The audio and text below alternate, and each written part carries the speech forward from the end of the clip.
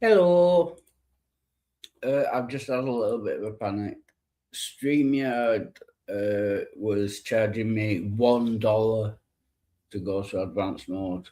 So I rang my mum to get $1, which is like 70p. It's like nothing. And yeah, but I sorted it out because they give a free 7-day trial. So I should be on the advanced now. So I might be able to do the intro. Get in.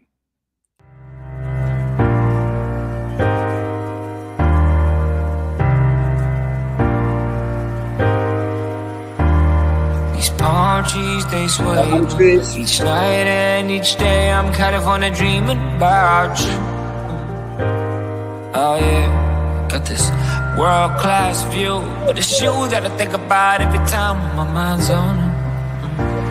And it's you that I think about every time when I feel alone. And it's you that I call on my FaceTime when I need something real. Oh yeah, the night shift till late in the PM. I'm California dreaming.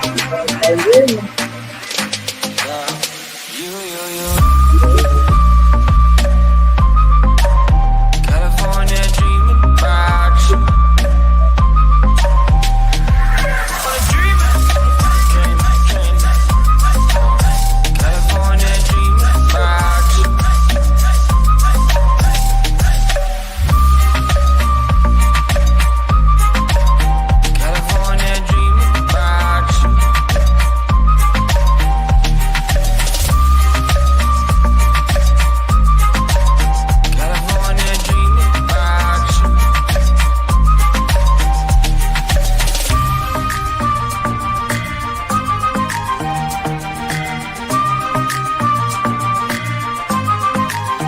California dreaming about you.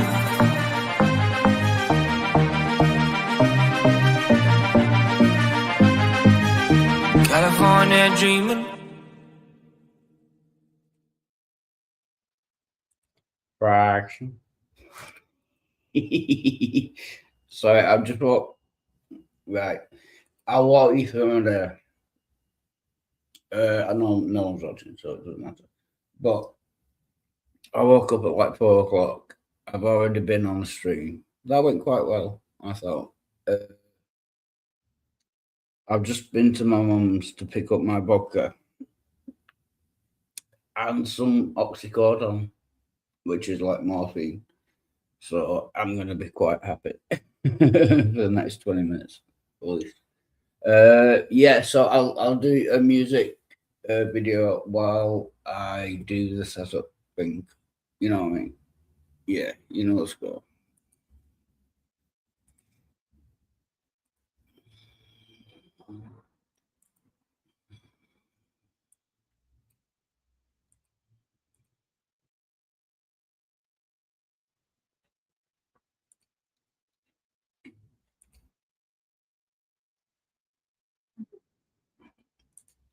But I'm gonna have to share the screen. That.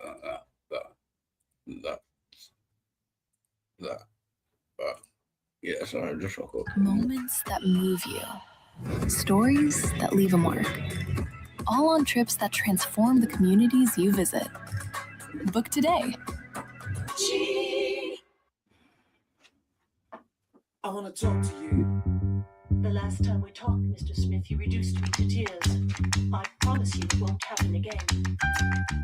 Do I attract you? Do I repulse you with my queasy smile? Am I too dirty? Am I too flirty? Do I like what you like? I could be wholesome, I could be loathsome, guess I'm a little bit shy. Why don't you like me? Why don't you like me without making me try? I try to be like Chris Kelly, but all the looks were too sad. So I tried a little friend. I've got an entity mind. I could be brown, I could be blue, I could be violent. Gotta be clean, gotta be mean, gotta be everything more. Why don't you like me? Why don't you like me? Why don't you walk out the door? Sorry, the setup. I forgot about the setup. I got all excited by the music. Right, I'll do the setup now. I can be happy, I can be fancy. Right, I'll do the setup now. Setup. Sammy, he should be up at this time. Because he's in Australia. Yeah. Right. I'll play the song while I do the setup. I'll be right back. How can I help you? How can I help it? How can I help what you think? Oh, my baby, putting my life on the brink. Why don't you like me? Why don't you like me? Why don't you like yourself? Should I be open? Should I be cool? Just to be put on your shelf. I try to be like Grace Kelly, but on her looks were too sad. So I tried a little Freddie. I've done it into me. I can be brown, I can be blue, I can be light on the side. Gotta be green, gotta be mean, gotta be everything more. Why don't you like me? Why don't you like me? So watch out the door. Say what you want, just satisfy yourself. You only want what everybody else says you should want. You know, I could be brown, I could be blue, I could be violet, I could be I could be anything you like. Gotta be green, gotta be mean, gotta be everything. Why don't you like me? Why don't you like me?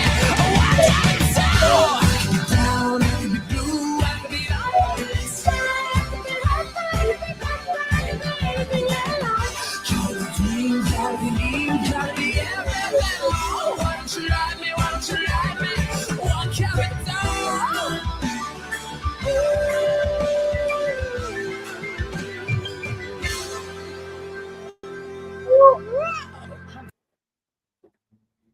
Ching. Oh, welcome, Gats Ghost. Good to see you. Yeah, I've just woke up. Join if you can. Link is inside chat. I'm just doing the setup. I'm just playing songs while I do the setup. Yeah, let's see what YouTube. We're leaving. Ka-ching! Oh, I like this. Although it's awesome, it is actually quite quiet. YouTube. So.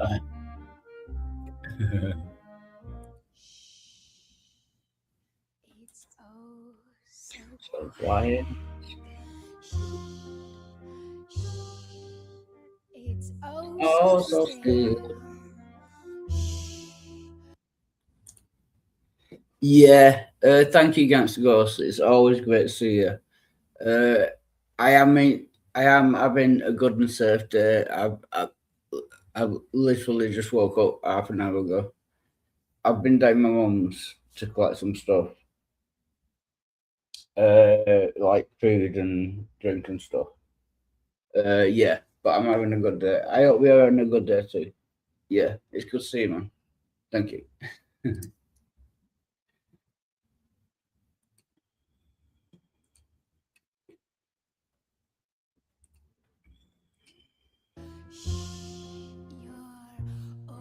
Alone. And so peaceful until you fall in love. Simple, the sky up above. Simple is caving in. Wow! You never been so nuts about a guy you wanna love. You wanna cry, you cross your heart and hope to die. Till it's over. And then it's nice and wet. But soon again, that's another big riot. You go up, you Democrats lose. Simple, so what's the use? Wow! Of falling in love.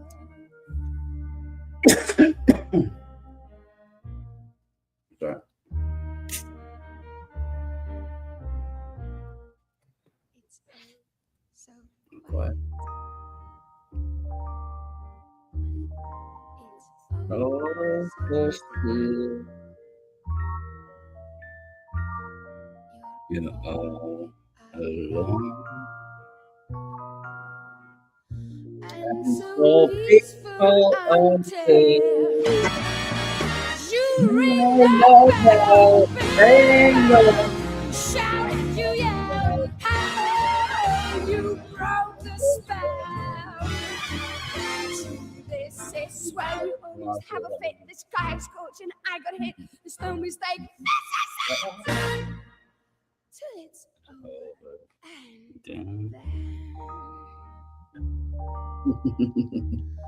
it's nice Nice and and quiet. quiet. But But soon soon again,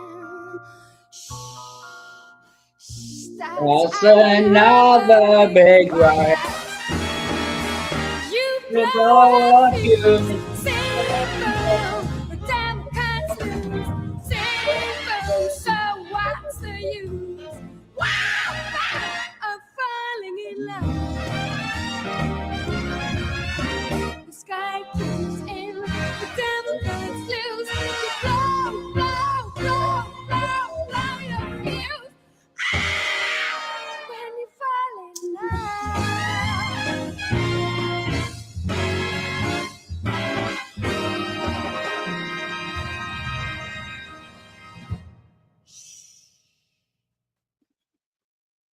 Here's your problem. Need to get back on the road. Right, I've done the setup. If anyone wants to join, link is in the side chat. Until then, I shall carry on singing music.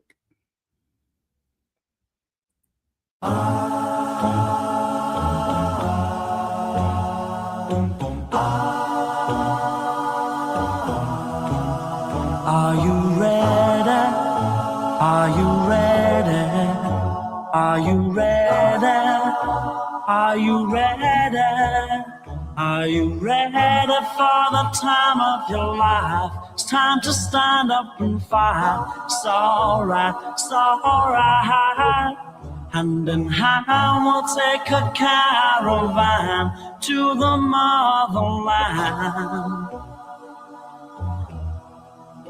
One by one, we're gonna stand up with pride. One that can't be denied. Stand up, stand up.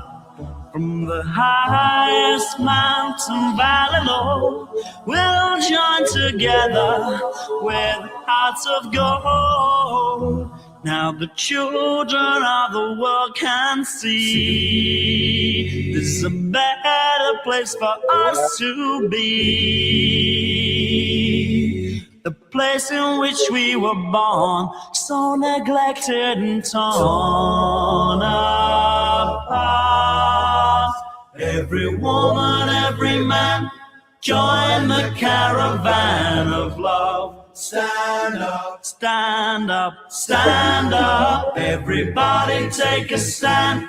Join the caravan of love. Stand up, stand up, stand up. I'm your brother.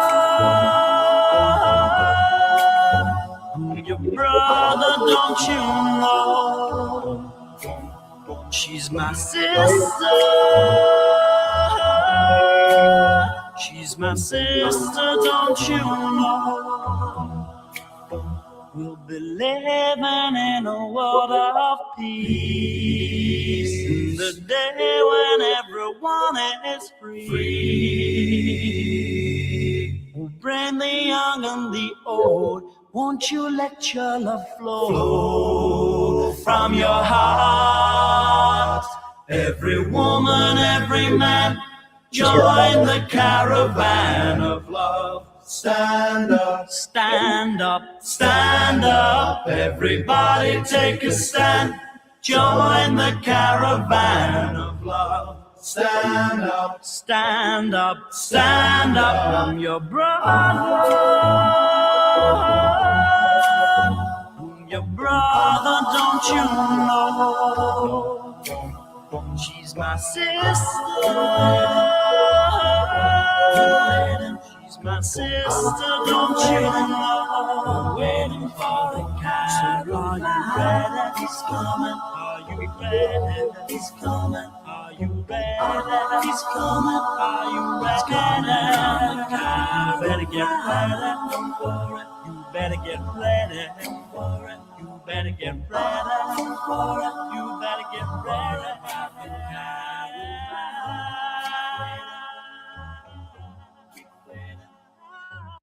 But if anyone's joined, link is in the side chat.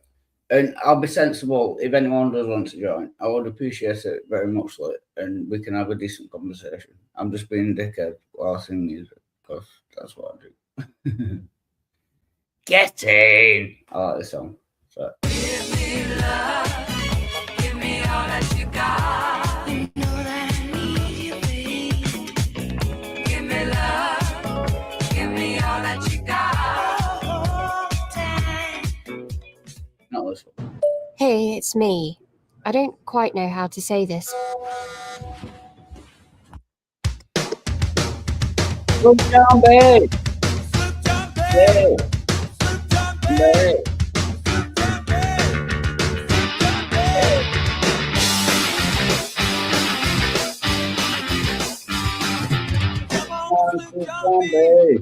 Grandfather and me, around Nassau town we get up, drinking all night, got into a fight.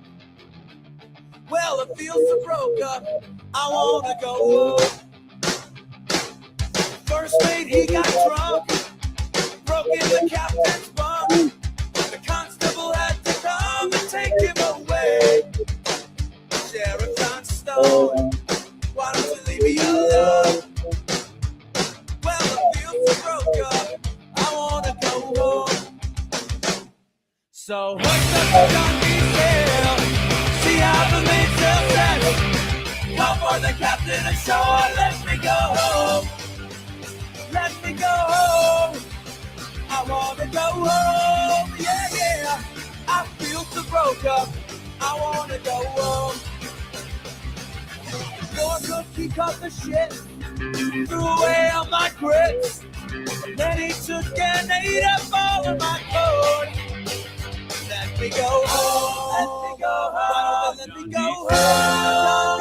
Hoist up the dock, this is the worst trip I ever been on. So hoist up the donkey's tail, see how the mainsail sets. Call for the captain ashore, let me go home. Let me go home. I really wanna go home. I feel so broke up. I wanna go home. I wanna go home. I wanna go home. I wanna go home. I wanna go home. Yeah! Assalamu alaikum, Mike. Walaikum salam.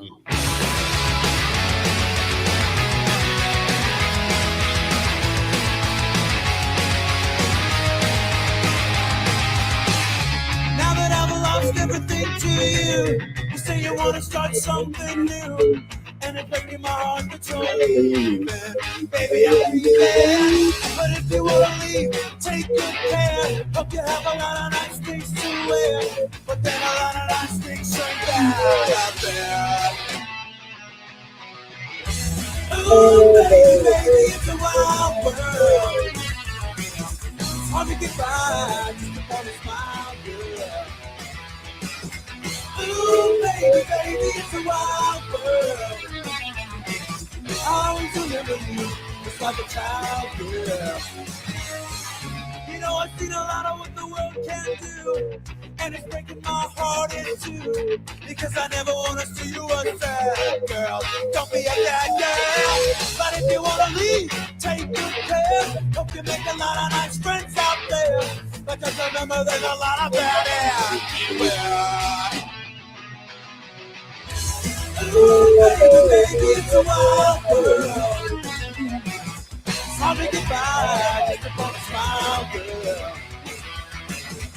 Ooh, baby, baby, it's a wild world. I'll always remember you just like a child, girl.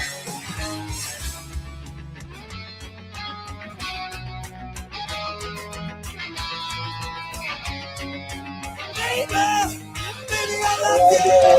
But if you wanna leave, take good care. Hope you make a lot of nice friends out there. And just remember, there's a lot of bad air everywhere. Ooh, baby, baby, it's a wild world. Hard to get by, just to come and smile, girl. Ooh, baby, baby, it's a wild world. I always remember you, just like a child, girl.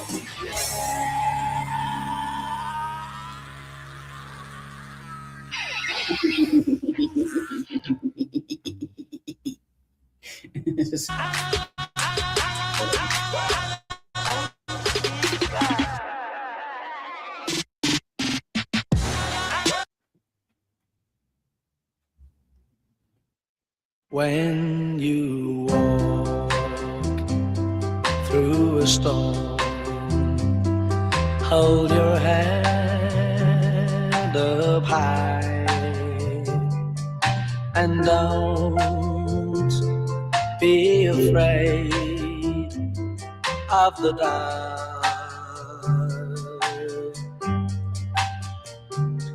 At the end of a storm, there's a golden sky and the sweet silver song of love.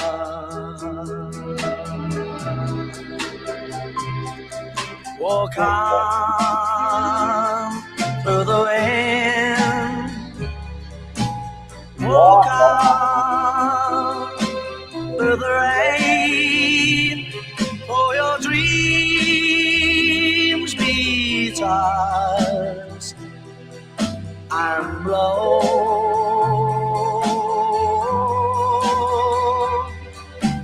Walk on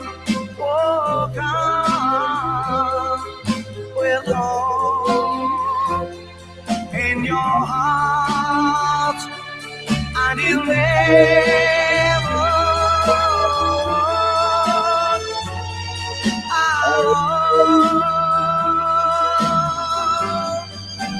You'll never walk alone.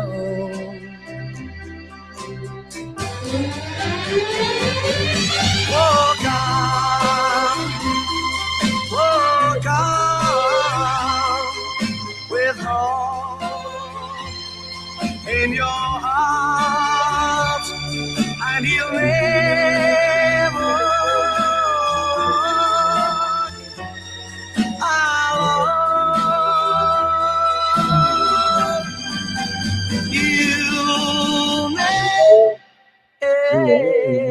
walk alone.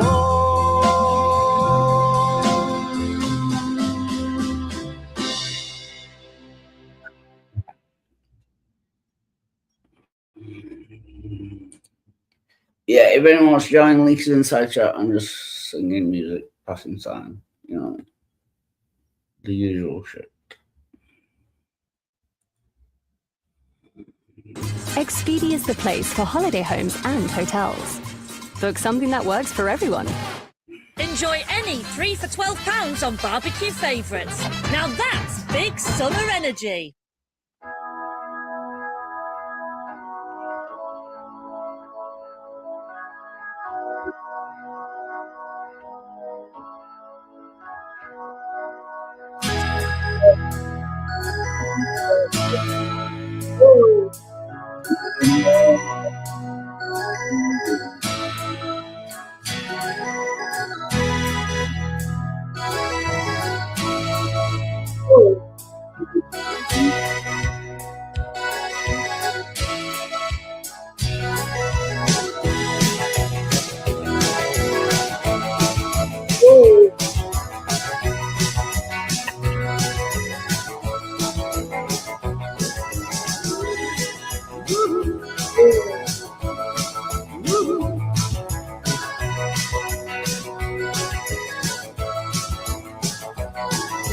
Here comes Johnny singing oldies golden. Babalula, baby, what I say. Here comes Johnny singing, I got a woman down in the tunnel trying to make it pay. He got the action, he got the motion. Oh yeah, the boy can play. Dedication, devotion, turning on the nighttime into the day. Do a song about a sweet love and road. Do a song about the night. You do the walk. Do the walk all night. Yeah, you do the walk all night.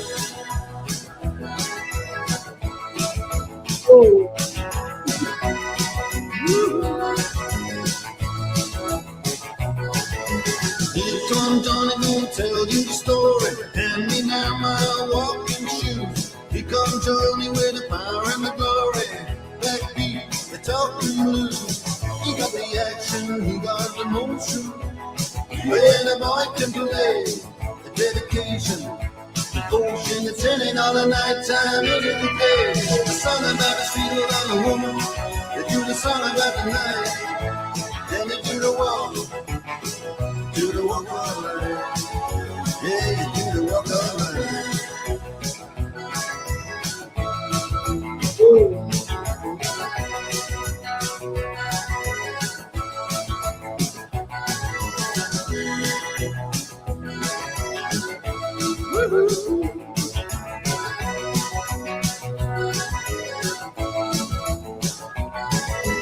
Here comes Johnny singing oldies goldies. Be Babalula, baby, what I say.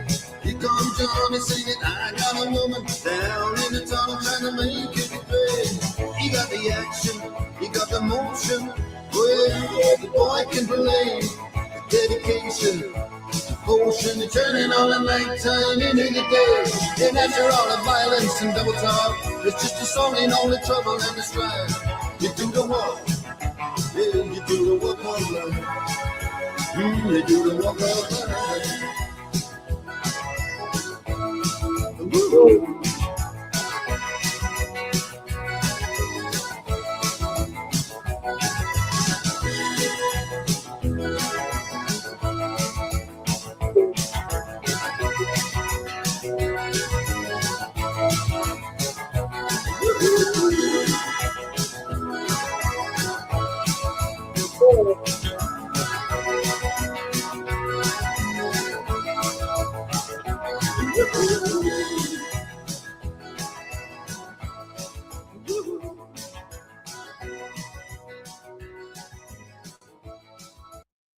If anyone wants to join, links in the side chat, and I will stop being quite as much as a dickhead as I am at the moment. It's because I'm singing music.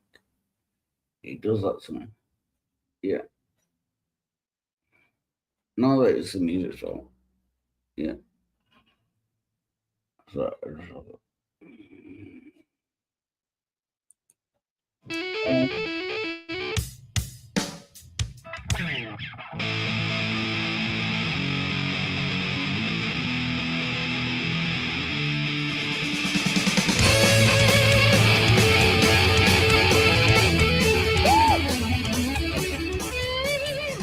Almost heaven, West Virginia, Blue Ridge Mountains, Shenandoah River. Life is old there, older than the trees, younger than the mountains, growing like a breeze. Country road, take me home to the place I belong. West Virginia, Mountain Mama, take me home. Country road. All my memories gather around her. Mindless ladies, strangers to blue water. dark and dusty, painted on the sky. Let the taste the moonshine, teardrop my country road. Take me home to the place where I belong. West Virginia, Mount Mama, take me home, country road. I hear a voice in the morning, now she calls me. Radio reminds me of my home far away. Driving down the road, I get a feeling that I should have been home yesterday.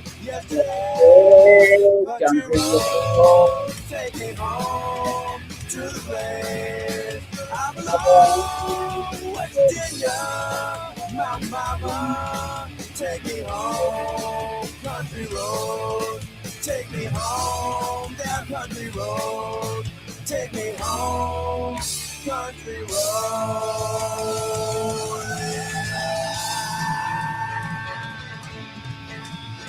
Yeah, yeah, yeah, yeah, yeah, yeah. Woo!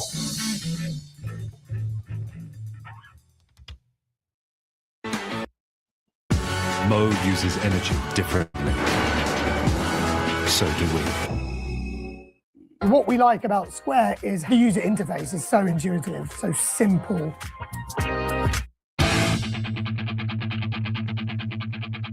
St. Jimmy's coming down across the highway. Up on the boulevard like a zip gun on parade. Lights on the silhouette, he's in some butter net.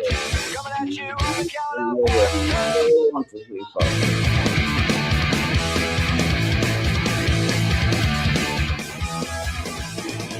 My name is Jimmy and you better not wear that. Suicide commando that your mama talked about. King of the body things I'm here to represent. That need all and nothing, not the establishment. On the right track side of that denial. With an angel face and a textbook suicidal.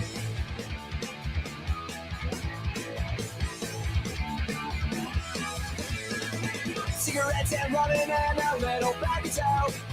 I am the son of a bitch and nigger alcohol. Lived in the city in the hill of rise. But a death warfare that we can victimize. On the patron side of the denial. With an angel face and a textbook suicidal.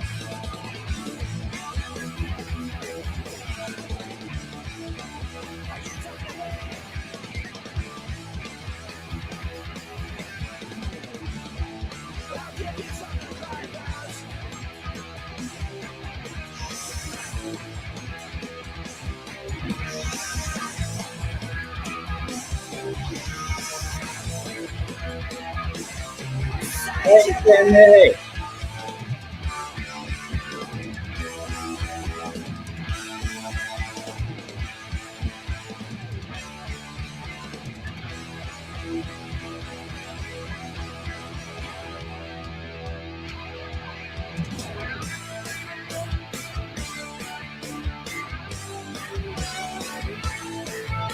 My name is Saint Jimmy, I'm a son of a gun, I'm the one that's from the west side now.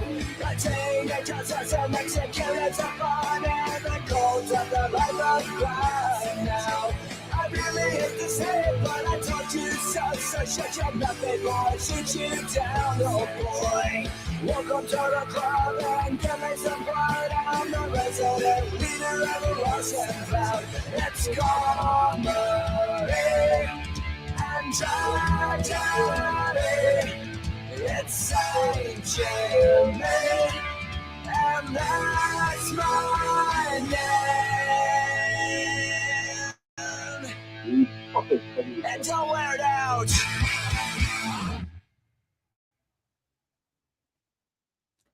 I remember. Oh. Healthy routines start at home. Colgate Total is 3 times more effective at fighting a root cause of oral health issues. So choose Colgate Total. It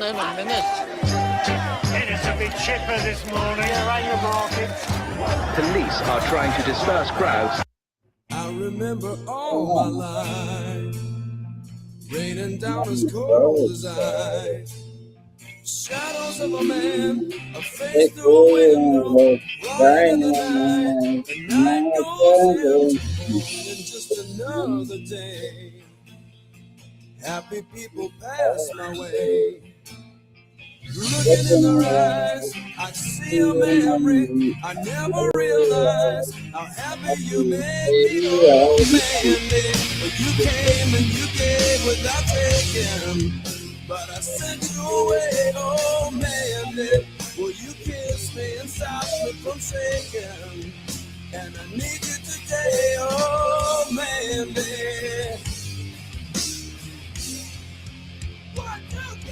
standing on the edge of time, I walked away when love was mine.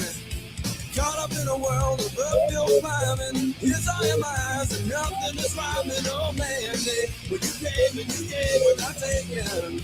But I sent you away. Oh man, when you kissed me and stopped me from shaking. And I need you today. Oh man,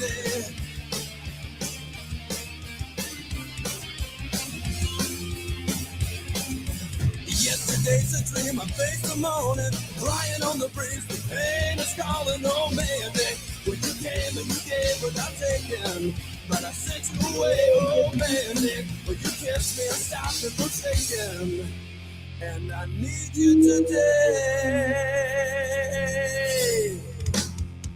Oh man, when you came and you gave without taking, and I sent you away, oh man, will you kiss me and stop me from shaking?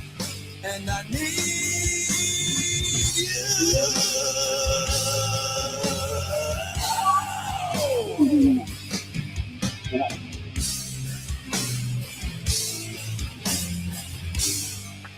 Yeah.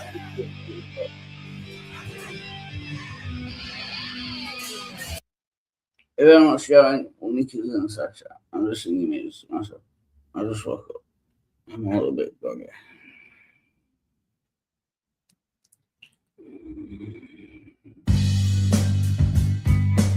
Oh, this is the most effective song ever.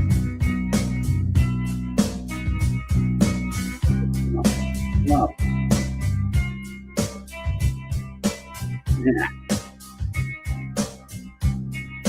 When you were here before, couldn't look you in the eye.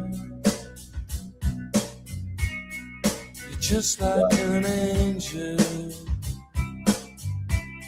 Your skin makes me cry.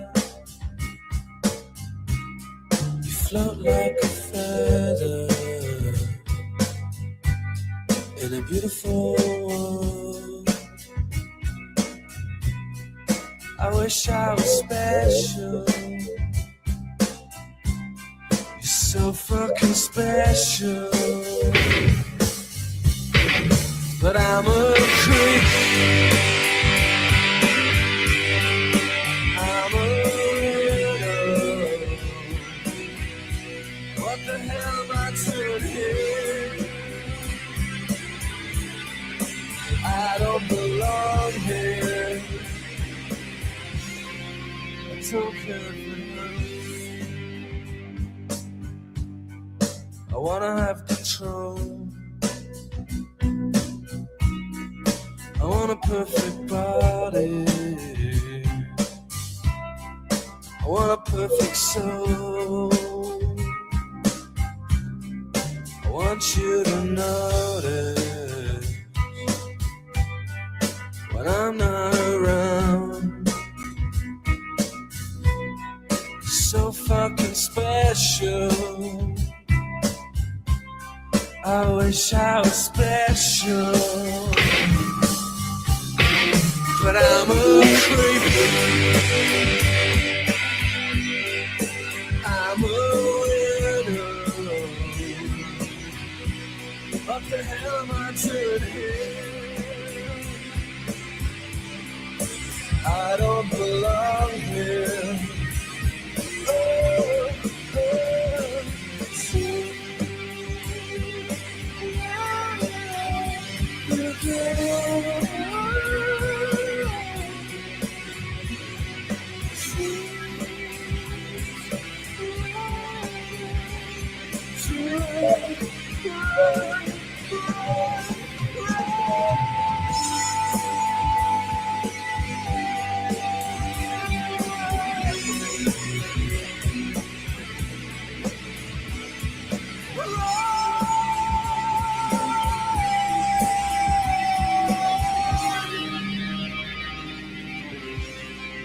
whatever makes you happy, whatever you want. You're so fucking special. I wish I was special, but I'm a creep. I'm a widow. What the hell am I doing here? I don't belong here. I don't belong here.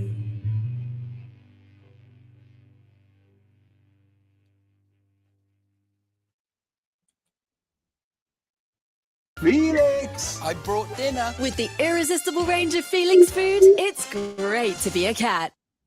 Oh yeah, I got some food. My mum gave me some food. I'm gonna eat that in a bit. Yeah. If anyone's joining links inside chat, I'm just singing music to myself. In the meantime, if anyone joins, I'll be sensible and we can have a good chat. But until that moment arrives, yeah, I'm just going to play music. Yeah. More space with up to 7 seats. The award-winning Hyundai Santa Fe self-charging hybrid. I can't get to sleep. I think about the implications of diving in too deep, and possibly the complications, especially at night. I worry over situations I know we'll be alright.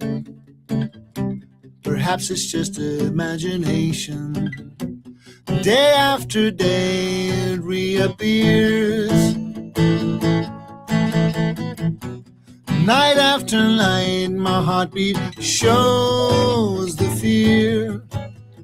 Ghosts appear and fade away.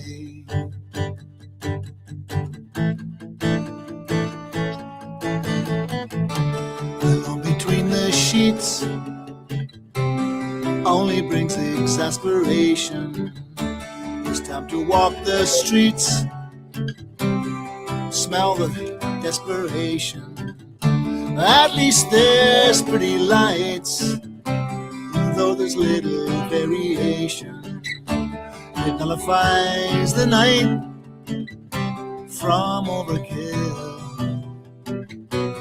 Day after day it reappears.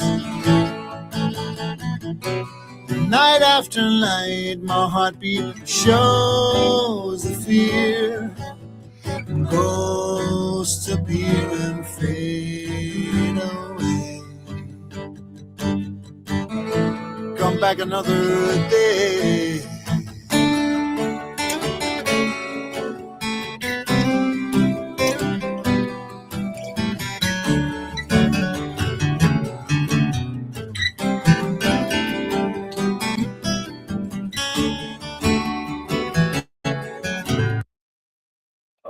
Just had a bit. Welcome, Sterling, you fucking legend. How's it going? My guy, how's it going? Yeah. Tell Right, me we can something start the good. music. Yeah. No, we can start the music now. Thank you for joining. I appreciate it. Thank you. Yeah, I was busy, and I'm still busy, so I can't really stay that long. I wasn't watching what's been going on. No, I've just been playing music. I woke up about a half an hour ago, maybe an hour ago. I've been down to my mum's to get my vodka for the day, and she gave me some food as well. She gave you some what? Food. I'll show you. Hey, I'm sorry. Let me put my headphones in. I apologize. Give me 1 second. No, you're fine. Yeah, it's like pasta. There's some pasta there. And I think there's something underneath the pasta. Oh, that looks green.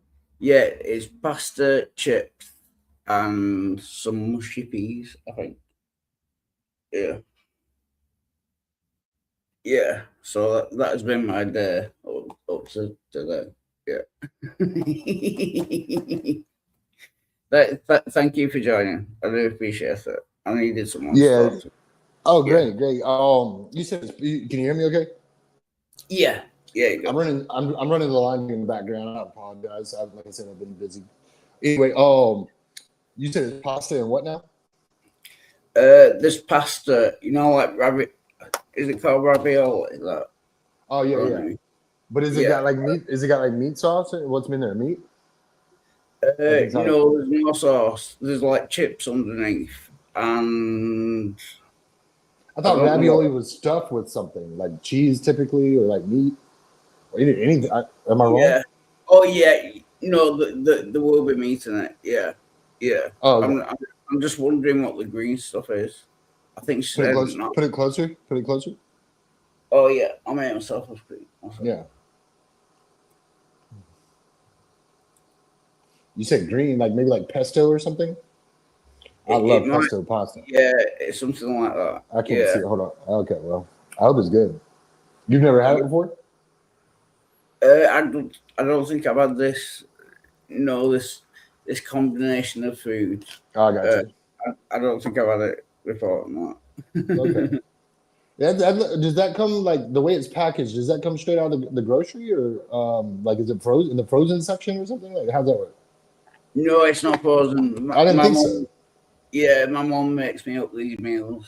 She handmade that. Yeah. Oh, fucking! I don't know whether she handmade like the ravioli. It doesn't quite look. It doesn't like quite look store bought or like certainly not like so. It looks better than what you might get out of the frozen section. You know what I mean? Like that could be good. Let me know. Yeah, I'm gonna have it in a bit. Because prepared meals are so hard. At least in the States, like I'm never satisfied with them. I'm always searching for them. And if anybody has any suggestions, let me know. But like I'm just not. Yeah. It's it's just I'm just it's. I'm sorry. I don't know. Say what? I'll just take myself off full screen. Sorry. Oh yeah, we're good. On my end, we're good. I think that full screen sometimes doesn't work because that's not the first time someone told me they thought they were on full screen, but on mine it's on 2. I use the app. Something's weird about that. Yeah. Like on Android on the phone. I'm on an iPhone. Yeah, but I use the app for StreamYard. And like just when you said let me get myself off of full screen, you weren't full screen. So that's just weird. I don't know. Anyway. Look. Okay. Let me get to the nitty gritty. Okay. Yeah. Let's get to the nitty gritty. Let's get down to it. All right. Let's just fucking get to it. All right. Enough of this bullshit. Enough of this fucking bullshit. All right. Let's get to what's important and what's serious, and let's talk about something. I'll come out with it. Okay. Yeah. I'll come out with it. Thank you for indulging me. It's great to talk. Yeah. I sent you a clip earlier, a video earlier, and I don't think you've watched it or had a chance to view it. But I am here because I suspect that you have not, and I'm wanted to put you on the spot to view it live with me because I love it. Now, can I do some setup while you're working on that, if you don't mind, verbally? Yeah. I don't want to do some verbal setup here. Because you're a Ricky Gervais fan. That's why I'm sending you this, okay? Oh, yeah. I can see just from the thumbnail. It's Derek. Yeah, so let's just pause for a moment and set this up for, let's say that before, don't play it. And then also, like, since I was having trouble with the full screen, I want to make sure I can see it before you, before we get into it, because I'm afraid now that I want to be able to see it too. But for people out there, or even you, like, I don't know, well, I guess, but like, yeah, Derek was a Ricky Gervais season. It was on Netflix. I'm sure you can view it, maybe bootleg it elsewhere. I don't know. And these are outtakes. These are outtakes of Derek, Ricky Gervais show that he wrote, produced, played in. And bro, I want to say this. Tell me what you thought about the series, Derek. First of all, just generally, before we get into it. It was very good. I enjoyed it. And like Ricky Gervais, I know he's a comedian. Right, I'll try and calm down. No, go ahead. I know he's like a comedian, but it was very. Sorry, this sounds too gay, but it was very touching. You know, It was what I mean? touching. That's not gay. Yeah. Because it deals with death and life. We won't give a pot away per se, but and like, okay, so I kind of went chronologically in there. I'll be leaving things out in between, but it went like The Office to Derek to Afterlife. As far as Ricky's big series go, you're right. I mean, and there was a lot of projects. I don't want to call them small projects, but like series, I would say like those are kind of his biggest ones in that order. But coming off of The Office, which he wrote and everything, The Office was fucking funny the whole time. And the last thing I want to say before we watch this is I didn't think Derek was funny. And I don't think he would really meant it to be funny. And that's kind of what you were saying, his touching. Yeah. But the funniest fucking, and see, that's what's genius about this is because when you mix in all that heavy shit about life and death and cancer and moving on and stuff, which is a beautiful thing that needs to be told. But Ricky mixed in that comedy. But arguably, you know what I mean? Like, but it was a real fine dose, and it was only one character in Derek that was funny to me, and it was fucking David Earl, which is his real name, the actor's name, who wasn't before the. Is that the actor's name? Yes, and you probably know it. Huh? Is he called Kev? Is he called Kev? Kev was the only funny character in the whole goddamn show, dude. And he was fucking hilarious. And because you needed it, which made it funnier, but I don't want to take away from Kev because he himself is a genius. The character is a genius. What we're about to watch was outtakes, not in the show. So even if you've watched the show, I had never seen this until a few years ago. And when I get depressed, I pull this shit out right here. Let's introduce it. Let's introduce everybody to Kev. Thank you for letting me set that up. Yeah, no, you're fine. Yeah, and I know what you mean. Like, but he's just to do some more further setup. He's like obsessed with sex. You know what I mean? I've not seen. The clip, This is gonna be great. This is gonna be great. Go ahead. I'm sorry. I'm gonna only interrupt with laughter from now on. I'm gonna try. But go ahead. Go ahead. Keep going. Talk or play it or whatever you want to do. I'm good. Yeah. Caravan. That's where me and Derek live. That's where he sleeps. And last Tuesday, I got Janice here. I always have to get her into the caravan a certain way, so the business end is facing the door. I always have to get her into the caravan. I'm going to have to pause it. Yes, I was going to suggest that. Because when I watch this video, every time I pick up something new. Because hey, what's up, Sammy? Right? Go ahead. What's up, Sammy? No, keep you going. I jumped in because I've been listening. Yeah. Welcome. I'm glad you joined in this, and because a couple more things. I can tell Wildheart gets excited about this shit the same way I do, and that's why I wanted to show him this because it's so fun to talk. It's amazing. There's so many amazing things happening. In my opinion, I'm not an expert, and it's fascinating to dissect it because there's so many things that make this beautiful. I want to say one more thing. I had seen this before. But then earlier today, I watched Ricky Gervais. Ricky Gervais is now going live. I told you that, Wildheart. And he'll take questions. On his channel, Ricky Gervais, on YouTube. And he just started going live. Yeah. Yeah, I watched one of those last night. Yeah. Yeah, he's funny. Yeah. Right, we'll carry on. I'm sorry. I was just laughing at the business end. There's so much here to come. There's so much coming at you. But no, I want to finish this first. I watched the interview earlier with Ricky Gervais, and someone asked him, "Who's the funniest person that you know other than you?" Which was a great way to ask Ricky Gervais that question. You have to include that part. Yeah. But he said it was. You know what I mean, Wada? He said it was this guy. He said David Earl, and I was like, what? I hope that's that guy Kev, because I'm not. He's not a famous actor. And in fact, before this, he was not an actor. He was working at a golf course. And Ricky Gervais discovered him. But long story short, Ricky discovered him.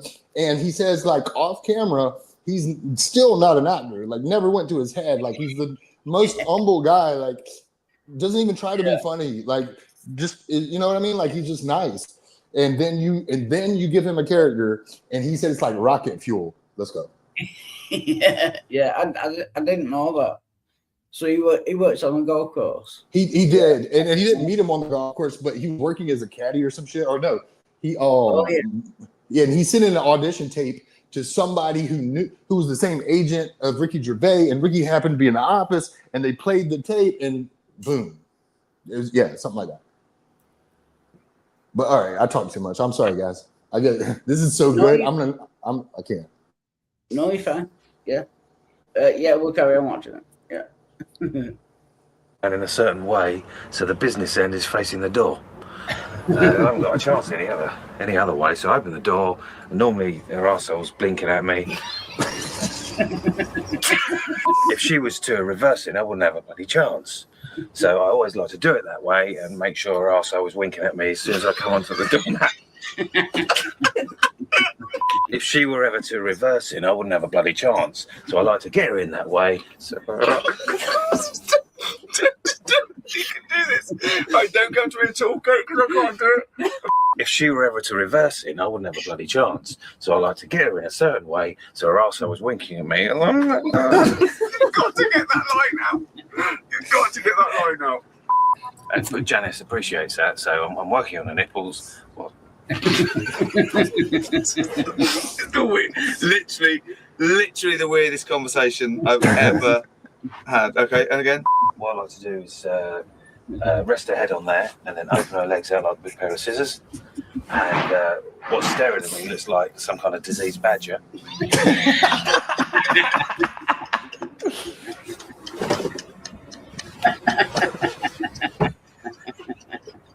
Staring at me like a diseased badger. What the fuck? Okay, I'm literally gonna burst. And I'll have a special burger on the back and a little bowl of peanuts. okay. Right. Just carry on without me. Just do what you want. Just do what you want. Take some cutaways. And good luck. Just not the bed. Yeah, mate. Suspension. It's good. Okay, just come on. Yeah. Okay. This is going to take a long time, everyone. So just keep it running. You got to do it, man. You're a professional. You are a professional. That's all right. Here, babe. Up you get.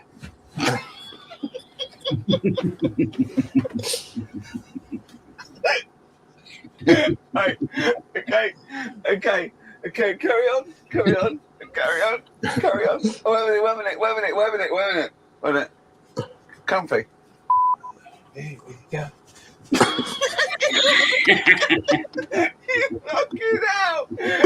it out. Right, I don't know what to do except wear earplugs, so I can't hear what you're saying.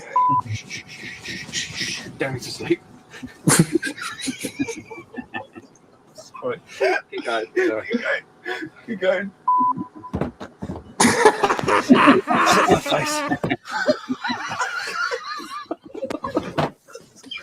Cut. Oh, this is so stupid. Oh my god. It's quite sturdy, man.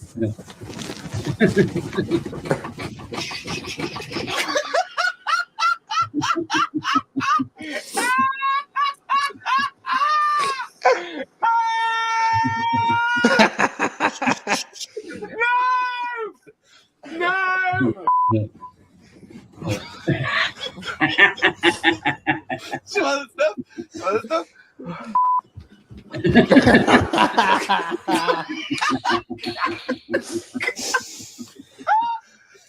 That is insane. It's metal. Metal. God.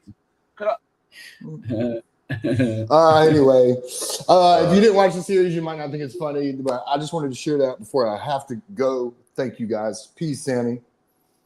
Cheers, man. Sterling. Thanks a lot. Thank you. How's it going, Sammy? What's going on? Not much.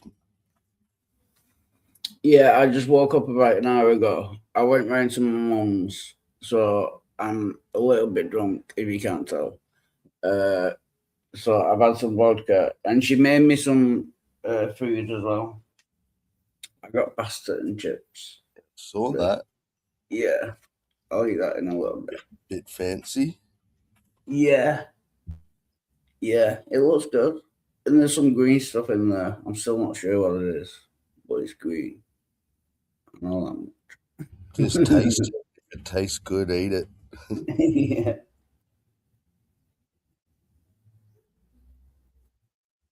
Oh yeah, I don't want to eat on camera though, but I'll just have a little test. I've got a pocket. Yeah, I'll see what it is. I don't want to phone her to ask her what it is because, you know, my stepdad is a little bit of a cunt. So he gets mad at me phoning my mum. It looks like mushy peas. Do you know what I mean? Sorry, I'm shaking a little bit. That's what I think it is.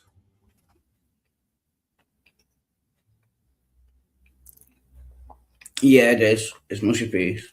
Yeah. Right, so I'll have the rest of that in a little bit. Yeah. And I've already been on a stream. I woke up at like 4 o'clock in the morning. I went on, I can't remember what stream it was. I think I saw you on Ace. Oh yeah, I was on Ace before as well.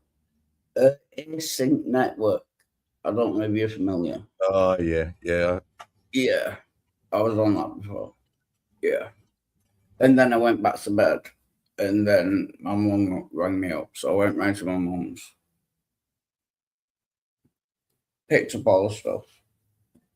And then, yeah, so that has been basically my day. And it's only 9:44 in the morning. Yeah. So I've already had like a bit of a productive day. Do you know what I mean? I've been out, seen my mum, got some food, got some drink. She gave me some money as well. Yeah. Yeah, so I'm good.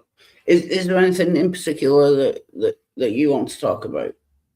Have you got any topics? Because I'm just mumbling incoherently. I think.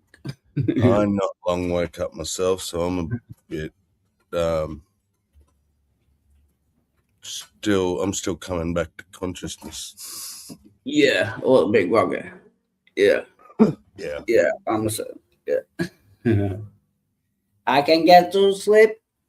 Oh yeah, so I started the stream because not for any particular reason. It's just like when I'm watching videos and that, I think I might as well do it live on YouTube. You know what I mean? I don't know why, but yeah. Yeah, well, you keep losing your channels for it, though. You just lost another one. Yeah. You need to make sure you did it this time. But now you got a new channel. You have to make sure you put the YouTube link as well, because if people don't want to join the StreamYard, we can't find your channel anywhere. Oh right, yeah. I thought you did it this time. You did. You did. Yeah. Yeah. But like, I think the last stream or something, it was. Yeah. I was Yeah. like, where the fuck is he live? He's obviously got a StreamYard link, but it was a new channel. You've only got 6 subscribers. I've only got 6. Yeah. Oh no, this should be Wild Out Resurrected. I can't. No, I've got 81 subscribers on this channel. Oh, but you're not going live. So you didn't go live on that channel. So No, that's the channel where I online. no, Yeah. let me show you. Okay. It's called. It's a new one. I just had to subscribe to it. All right. Oh, what the hell? That's weird. I thought it was Wild Out Resurrected because It has. It just resent me to Wild Heart Resurrected. What Yeah. Then what did I subscribe to that only has 6 subscribers on it? Oh, there are many, many, many, many channels. I don't know. Something Yeah, weird going on here. I'm gonna figure this out. yeah. I've got loads of channels, and I can't remember how to log into Wild Art Resurrected. I can't remember the email address or the password, so I can't make anyone a mod in the side chat. If you're not already a mod, I'm sorry, but I can't. I don't know how to log in, so yeah. This is so bizarre. I was that. Sorry, that's one. Yeah.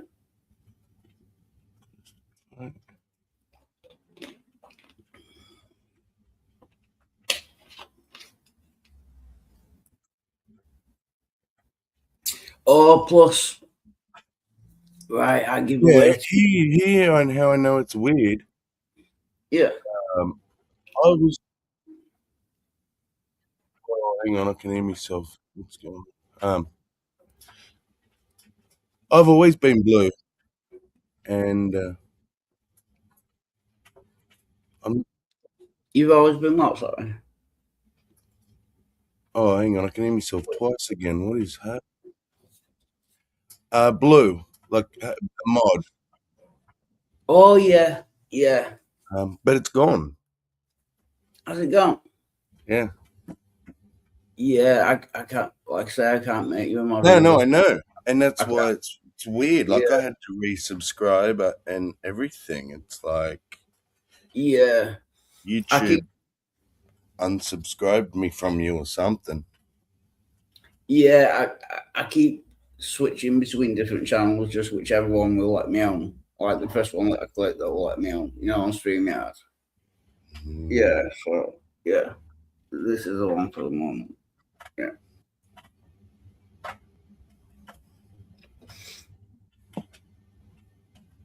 And I'm gonna make a cigarette.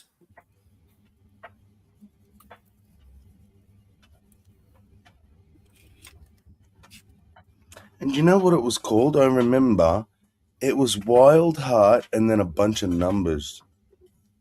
Oh yeah, that'll be. I think that's Wild Art 15. Yes. Yeah, something. Yeah. It's just one I made up so I could go live. Yeah. I must have went to one of the chats and accidentally clicked on a link that took me to that one. Yeah. Yeah. All right. Okay. Well, I've subbed to it now, whatever the fuck it is. So Oh, thank you. I'm your 7th sub on that channel. Yeah. And StreamYard was asking me for like $1, to switch to advance. So I've got advance now, but it's a 7-day, free trial. Yeah. Yeah, well, be careful because after that they'll just automatically take.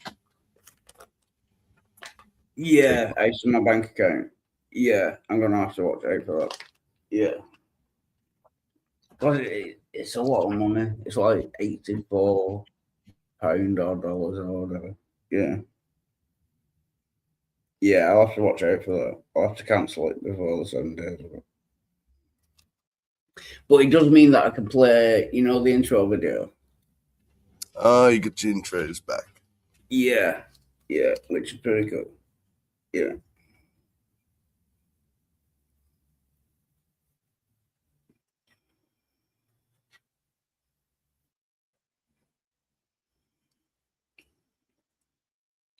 I'm sorry. I've got to stop apologizing. Yeah, what I was gonna say is I forget. Yeah, I'm a little bit confused at the moment. I've had some morphine, oxycodone. Yeah. So if I sound slurred, and yeah, it's because I'm drunk and on morphine. Yeah.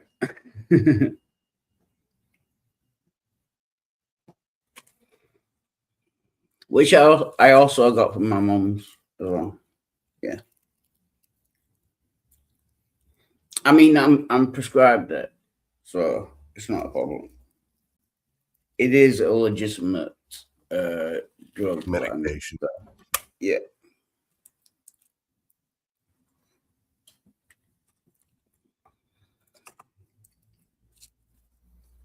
Ellie says, "Pretty like."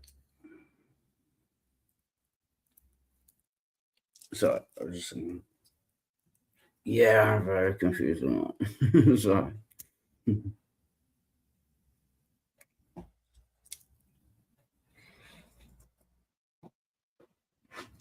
So what time is it over there? And do you have any plans for the day?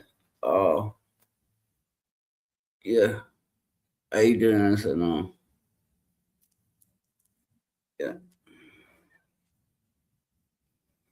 What was the question? Like, have you got any plans for the day? I don't know what time it is over there. 7 o'clock. Nah, I'll have dinner and Yeah, 7 o'clock at night. yeah, All right. Yeah. and then probably just fuck around on YouTube. Yeah. That's what I generally do. Yeah. Yeah. That's good.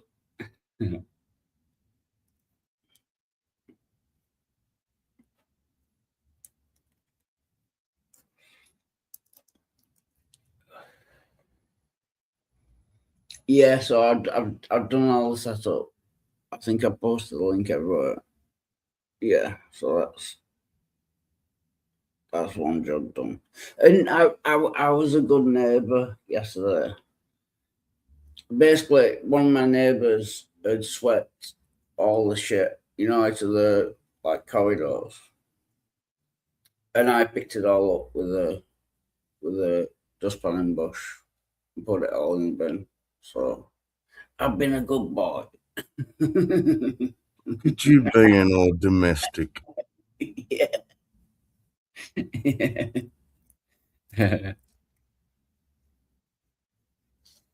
Yeah, he asked me to.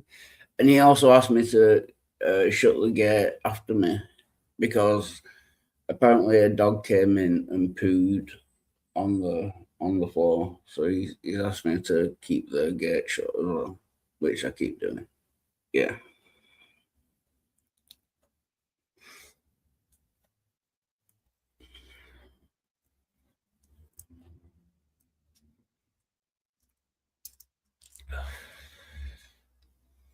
I'm just trying to think what we were talking about on Async's channel. It was like there were some very clever people over there. A lot of it went over my head. But I kind of tried to chime in, when I understood what they were saying. But like really smart, you know what I mean? Like really clever. But was it just all Bible stuff? Yeah, it was a little bit about solipsism and the Matrix, whether we're in a simulation and all that, and yeah. Okay, so it was. It probably was a bit interesting. Yeah, it was good. Yeah.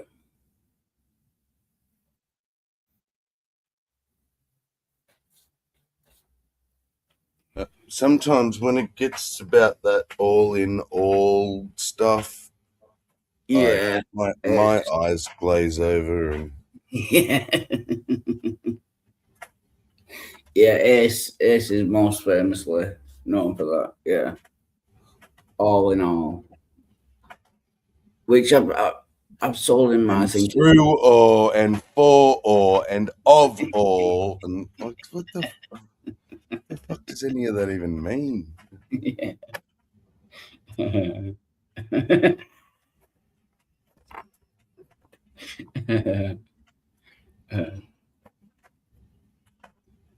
Well, thank you, Sammy, for being here. I might be over emotional, but can I just tell you that I love you like a brother? Do you know what I mean? I don't know what you always say, can I? Because you just Yeah, do it and then anyway. I do it anyway without you answering. Yeah. It's a weird thing in English, isn't it? Yeah. To ask permission, Yeah. we don't care about the answer, or Even like, how are you? Yeah. We don't actually want to hear a sob story. If it's like bad, just like, don't tell me. Yeah. Just say good, thanks. It's Yeah. a greeting at this point. It's not a genuine question. Yeah. How are you? Yeah. It will be awkward if people came back with, well, I've had a shit day. Like, you know. Yeah. And just start spurting Yeah. off all this shit. It's like, fuck. Yeah. Like, fuck, I didn't want to hear that. You know what I mean? That's why I just make sure to just say hello now. Yeah. So there's no question, no invitation to keep talking. Just say hello and move on. I think that's the safest option. Yeah. Hello. Yeah, there's really no comeback to that. Oh, I've just remembered a joke. You know, Jimmy Carter. Mm-hmm. You know, when he's interacting with the crowd, he says, "If you want my comeback, you're gonna have to scrape it off your mother's teeth." Yeah.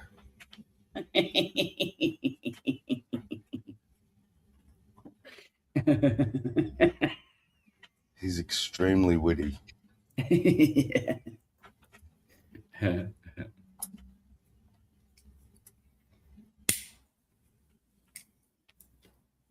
Yeah, so my mum's going on holiday for the next 10 days.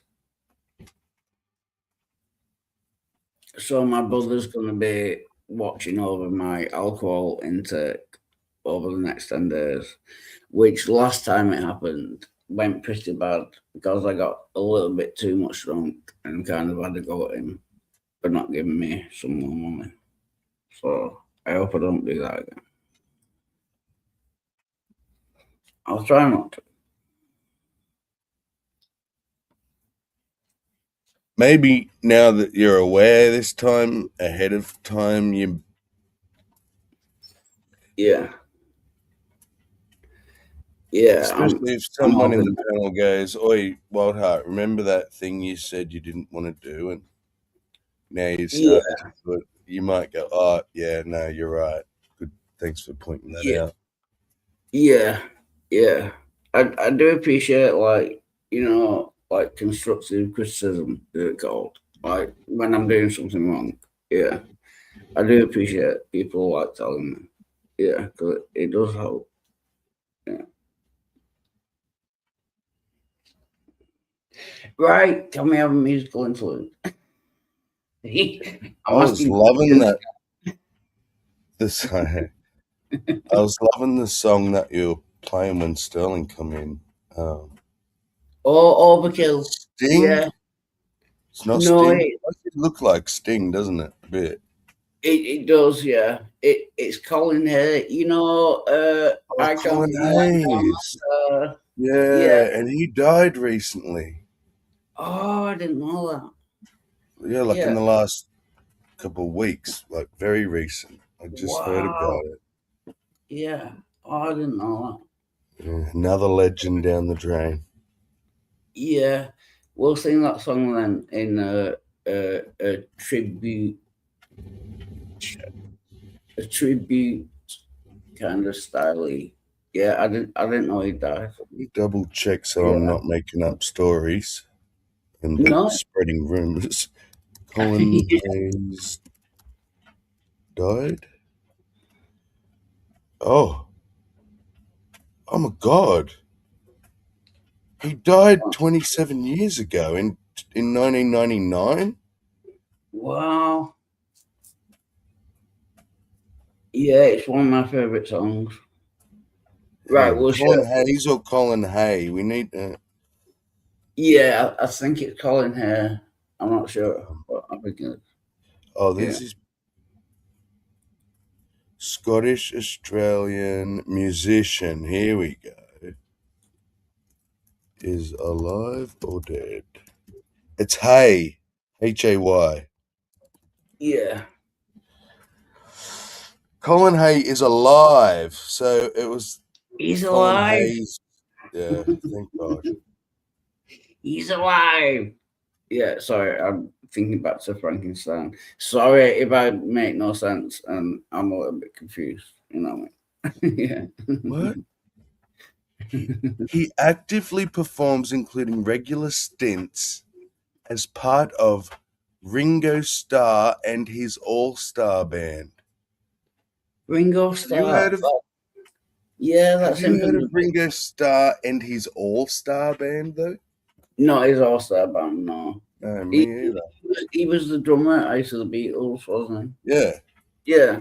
Yeah. Which means there's a super group out there with Colin Hay, Ringo Starr. Who else knows who's in it? Yeah. Isn't that interesting? Yeah, I Let me didn't know. Google that then. Let's look that up. Yeah. So it's like a tribute band or something. Do they do like Beatles songs? Let's see. No. This is, oh my God, listen to who's in it. Ringo Starr, Christopher Cross, Steven Tyler. Wow, Do you know who that's Steven Tyler is? Yeah. Aerosmith. Yeah. Billy Squire. I've heard of him. I'm not quite sure where he's from, but you know what band he was in. But I've heard the name. Yeah. Zach Starkey, another drummer. Greg Bissonette, another drummer. Richard Marx. That sounds familiar. Richard Marx. Yeah. Peter Frampton. Oh, Peter Frampton. Yeah. Yeah. I don't know. Was it like Holy The Who shit. or something like that? Bert Cummings, Richard Page. Some also that I might know. Gary Puckett. I know that name sounds. Yeah. Gary So Wright. it is kind of an all-star band. Yeah, you can see where they got the name from. Yeah. Like the guy from Aerosmith and all the others. That is kind of like an all-star band. You know what I mean? That's cool. Yeah. Right, we'll get the song over with. Yeah. Not over with. I want to sing it. Yeah. I think about the implications of diving in too deep and possibly the complications, especially at night. I worry over situations I know we'll be alright. Perhaps it's just imagination. Day after day it reappears. Night after night my heartbeat shows the fear. Ghosts appear and fade away.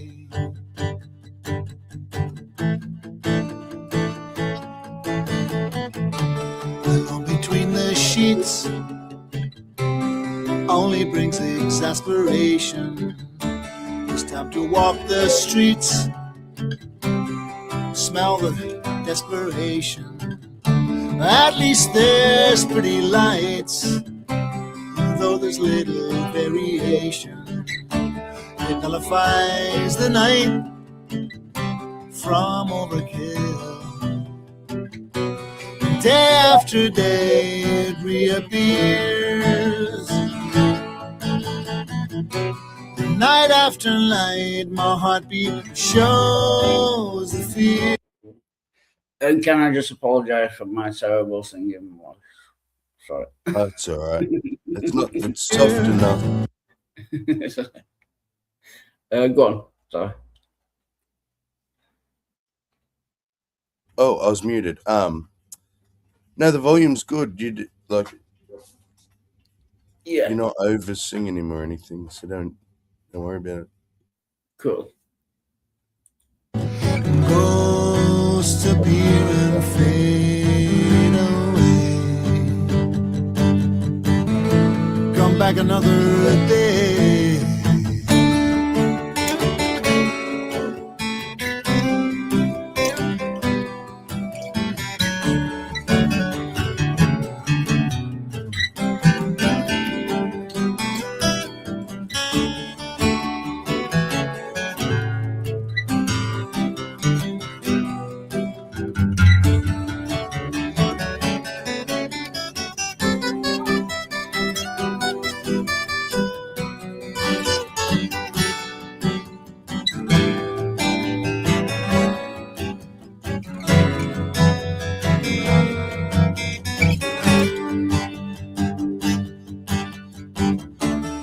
I can't get to sleep.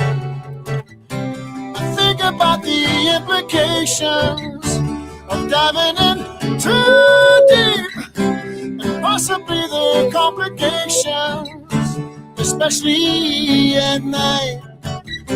I worry over situations that I know it'll be alright.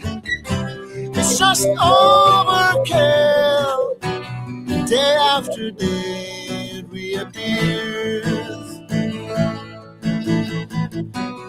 Night after night my heartbeat shows the fear. Goes to appear and fade away. Goes to appear and fade away. Goes to appear and fade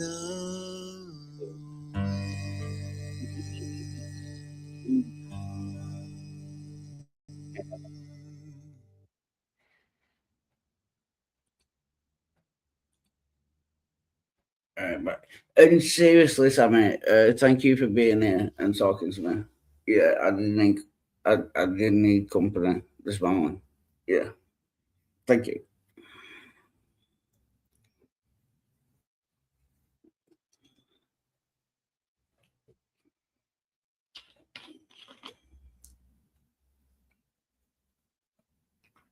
Sorry, I was away from the keyboard. No, you're fine. Yeah, I was just saying thank you for being here. You know, you're like a top bloke. You know what I mean? Yeah. That's fine. Yeah. No, you even said it the Aussie way. Top bloke. Yeah. Yeah. Come back another day. I can't get to sleep. It sounds worse when Think I'm about the implications. Of diving in too deep.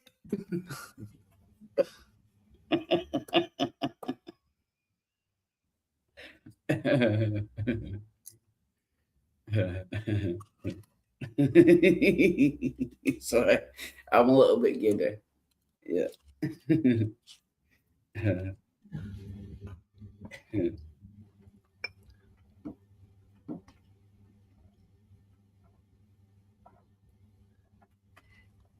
I wonder if you'll get away with Dust in the Wind. Copyright. Do you know it? Yeah. It sounds familiar, yeah. I'm not too familiar with it, but yeah. I'm surprised. Yeah. Because I think it's one you would have in your regular rotation if you. Yeah. Just in the Wind. You knew it.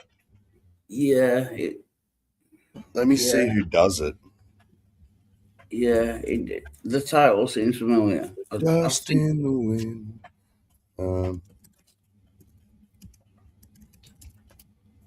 Kansas. Oh yeah, I do know it. Yeah. I wonder if they're from Kansas. They probably must be. Let's see. Is the band Kansas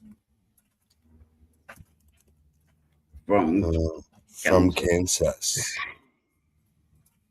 Yes, originally Kansas is from Kansas. Guessing. Specifically in Topeka. Topeka. Topeka, Topeka. It must be like a native name. Yeah. Topeka, Kansas. Oh, I think I've heard of that as well. Yeah, Topeka, Kansas.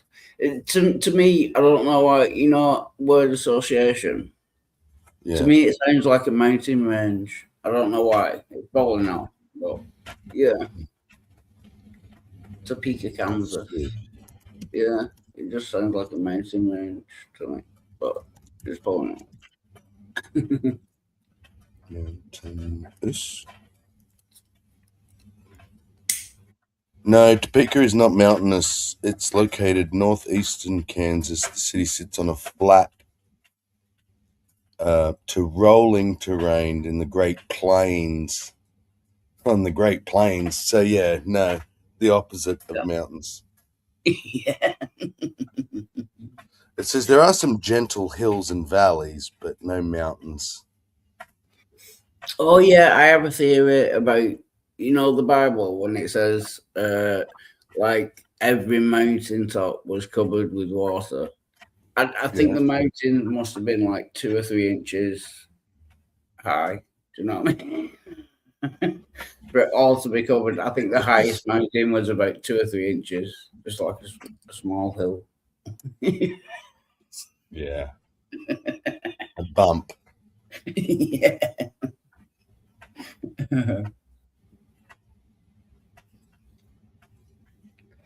Some of them actually think the mountains were formed during the flood. Yeah. Yeah. And what's the place in America with all the the Grand Canyon? Grand Canyon, that's it. Yeah. Yeah. Yeah. For the Grand Canyon to be covered in water, that will take some doing. Do you know what I mean? Yeah. It eroded the Grand Canyon, but nothing else. Like, why isn't there Grand Canyons everywhere? Like, why just the Grand Canyon? Huh. This is so dumb.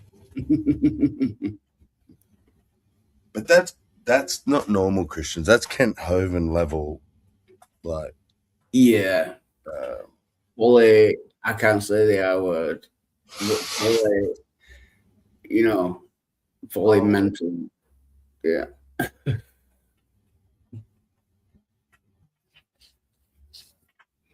And by the R word, I meant retarded. You're not supposed to say that. I don't think on YouTube. Not raped. Yeah. Oh, now we've said both of them. Great. Yeah. Great. I actually think that sounds worst personally, but yeah. Us silly humans, like one sound is bad, but another sound isn't. Yeah. Like, and if there was a choice, like you can be graped or you can be raped, what would you like? At least I know what I'm in for with the R one. Yeah, I suppose it would depend on the definition of grape. I imagine it's like shoving grapes up your ass or something. Yeah. You know what I mean? I pretty much thought the same thing. Yeah. Till they start coming out your mouth or something, though. All the way up. Yeah.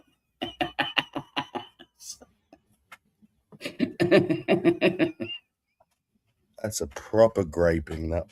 Yeah. Maximally great. Yeah. Maximal graping. Grape maxing. That's what kids call it these days. I was great maximal. Yeah. Like, have you heard of that looks maxing? No. Oh, sorry, there's an ambulance going by. That's all right. There's a phenomenon sweeping young men where they're literally bashing their face skulls with face skull, I guess that's what you call it, with hammers to break the bone and reshape it to make themselves look like, handsome Squidward. I don't know. There's a depiction of Squidward from SpongeBob, and he's drawn like really handsomely with a straight jaw and accentuated lips. And so he's like become a meme for when boys try to make themselves look, when they fuck with their face, but they're smashing their face with hammers, Wild Heart. to reshape their fucking skulls.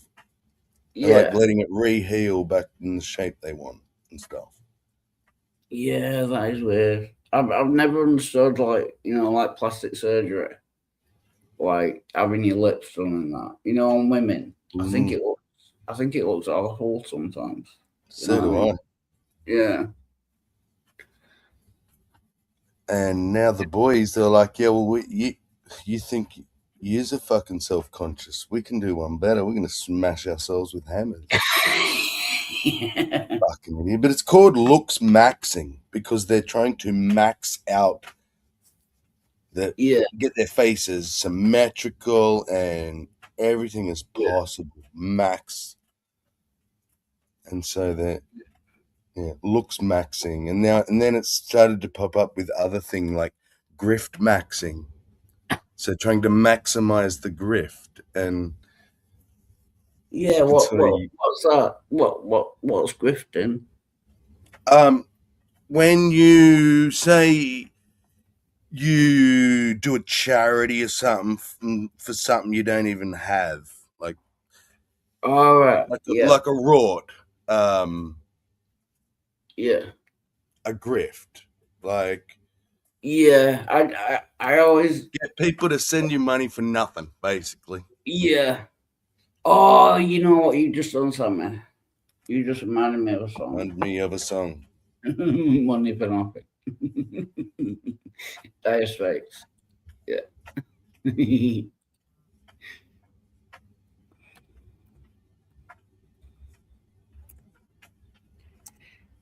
Money for nothing and you take for free. And I apologize for being a dick. But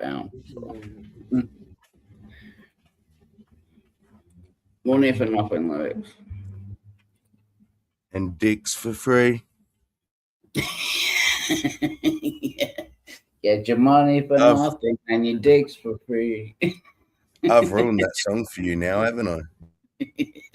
A little bit. You're going to sing that every time without a choice. Get your money for nothing and your dicks for free. That actually works quite well. Yeah.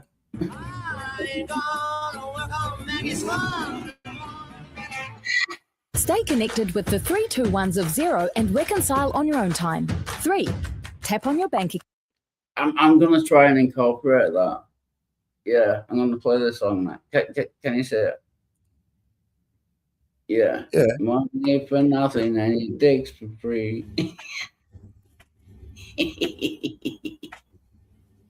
Did you hear that sentence on that ad? No. She said the 3-2-1s of Xero. Oh, that makes no sense. Tell me about it. I think the company must be called Xero. Sorry. Yeah.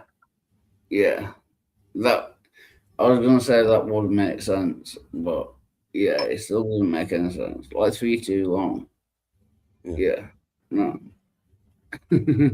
Not what you're saying, I mean what the others say. No. And like the grammar of the 3-2-1s.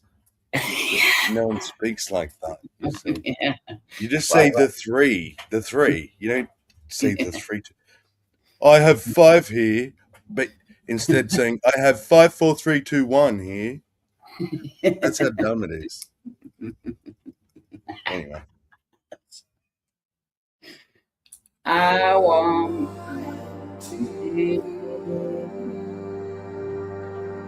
dicks for free. Remember.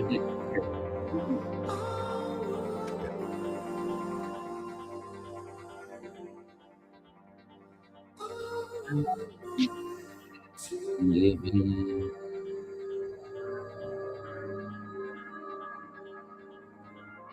This is where it gets heavy. And it's like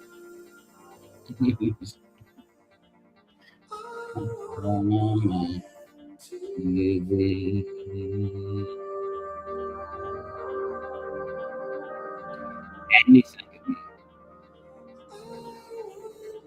Oh, for fuck's sake, straight. Yeah, it goes heaps long. This is a slow start. You know.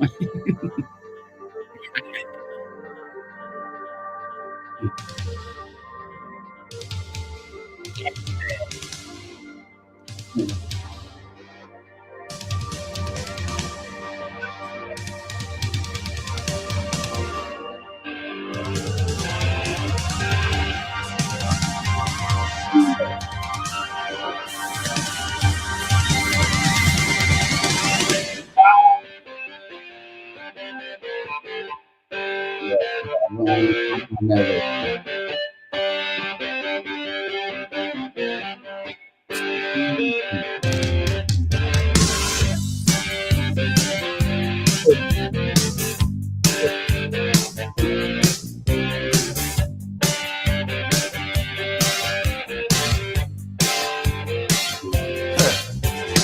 Look at them yo-yos, that's the way you do it. You play the guitar on the MTV. That ain't working, that's the way you do it. Money for nothing and you choose for free. Now that ain't working, that's the way you do it. Let me tell you, them guys ain't dumb. Maybe get a blister on your little finger. Maybe get a blister on your thumb. We got to install microwave ovens, custom kitchen deliveries. We got to move these refrigerators. We got to move these color TVs. The little faggot with an earring and the makeup. Yeah, buddy. Makeup. Whoa! You never seen that before? No, a little faggot. The little faggot. The earring and the makeup.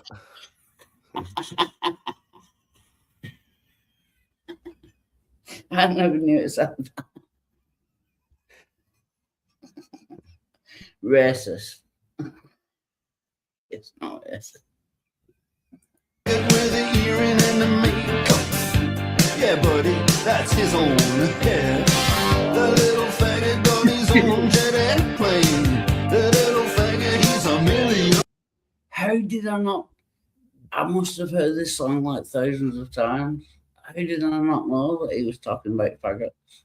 Yeah, because you just probably didn't know the words. Yeah, So you just glaze over it, sort of thing. yeah.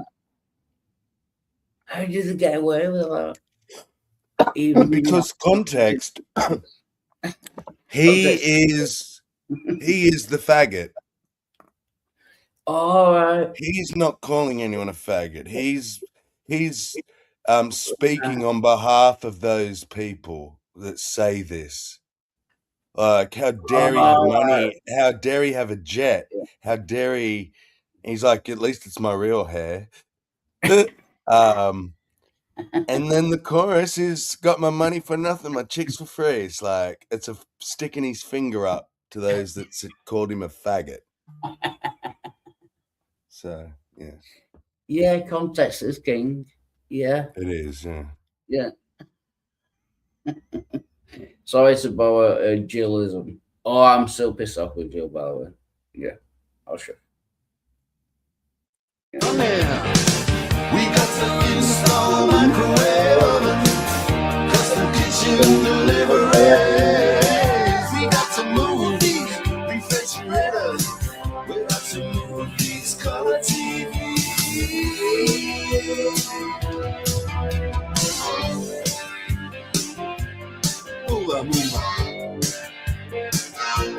Hoover mover.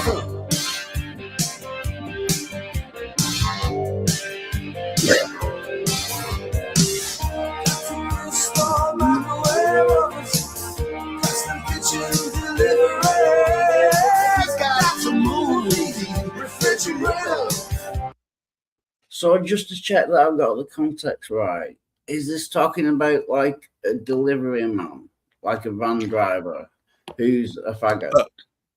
Have I got that right? I'm not sure. I always took it to be like like the person that's whinging at him saying he doesn't work, he gets his money for nothing, chicks for free, right? They've got to sell their color TVs, their fridges, because they're salesmen. Right. And all they are, they've got to do all this shit. He just gets his money for nothing and chicks for free. Yeah. He doesn't have to sell anything. Doesn't have to push refrigerators or sell custom kitchens. Yeah, but if he's a faggot, what is he doing wearing earrings and makeup makes sense for a faggot, but like he doesn't have chicks, I would have thought, you know. No, but that's the point. He's saying he's not a faggot. They called him it's one. not. Right. I get you. Like Yeah. he was, I guess, into music and didn't want a normal job. Yeah. He had long hair. Fucking yeah. It's like a statement to your haters kind of thing. And now look, you're pushing burgers basically while I'm getting my chicks for nothing. Yeah. Yeah. They pay me. Yeah. I By could be this- wrong, but that's what I always understood of this song. But I could be very wrong. Yeah, basically buy my microwaves and my TVs, and then I can get my chicks for free. No, that doesn't make sense. No. Everyone else has to sell the TVs and shit to get their chicks. He gets his for free. Yeah. Oh, that's a fucking good It's idea. like like. Unfortunately, in some songs, and I feel what happens in this one is he jumps from responding to them to being them, sort of thing. Like, yeah. So some of the words is what they say to him, and then some of the lines is him to them. Right. Yeah. That's why you can't. Yeah, it doesn't all go together. It's like they're the ones that have got to move the color TVs and the refrigerators and all that shit. They've got to sell all that shit. Oh, He's the yeah. one. So he Buys all that. He's the one Yeah. who buys all that, and he doesn't work for money. He gets his chicks for free because he just plays his guitar. Oh, that makes sense. Yeah. Yeah. Now, as a response to all the people just generally that made fun of him or whatever, called him a faggot, now Yeah. look at him. He's like, Yeah. got Yeah. my money for nothing and my chicks for free. Yeah. Call me a faggot as much as you want. I'm getting pussy. Do you know what I mean? Yeah, and then that chorus sort of, that's why it goes to multiple voices, and it's kind of his detractors going, we've got to sell these microwave ovens. He's making fun of them. Like, we got to sell the color TVs. Yeah. We're just in case anyone's just started watching, we're going in depth, balls deep into Dire Straits lyrics. Yeah. That's what's happening. So, Balls deep. balls deep. Yeah. Got some movies, color TV. Look at you, look at I should have learned to play the guitar. I should have learned to play them drums. Look at that mama, she got it sticking in the cameraman. We could have some. Pause. What's that? Hawaiian noises. See how we're back to this is the people that made fun of him. Man, I Right. wished I'd have learned to play the guitar. If this was Yeah. him, why would he say that? He does play the guitar. Yeah. Oh, look at that chick with her shit all up in the camera. I wish we could have some. Like Dire Straits. So now you get it. And then you recognize when it's back to him saying to them, It's like a two-way conversation, like multiple personalities, like he's talking to himself, kind of thing. Yeah. Yeah, but Yeah. just from his detractor's point of view, yeah. Yeah. And bongos, I've just realized that is one of my favorite words ever. He's banging on the bongos like a chimpanzee. Especially if you pronounce that G in banging, like those British that say banging. Yeah. It's that was banging. Yeah. Banging on the bongos. Banging on the bongos. Sorry, that's just fun to say. Yeah. I think that is one of my favourite song lyrics / sentences in the whole world, man. He's banging on the bongos like a chimpanzee. I mean, that's classic. Do you know what I mean? Yeah. You couldn't write it except someone. Yeah. Someone brilliant could. Did. Banging on the bongos like a chimpanzee. Oh, that ain't working. That's the way you do it. Get your money for nothing. Get your chicks for free. We got to install microwave oven, custom kitchen delivery. We got to move these refrigerators. We got to move these color TVs.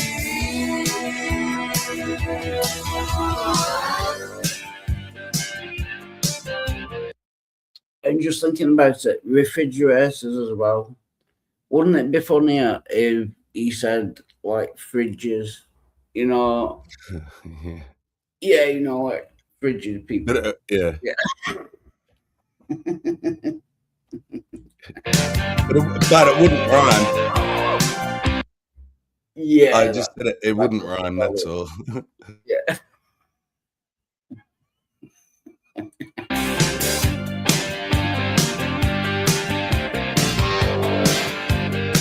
Listen here.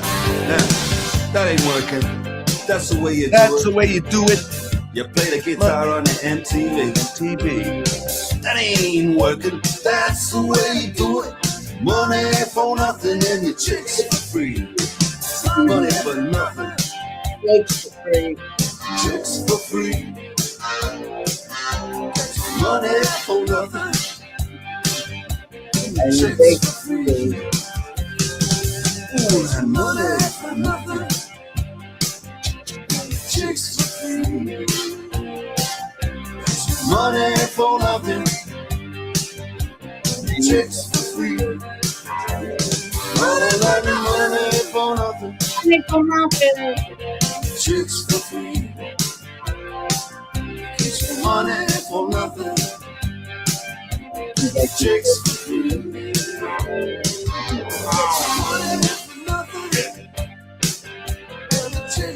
I want my MTV. Money for nothing. Chicks for free. Look at that, look at that. Money for nothing. I want chicks for free. Money for nothing. Chicks for free. Money for nothing. Chicks for free. Money for nothing. Chicks for free.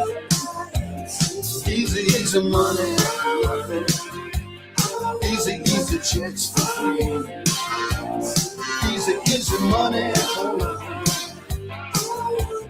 Chicks for free. I ain't working.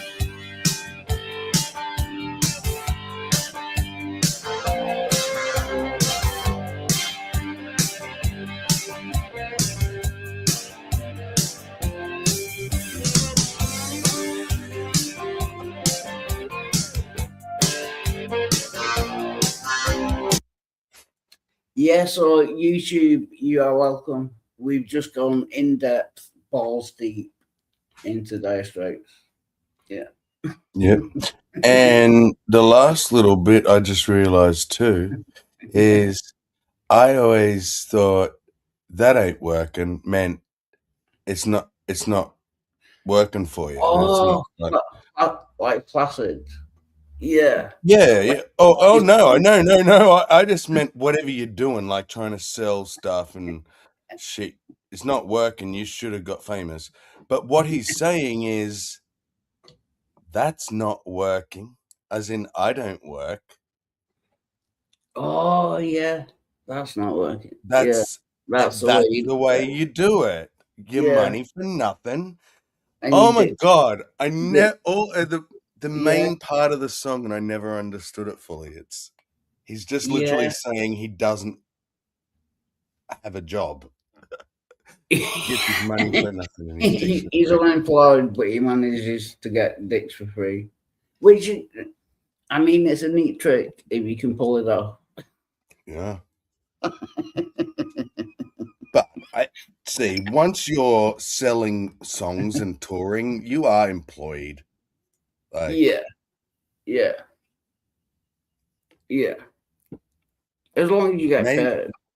exactly. Maybe when you were Maybe- still in the garage with your mates trying to get started as a Yeah. band, but Maybe he did his gigs in recompense rather than getting paid. He might have just wanted dicks for free. yeah. You know what I mean? Yeah. Yeah. Yeah. Like, yeah. They I didn't have to don't pay him, they just him- provide him Yeah. I just want dicks. big bags Yeah. of dicks. Bags and bags of the things. Eat a bag of dicks every day.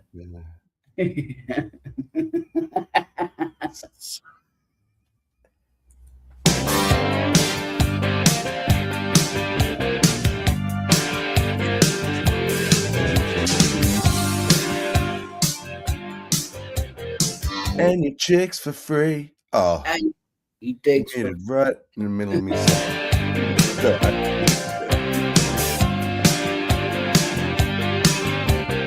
And your dicks for free.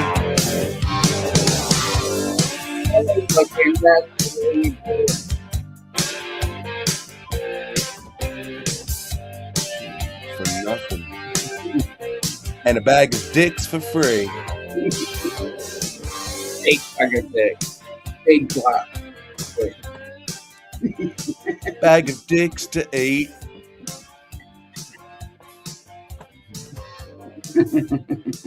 Oh, what have we done today? We've blasphemed this song, haven't we?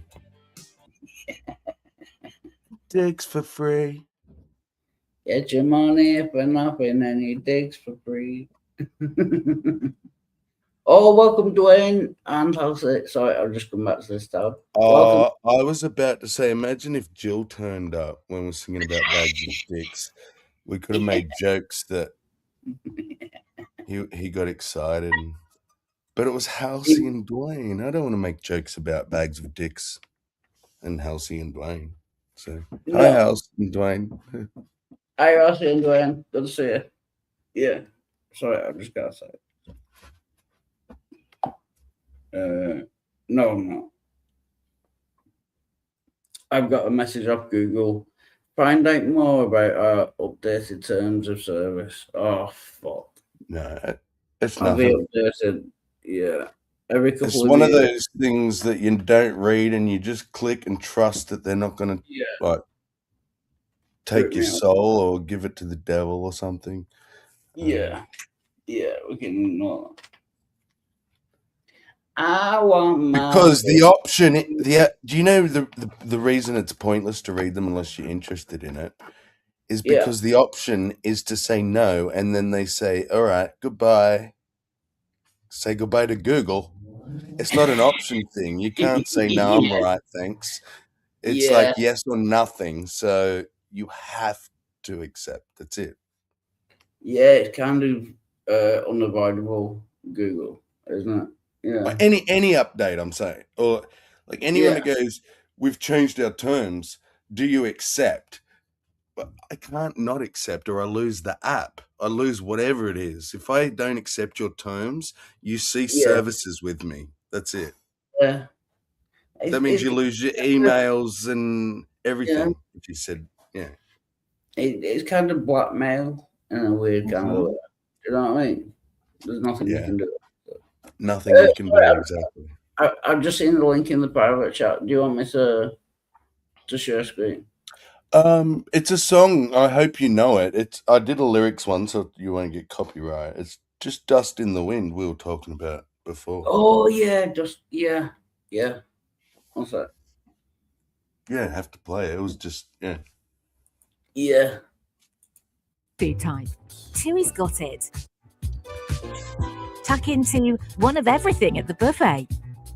At the buffet. Buffet. Buffet. At the buffet.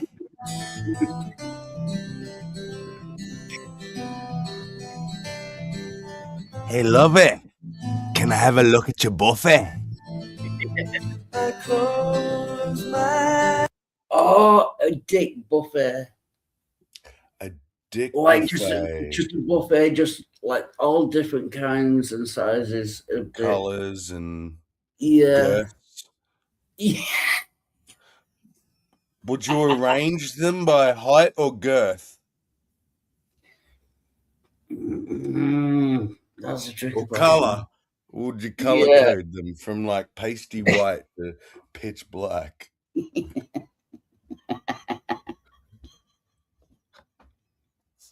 I miss having these ridiculous conversations with you, actually. Helen Wilsey's usually here for it, though, too. Did I just say Helen Wilsey? Yeah, you did.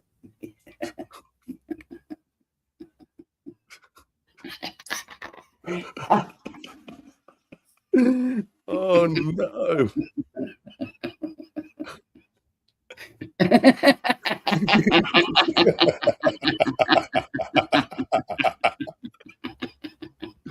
Oh, my goodness. I think Helen Wilson should do a duet. Yeah.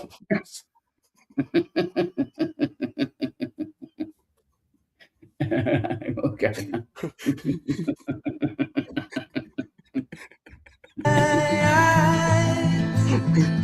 only for a moment, and the moment's gone.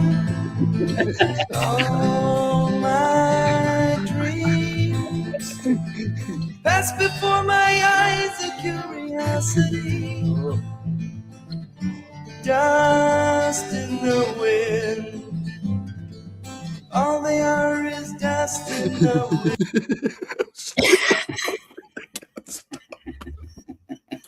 I stop, but then my brain says it again.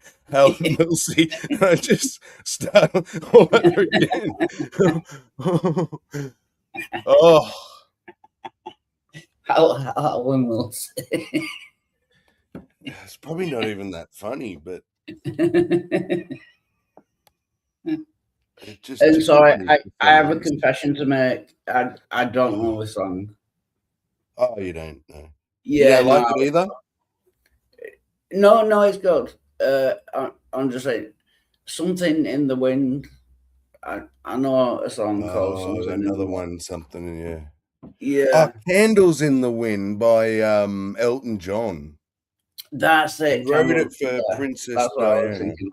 Yeah. Yeah, that's what I was thinking of. Yeah, but we'll play this. It's a good song. Yeah. Same old song, just a drop of water in the sea. All we do crumbles to the ground, though we refuse to see.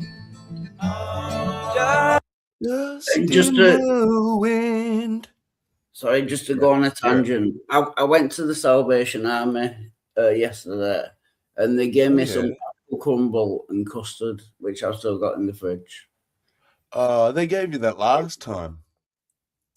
Yeah, They don't no. even change up their fucking menu. No, I'm kidding.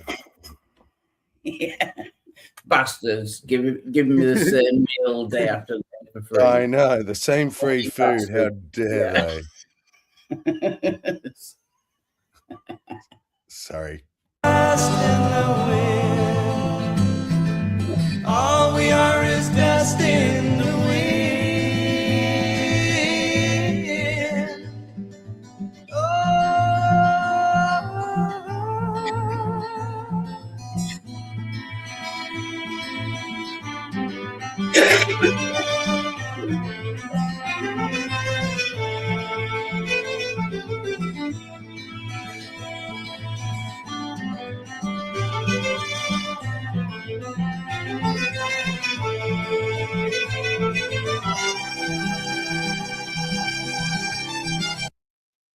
this is bothering me now. What is that sign? What does that say? Does it say emergency or something? I know this is a little bit of a tangent as well, but I can't okay what that sign says. It's a big red circle. Oh, that's really annoying me, like. So I zoomed in. Yeah. And I don't think it actually says real words. Because the last couple of things in the bottom word is like 01. Oh, maybe it's a phone number. Do you think? Well, and it looks like I thought. Oh no, oil. I think it says Clickers, oil. clackers, picker, pack. Yeah, it might be like Oh, a gas something station. oil. Something oil. You're right. Yeah. It must be a sign for like a gas station. It's or a something. gas sign. Yeah. Yeah. There you go. Oil. I knew there was a. I thought Right. 01, but yeah, OIL. Yeah, I can calm down now. We've got that sorted. We need to start a detective agency. I want my MTV.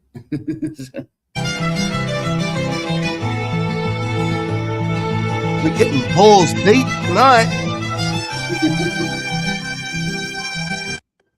What? Sorry, did you say pause? No, I said we're getting balls deep tonight. Yeah, balls deep on Dire Straits and who is this by? Kansas.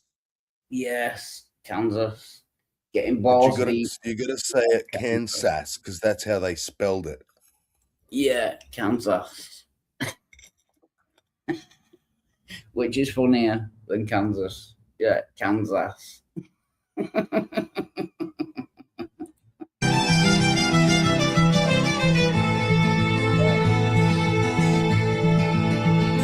Now, don't hang on. Nothing lasts forever but the earth and sky. It slips away. And all your money won't another minute by. Dust in the wind. All we are is dust in the wind. All we are is dust in the wind. Dust in the wind. Everything is dust in the wind. Everything is dust in the wind.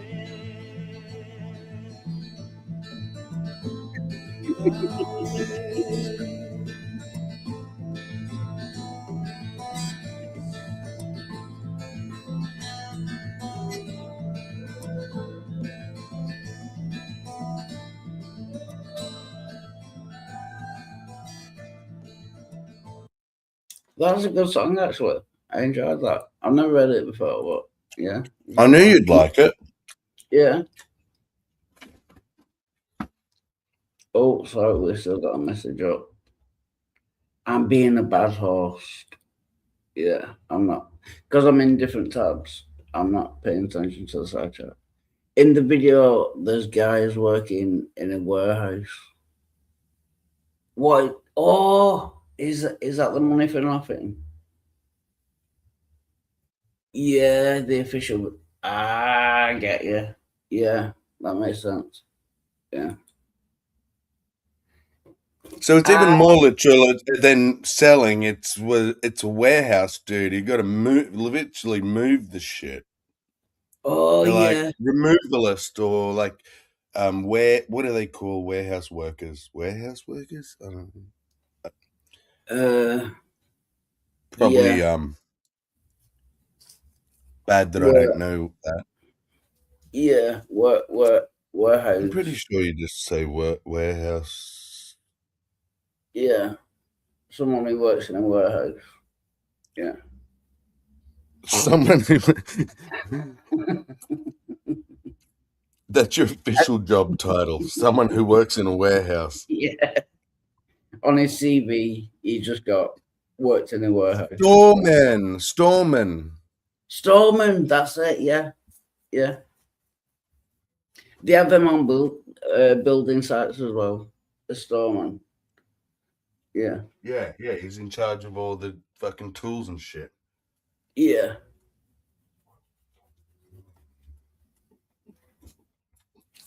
I'll post the link again. If anyone wants to join, link will shortly be in the side chat because I'm a footlet and I can't remember how to log in, so I can't pin it.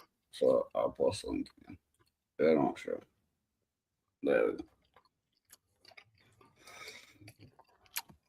Yeah, they're complaining Thank you, Halsey. Hey, we had a good go at it. Yeah. We did our best. They're complaining We weren't that too far. they're like blue collar workers and almost that they won't even be able to afford the stuff that they're hauling around. Yeah. The dicks. So this is pre-fame, and it's them dreaming about being famous. Right. Yeah, that makes sense. Makes more sense, doesn't it? Yeah. Halsey, join if you can.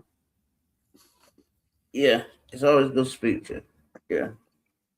And you're always the sensible one, so there's no one sensible here right now. Are you saying that Halsey is more sensible than me? Is that your claim? No, me. I'm joking. But you love me because I'm the cock whisperer. Let's look at some cocks. Let's look at some big black cocks. That is a girthy cock. Check the girth out on this cock. On today's episode, we're going to learn how to measure your cock. It often helps to have a friend to help you measure your cock. with a tape measure, I presume. Yeah. Like 4 inches, which I think is average. You haven't seen it. You have to see it. Yeah. I'll find it for you. Well, I think it's like an ode from a viewpoint of the blue collar worker. Yeah. An ode. Yeah. I think that's an old English word. Yeah. Kind of like people that do custom finishes in homes. Custom finishes in homes sounds a little bit dirty to me. Do you know what I mean? Oh, I thought you said holes, so it sounded even worse. Share my screen. Custom finishes in holes. Yeah, that sounds rough. Yeah. Oh, the truck. That's the best part, is the truck. Yeah. Okay, here we go.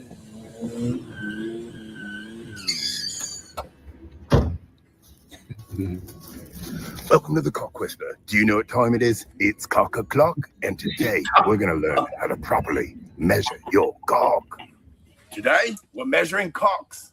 What better way to do it than with an extra set of hands? Today, I've got my cock apprentice, David. Let's measure some cocks. He's cock apprentice.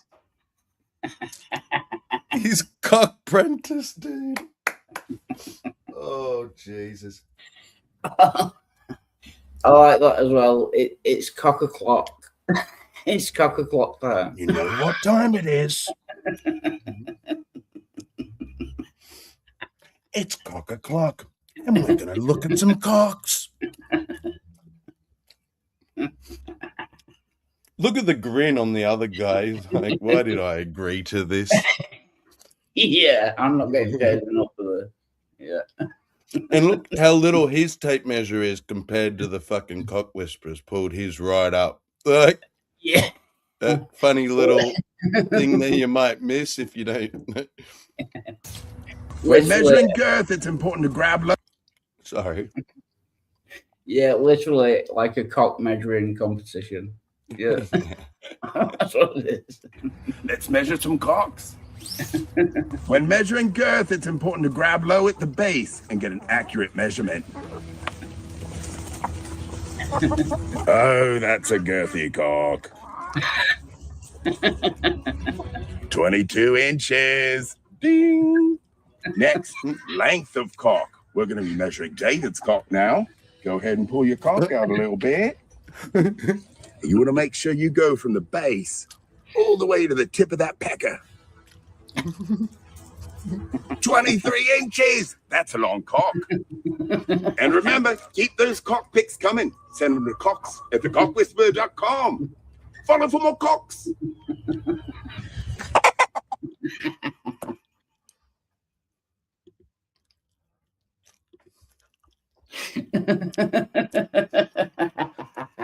I swear he's the funniest dude on YouTube.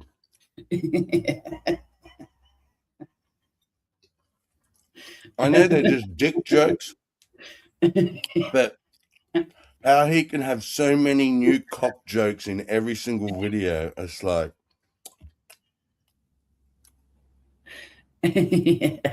Cock o'clock. the helper cock.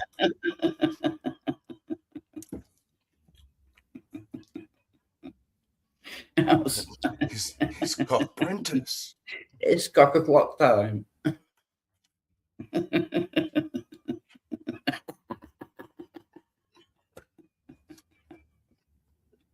And when measuring your cock, it's always useful to have an extra set of hands.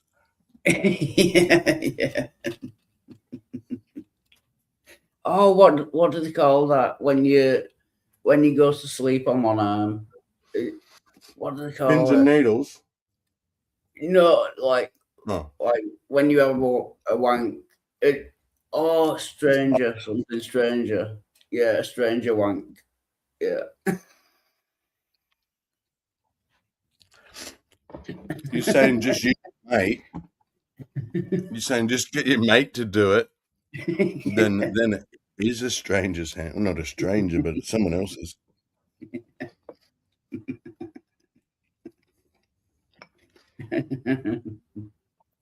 And thank you, That's everyone. why you need. So, I was going to say that's why you need a cock apprentice. yeah, cock apprentice. Combo pick of me and that guy. Like cock o'clock. Cock apprentice. He does look a little bit like me. I wonder if I can get the same. He's a trainee cock whisperer. Job title: trainee cock whisperer. But yeah, I will. I'll get AI to make me be in like one of his videos or something. Can be his cock apprentice. Who wouldn't want that on their CV? You know what I mean? Previous jobs, cock apprentice. Yeah, that's it. Yeah. Yeah, I mean, eventually, yeah, you want to be a fully fledged cock whisperer. Yeah. But Yeah. you've got to start somewhere. Yeah. In the meantime, you got to work your way up.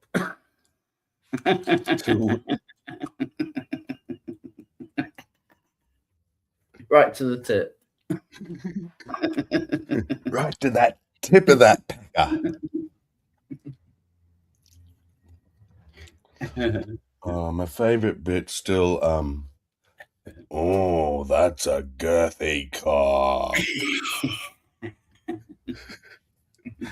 And then 22 inches. Ding.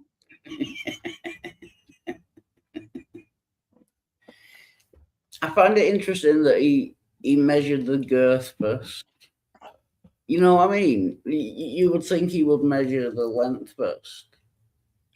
What is more? I think you just asked me this question, but what is more important, girth or length, in your opinion? Girth. Girth. Because, yeah, it might be an inch long, but if that thing is 6 inches wide, you think Yeah. it's going to go in there? Oh yeah. Whereas, like, it could be 12, 20 inches, they're only going to get 4 in there anyway. But Yeah, at least if the girth's all right, you're not. yeah. You're not exploding the. And vice versa. This Yeah. is like a friend told me all this. So, and vice versa, there are men that would prefer girth. Yeah. Because, yeah. Over length. No, well, they get loose, so they need something bigger. And then that makes them even looser, so then they need something bigger.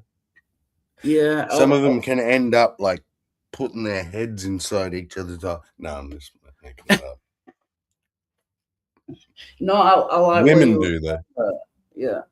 I like where you're going there. Yeah. God, I'm doing the visuals and everything because I'm on camera.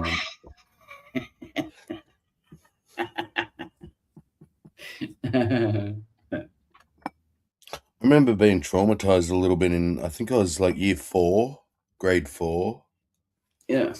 Some boy brought one of his dad's porn to school, and it was a bald man putting his head in a woman. His head. Yeah. Wow. Yeah. Yeah. And I was like, because he told us, and we were like, no, that you're full of shit. He's like, no, trust me, it's in my dad's magazine. No one believed him, so he ended up stealing it and bringing it to school to show us.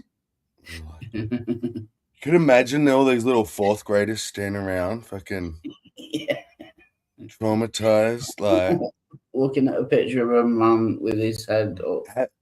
Haven't even like kissed a girl or anything. Most of us hadn't seen porn or anything, and then it's just straight off the deep end. Like.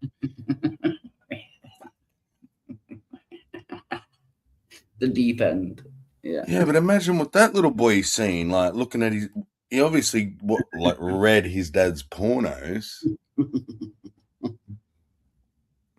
For him to have found it in the first place.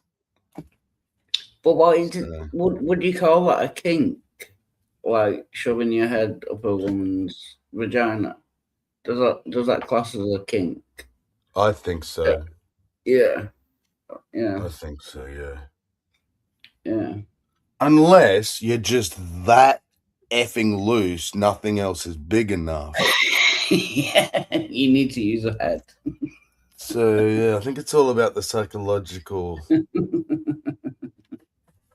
But how would he breathe? He couldn't do it for long. No, I don't think he went past like his eyeballs, to be honest. All right. Just so you know what I mean? It was just like the fact that he was even getting his head, and she was able to stretch that much, like. Yeah. It's still quite impressive though. You know what I mean? Even if it was just if that impresses you, I guess.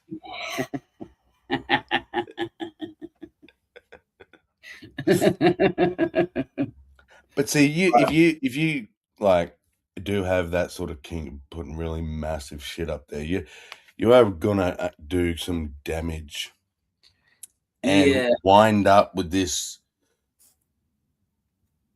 thing that falls out. Unless I guess they might be able to keep their muscles tight and do gargle. I don't know. I don't know how that shit works because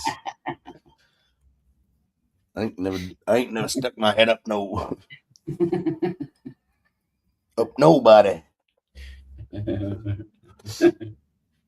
Or have you heard those stories of like people who've gone into hospital with like tomato ketchup bottles stuck up their asses? And they try to make excuses for it. Yeah. They How slip did this happen? Yeah, I slipped. in the shower. Yeah. Why'd you have the ketchup in the shower? Yeah. And why was it wearing a condom?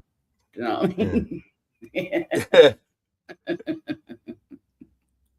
And why is there a toy soldier above that? Oh, you know what you've just done? What? Toy soldiers. Yeah. God.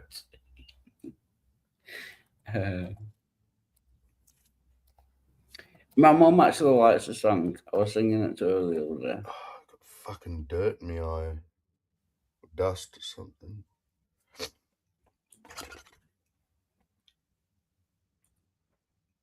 Right, we're going to do another song. You are listening to the Cock Whisperers. Enjoy. Yeah. Singing Marty. To when you are, Cock FM. Yeah. 105.9 Cock FM.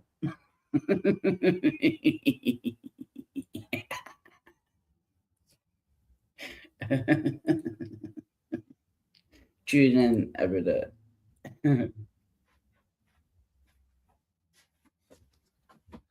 At Cock O'Clock.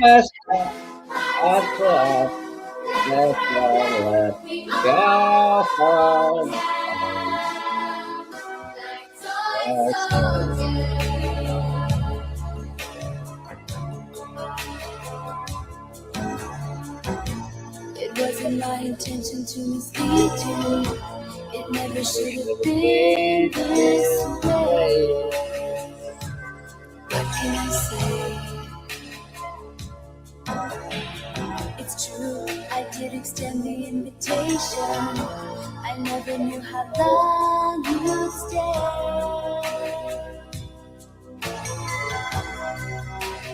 When you hear temptation come, it's your heart that takes a fall. Won't you come out and play with me?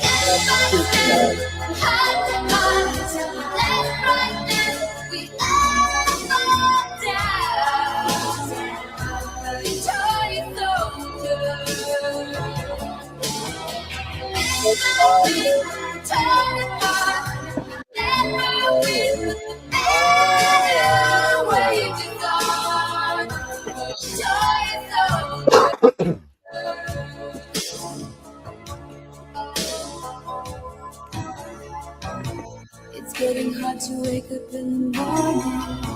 My head is spinning constantly. How can it be? How could I be so blind to this addiction? If I don't stop, the next one's gonna be me. Only emptiness remains. It replaces all the pain. Won't you come out and play with me? I was so out of time, man.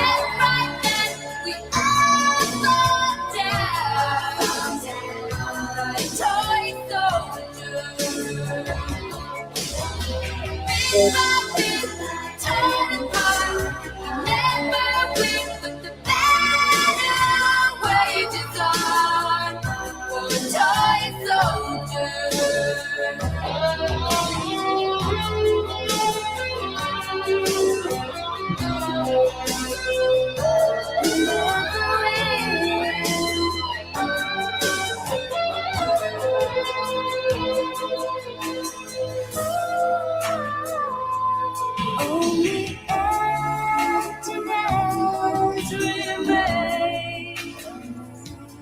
It replaces all the pain. Won't you come out and play with me? Step by step, heart to heart, left, right, left, we all fall down.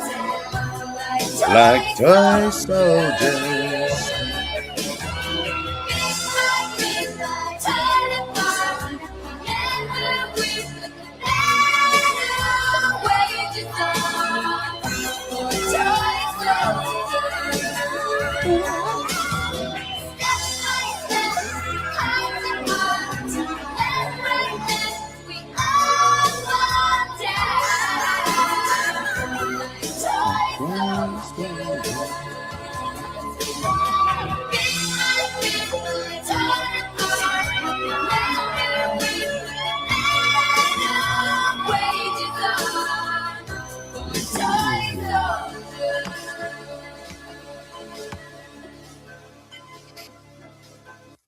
Can I just say, classic?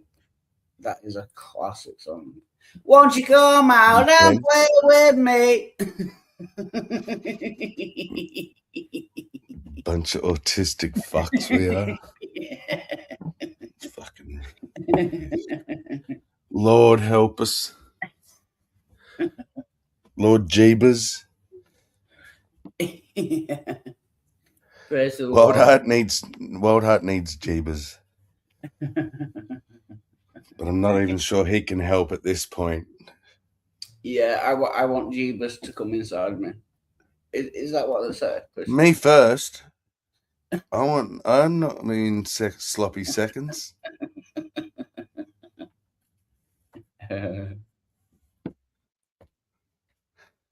Sammy, you you should should ask. ask Yeah, I read that. to make a combo picture of you and that guy, because the picture that you use sometimes. Oh, the cock whisperer. Yeah. The cock helper. Yeah. She mustn't be able to see my background. I thought this is the picture with the mad grin. She might be talking about this one. You can just see the tip of his cock poking up, see? Yeah. Yeah, just the tip. Just realised that. That's clever. I'll say I did it on purpose. Oh, what do they call that? Is it a crest? The crest of the cock. I think so. But it's not like a typical bird crest, which is feathers. That thing's made out of like meat. Yeah. Yeah. Let me see if there's a name for it or They should tell.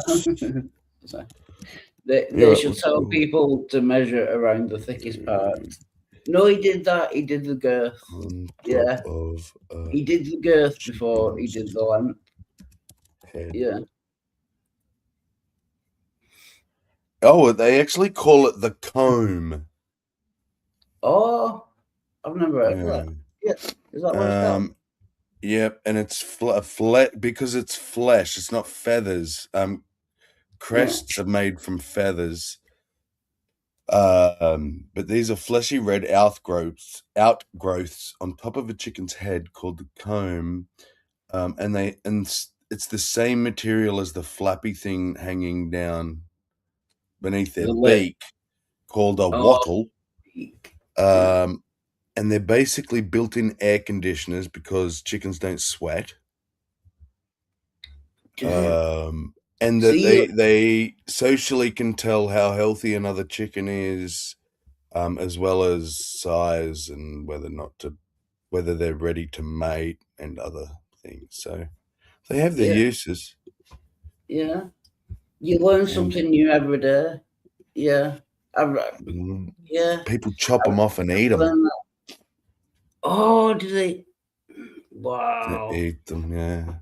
Yeah, just on their own. Especially or fry them. I don't know how they cook them, but yeah, especially Asians. I don't know why, but something just comes. You know, when people eat the placenta, you know, when you have a baby, I've always found that a bit weird.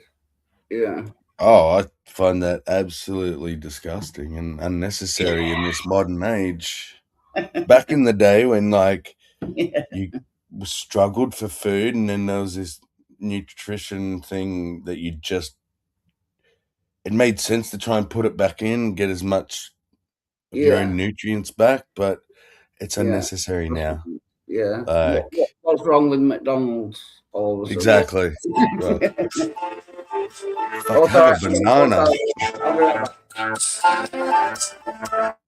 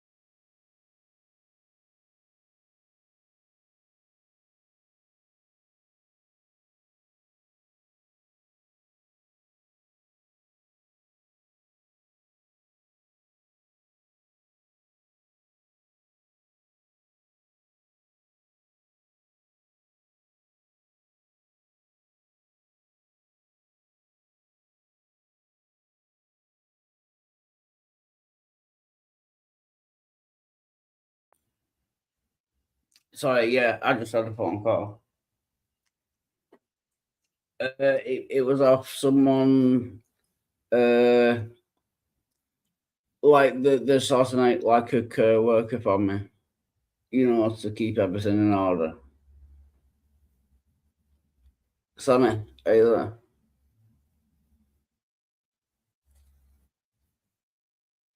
Yeah, because I missed an appointment because I was in the hospital. Well, they're sorting me like what do they call it? A well-being care worker or something. You know, because I need help with stuff. Yeah, so it was good. Yeah. Oh, I just got a message. All right, no problem.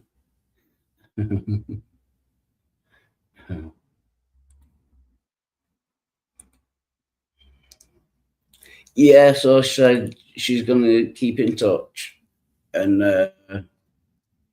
yeah, they're gonna get me a care worker.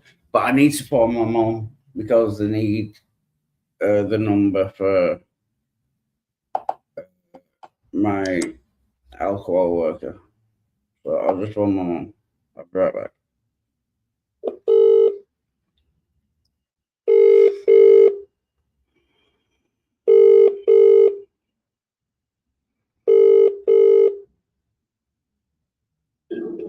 Hello.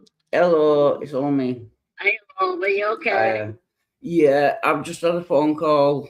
You know them people that were coming around to fix or to put in the bath thing, the grab rail. Andrea or something. Yeah, she said she phoned you, but Yeah, she did. Yeah, I've not got Alan's number, so I said you could ring her or text her with his number if that's okay. I'll text her with Alan's number. Yeah. Have you got her number yet? Yeah, it should be on me. She phoned me earlier. Yeah. So it'll be on my phone. Yeah. And I'll text Alan's number to her. Yeah. Okay, darling. All right. Thanks a lot. Yeah, listen, I forgot to leave Darren your key. Yeah. So when he rings you, Yeah. you'll have to go down with your empty bottles and he'll fill them for you. Yeah, that's fine. And she said she's gonna sort me out like another care worker. Like you know, to get me in touch with like people in the local community. People you know, that people that you can go and talk to or go for a walk with or Yeah. you know. Yeah. Yeah. Stuff like that. What she said to me. Yeah. She was a nice lady. Yeah. So, but like she said to me, a lot has to come from you as well. Yeah, I said that I've got to do more to like For yourself. Yeah. Yeah. You can do it, love. You know you can do it. Look how you cleaned that landing outside your door. Yeah. You did a good job. Yeah. Oh, thank you. You just need to have a bit more confidence in yourself, love. You can do a lot more than what you think you can. Yeah. Okay, sweetheart. All right. Thanks a lot. Okay, I'll speak to you later. All right. I'll see you later. Love you. See you later. Love you too. Bye-bye. Bye-bye, love. Bye-bye. Bye. Welcome, PJ. Good to see you, man. Hey, Wild Art. How's How's you it- doing? Yeah, I'm pretty good at the moment. Yeah. I've just had Sammy. I've just had a couple of phone calls. Yeah.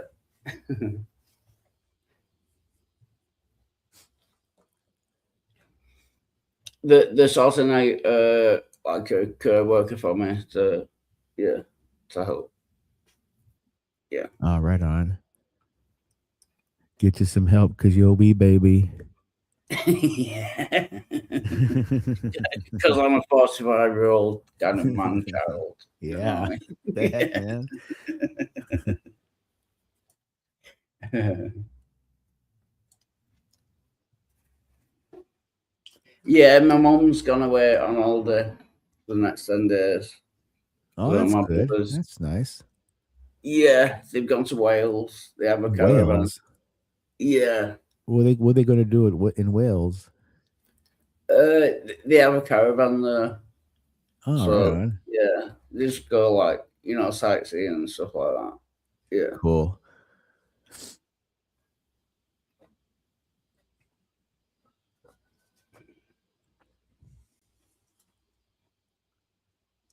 Yeah, and just so you know, the majority of the stream has been like music and the Cock Whisperer up just to, keep you up to date. Yeah. So we've been talking about cocks and singing music, basically. Yeah. Yeah. Oh, so just the normal stuff that goes on.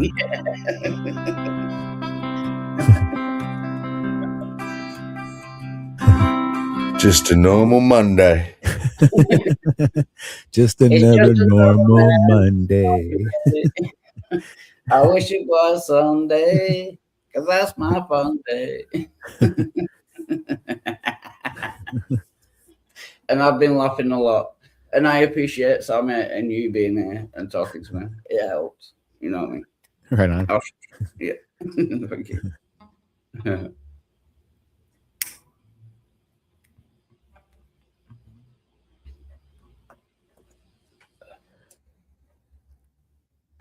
Oh, the Bangles. Was it the Bangles? Yeah, the Bengals. Yeah. Yeah. Good band. What's that chick's name that was in there? Susanna Hoff, right? Was it Hoff? It wasn't Hoffman. I thought it was just Susanna Hoff.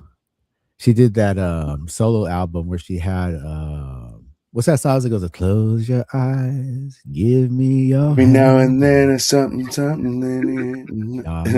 Can you? What's it? Eternal Flame, right? She did that one too. Oh, yeah. That's a good song. Yeah. Yeah. Your eyes turn around, bright eyes. Oh, that one. They fall apart. I need you now. Fall apart. And I need you more than ever. And I need you more than ever. And if we only I make wasn't going to be able to stop till I figured we that could be out. holding on forever, we could make it to the end of the night. Love is like a shadow, baby, all of the time. All of the time. That's a good song.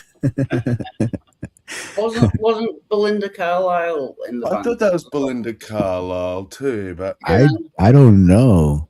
The only thing I know about that song that you're doing is I was watching this little rockumentary, and they said that song was made for a vampire movie. It was supposed to be like the song of the movie for a play, but it never took off. But they kept the song because it was so good, and that's why if you listen to it, you could hear like tones of like vampire, like a shadow in the night. in a castle vampire story, like in a movie. So it's pretty cool. I watched that like about a year ago. So every time I hear that song, it reminds me of that. Oh, that's cool. I don't know who does That that. has been like lots of music, little fucking trivia and tidbits. Right? Yeah. It's been. I've really enjoyed it. It's been an interesting chat. But I'm gonna heat this up now and eat it. I'll not do it on camera, but yeah, I'm gonna. We spent like 20 minutes doing a balls deep fucking like investigation into what Dire Straits meant in Money for Nothing. Oh, right. Money. And then for we're nothing. like, yeah, we're really happy with ourselves. We figured it out. And Halsey comes in just, no, I saw an interview and here's what it is. Some like Basically, like, and we're like, oh, fuck, yeah, we were like, guess we maybe a little close, but no, we had no idea. But it was still fun to do. yeah. 'Cause, like some songs are just off the wall and weird. I remember they're doing this one during the whole like satanic panic, during the mid 80s. Oh yeah. And they were like talking about Ozzy Osbourne's music, and they're interviewing Ozzy Osbourne, and they're like, that one song you did, it's very satanic, and people want to know, why do you do music like that? Ozzy Osbourne's, well, I don't know what you're talking about. I did that for my friend who was in hospital. He was sick. I just made him a song. I don't know. I'm a good guy. I'm a good guy. Like, he was actually a Christian. He always wore a crucifix, around his neck. He was actually a Christian. Yeah. And if you really listen to their songs and his songs, they really have like songs of almost like redemption and almost like a positive sign towards goodness. Like Mr. Crowley, it sings about like, people just take it out of not even out of context. They don't they don't listen to anything. It's out of context, really. It's just they just hear buzzwords. Yeah. And the way he came up with the band, the satanic thing. He went watching a film once, and he wanted to make music, like horror films. This girl, people. He wanted to make music like horror films. That's why he started the band. So he wasn't like satanic or anything. But just a kid who wanted to have fun with his hobbies, and interests. Just people just take it weird. Just generational too. Yeah. What is that? I forgot what it was. If it's the old people don't talk to the young people, then they're out of sync. But if the young people don't talk to the old people, then they're out of sync too. So there's supposed to be like a thing there, for exchange of information throughout generations. But lately it's just been more like generations or teams. I'm on Gen Z and you're a Gen Xer. Yeah. You're an asshole and you're this and it's just they label, they categorize because it's easier for people. It's simpler and easier for people for their minds to do that. So they don't see the individual, they just see a category or a type, and they, it's like a coin sorting machine at the get-go. Some people just stop there, not realizing that they're trying to put the quarter they're trying to put into the pinball machine is a fucking peso. They don't really look into the details too much, and that's why it's not working. It's like it's kind of a in-group and out-group thing, I think. Separating. It's like the Beastie Boys said, ill communication. You got the ill communication. And can I just say, my mom came around before. She gave me these are seaweed sticks. All right. It sounds weird, but they're quite nice. Oh, no. I got those before. My kids love them. Yeah. I really did a good brainwashing on my kids, I tell you, man. It's like, I don't know how it is. It's like, my kids were like, we love vegetables. We love broccoli. They're just all big on it and stuff. And then everybody's looking at me like, are your kids crazy? Like, I just brainwash them very, very well. There must be a skill to that. Yeah. Oh, they love that, like kale and all that jazz, the health stuff. But they're into the Asian cuisine too, and that they use a lot of that seaweed and things like that. Yeah. The Western people think that the Chinese smell of fish, and the Chinese people think that all Westerners smell of milk. Because they're not used to it. Yeah. I'm looking at it like the smell of milk would be better than the smell of fish any day.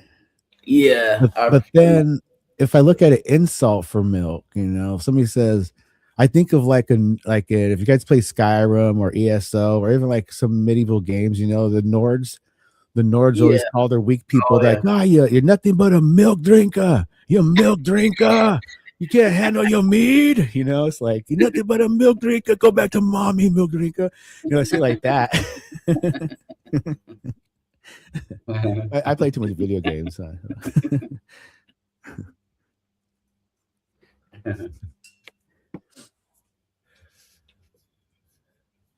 Oh, and speaking of smells and food, the microwave is cooking now, and I can just smell I've got ravioli, chips, and mushy peas, and it's just done. Ravioli, chips, and mushed peas. Yeah, that's an odd those combination. chips are gonna be soggy as hell, right? Yeah, I'm thinking like ravioli and chips. That's just. It's like carbs on carbs. It's exactly, yeah. It's just fried potatoes, and But that's British, man. yeah, true. I've been trying to cut back on the carbs, just for the health thing. So I've been eating a lot of just tuna or salads. Like last time, my dinner was just pretty much a salad. Put some chopped ham and a little boiled egg in there to beef it up a little bit. Say that the British invented food. I don't know. It's like a fun fact. I don't know if you know. The British invented food. I'm all joking.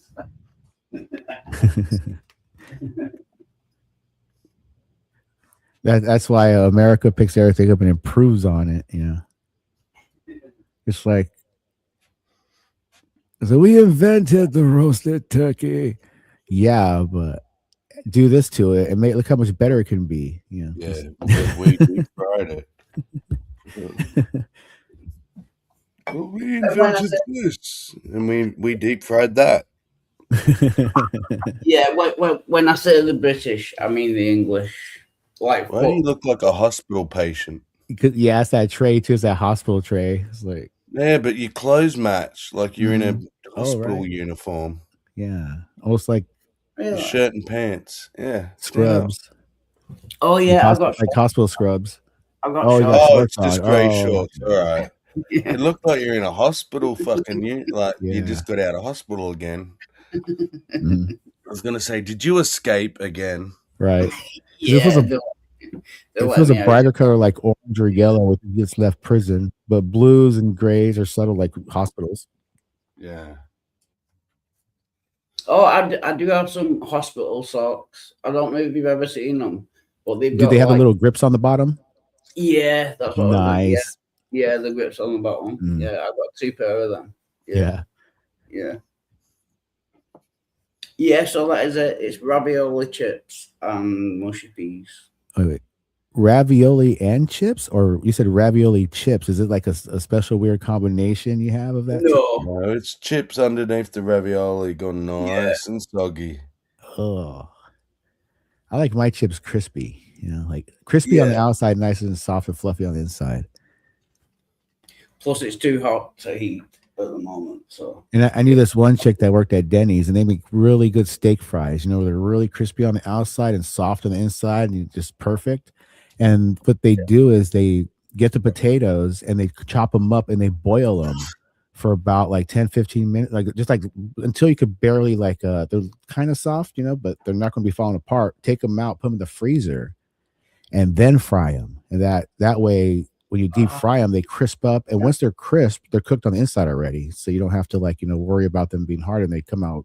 I tried it really well. So boil them first, freeze them, and then do it. It's a process, takes time, but it's like dough, like pizza dough. If you want it to taste good, you're gonna have to wait a couple of hours to let it do its thing.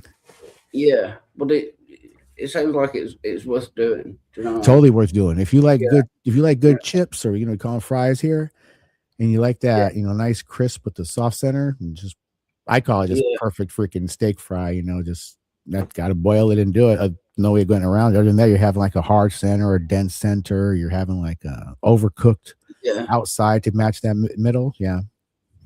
Yeah, like fluffy. I like fluffy chips. When they're like fluffy. Oh yeah, on then the side, boil, and then- freeze, and do it. Yeah, just be careful when you boil them. Don't go too far. If they start to fall apart, you gotta do it over again to catch that Yeah. moment where you can like barely put your fingernail or toothpick, kind of just barely goes in. Yeah. Those are nice. You get the hang of it after a while. I've been doing it for my kids. I've been doing it that way because it tastes so much better.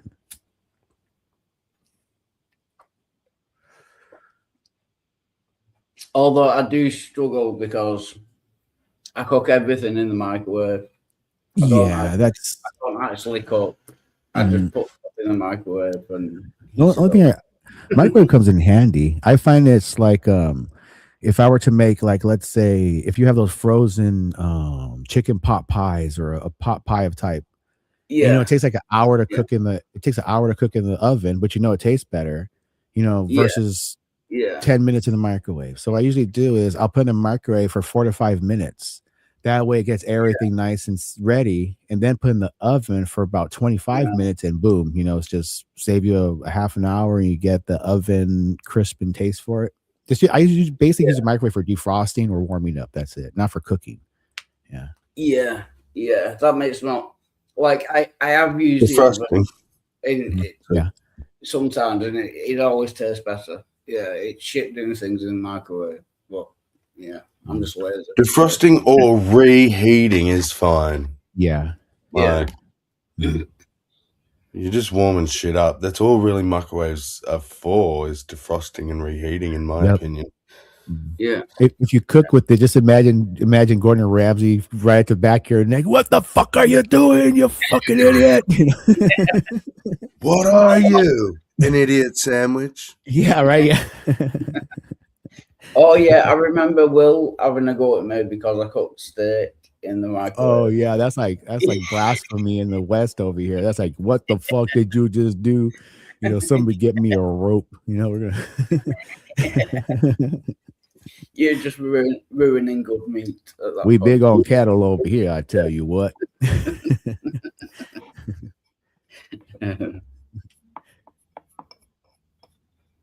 Yeah, Americans love their meat. They do love cock.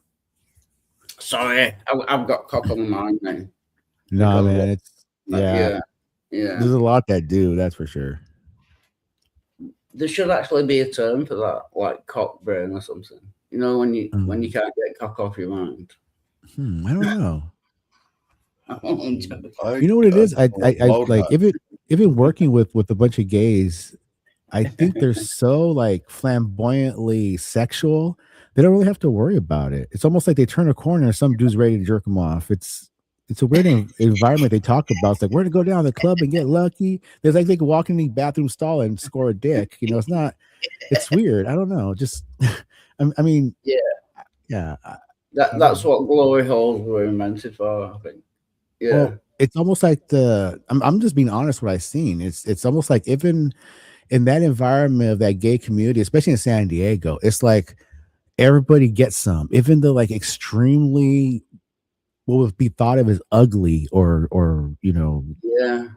Well, for example, we done these pamphlets for this gay club, and you know, I'm not gonna say the name of the club because they're probably so owners. I don't want to make fun of me like that, but it's in San Diego. It's over there by Balboa Park. There's many of them down that row, and the two people that picked it up was I in my mind it was automatically Laurel and Hardy, because it was this guy that weighed about 400 pounds, very middle heavy, you know, like bowling pin shaped, very like, I guess you could say, I don't know how to put it, just you would I don't know how to put it, but if you see these characters, they just look like something you see in a side freak show in an old movie, and they can pull it off. Yeah, but in their environment, they come dressed in. One's transsexual. I see them, but dressed both ways.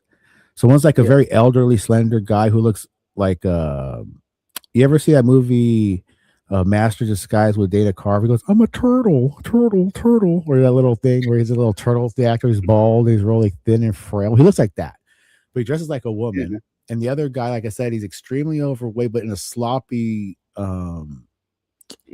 way where he's not holding it very well. You want to take this guy to the hospital, to the cardiac center or something. He's not very good. But when he dresses in his, I guess, gay attire, you know, it's very weird because he's got like, you know, he's like, I seen him several ways, pretty much like fishnet stockings and an oversized shirt a woman would wear, almost like a muumuu style with beads, you know, like a Roseanne Barr on the go, you know.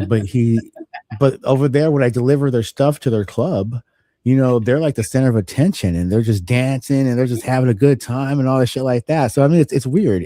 I don't know how to say it. It's just a weird. Everybody gets some there, I guess you could say. I think that's one of the attractions of glory holes, because you don't see the actual person, you just see the cock. Do you know what I mean? So it doesn't matter if you're like fat or anything, because you only see that. I think that might be one of the attractions of.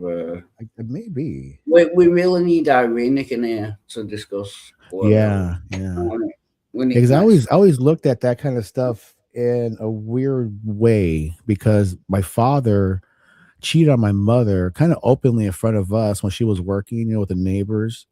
And then he, once they divorced, he had multiple girlfriends, and he would come by the house with these different ladies and, talk. And then when he come by later to try to, show off and give us a $20 bill for Christmas, he talk about, how their tits looked and very sexual stuff about, even to the point of how he was fucking them. And we're only like, 10 years old.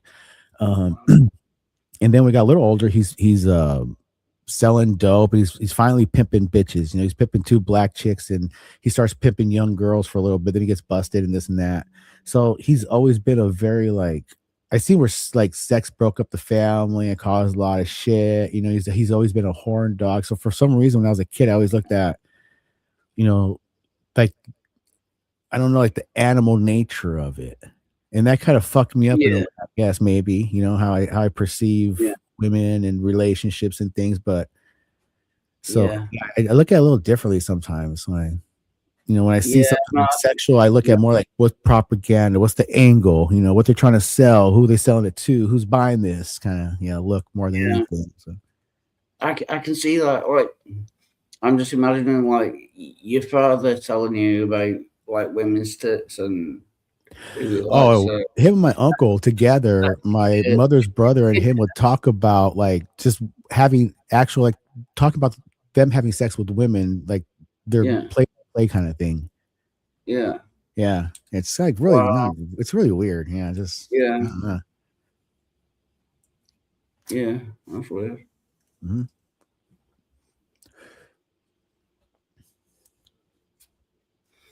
It's amazing that you kind of turned out as well adjusted a human being as you are. Oh yeah, I kind of in a weird way. I don't know, when I think about that, when people say things like that, a few things pop in my head, and it's usually raised on television in a way. I used to like to watch Leave It to Beaver when I was a kid. We didn't have much channels back then, and the dad in Leave It to Beaver, Beaver's always getting in trouble, and I kind of, I got myself in trouble a couple times as a kid doing stupid things, not on purpose or intentional, just being clumsy or something. So I started watching myself. So I was kind of like the Beaver in that show, just you gotta be careful. And the advice that his father would give him, or his mother would give him in the morning, his father would give him at night. I don't know. I just paid a little too much attention to it. And he would say things like, now listen, Beaver, you don't want to be a hot dog salesman your whole life, do you? You want to wear a suit and sit at a desk. I was listening to things like that. In my head, I was like, I have to do that. I have to get that job. I have to get the car. I have to get it's I don't know. It's maybe it was escape from everything in a weird way, but I kind of took to that almost. And there's a guy at a liquor store when I was growing up. It was on the corner. I can't remember his name. His real basic name. It was Jack, and he liked me because he said I was the only kid that didn't steal from him. So now, of course, I can't steal, right? I don't know if he was just setting me up for guilt complex, but he would give me advice in the morning and shit like that, and he would give me free pencils and stuff, because I lived around the corner and I was always sent my mother get stuff. He goes, "You're here like 4 or 5 times a day. Why?" I said, "Because my mother's lazy and my brother's lazy and my sister's lazy." And every time I get out here, I pocket about a quarter or two. So every end of the day or next day, I'll buy myself something, He liked that. He liked the fact that I was like pocketing it off of it. So he kind of saw that, I think, in a way of Yeah, I remember when I've stolen stuff. I've been back and paid. I'm sure I've told you before, but I've been back and paid for it the next day. Feeling regret and remorse. And stuff. Oh man. Yeah. My brothers were like little master thieves, and I got caught up in it one time. It's like they'll go into a Target, and I went in there and they all wore jackets. They're all, "Make sure you wear your jacket, man. The good one, the gray one." I was like, all right.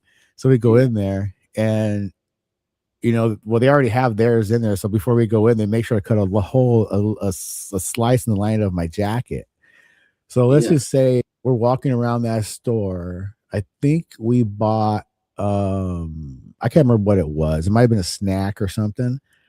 Yeah. but we probably had hundreds of dollars worth of like Transformers in our jackets. Yeah. I mean, tons of them. I was like, you guys gotta stop. You got like 5. No, man, wait. And they're like, they didn't see us because there's a lookout. And then, you know, it's, I don't know, it's a trip. They're pretty organized at it. And yeah. Mhm. Well, This is really my thing. I think I maybe stolen something once, but I felt bad about it by myself. And yeah. well, I was actually from at a flea market. I took a stuffed animal. Yeah. But that was just, you know, I saw it as this is like they're selling. There's like tons of like piles of them, you know, just like $1 each kind of deal. And I was just looking as walked off with one. I was like, fuck it, they got like hundreds. Obviously, they must have stolen from somewhere. Who the fuck has like hundreds of fucking stuffed animals? It was just stolen from the factory. You know, I doubt they're making them at home. I'm evaluating shit and reasons why to steal it. You know, is it okay, God? God says it's all right. Let's get it.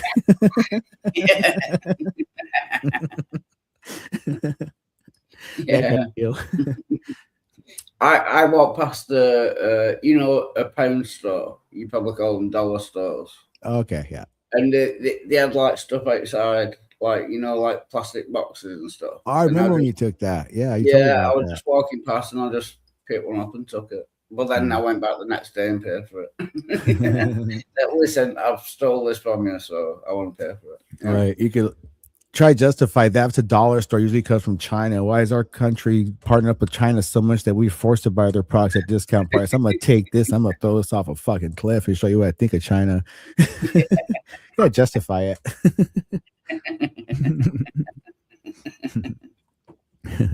I do that sometimes, like when I'm at Walmart and I'm looking at some lady's looking at a shirt just for fun. So I'll just go look at the shirt right next to her and I'll look at it and say, don't you love China? Oh my God, Chinese people. Look at this stuff is so excellent. I wish our kids could. I wish our kids could be born Chinese. You know, they look at us all. Look at me and my wife all weird and stuff, and I'm just like, trying to see what I get a reaction out of them. Yeah. To be fair, like Chinese children, at least they're learning the skill. You know, like oh yeah, Chinese children. You know, like doing slavery. At least they're doing something. Do you know what I mean? Yeah, and it's not just the Chinese; it's the Asian culture. Like, look at North Korea, and there's those kids like all lined up playing cello and guitar and freaking all in perfect timing. And yeah, I don't know. It's yeah, it's like it's like teaching them a skill. But see, that's the thing is when it's obvious when the government and the country are showing their kids skills like that, it shows what their future is. In America, where are we teaching our children how to stand in line and sit down for hours on end, how to obey authority, how to step away from obviously the last things that were going on with Minnesota and everything was pretty much you better stay inside your house or you might get hurt. You know, people got very scared and were ready to come out of their homes. It's weird times. It's this program that's going on. What's the purpose of it? Why are people being programmed dumb? Why did education do the what do you call it? Like everybody gets a pass. Yeah, it's like teach children how to think, not tell them what to think. It's just like I remember when I had my children and my aunt and my brother are very strict with their kids. You know, they're like to punish them. You know, you gotta spank your children and put them in their room and separate them from this. It's like that mentality. I don't know. I just can't do that. It doesn't work that way with me. And I think they've done like scientific studies on it, and like any like hitting of kids is it's usually like lasting. Yeah, like I don't know if it's just like what it was when my daughter was born, but it just went out along with my initial feelings, and I'm sure I seen it somewhere. I can't remember. I'm trying to place it. I don't know if it was an interview with somebody or something I read in a book, but it was like in nature, you know, when a kitten cries, the mother is really attentive. It goes straight to it. It'll find it a home. It'll sacrifice itself, you know, to find its children a home. It will not leave. Animals do not usually, unless they're, you know, under some kind of stress or being away from it, they will not leave their crying young or leave their babies unattended at all. because there's always a chance of, be it a predator at that stage or what. But even in humans, why would you let a child cry in a bed by itself with a locked door? I see that a lot, oh, you gotta let the kid cry it out. Why? That does not work. It was to the point where I was even telling Catherine, I was like, you and that child, you guys have the bed. I'm sleeping on the couch. I'm gonna, I don't want to roll over on the kid. She naturally want to keep the kid. I was always worried. So I'm like, every 5 minutes checking on the kid. She don't roll over on the kid. But anyway, what I mean? It's like never leave a kid unattended. It's just like nature. And like self-sacrifice. Like putting yourself out to look after your kids. I can honestly say, and I've been, it's it's not like I'm trying to boast or anything, but like my kids they've never done they don't do drugs, they well-rounded, they work, jobs, all that stuff, both graduated, both looking at, they're both in college, taking college courses to get some type of profession going. I'm proud of them. But I can't say I never spanked those children. I never laid a hand on those children. I never had to. There's disciplines you can do. There's, taking away of things, timeouts, and a lot of things you can do. Most of it was talking. Honestly, it was just, I talked so fucking much. My kids were like, they would rather not fight because they don't want to hear me go on and on about, well, let's figure out what's wrong with you guys. Okay, let's break out this fucking book. Come on, you little son of a bitches. You guys are taking my fucking time for. I'm trying to fucking make some money here working on a cupboard. Let's figure out why you little motherfuckers are fighting over macaroni and cheese. Come on.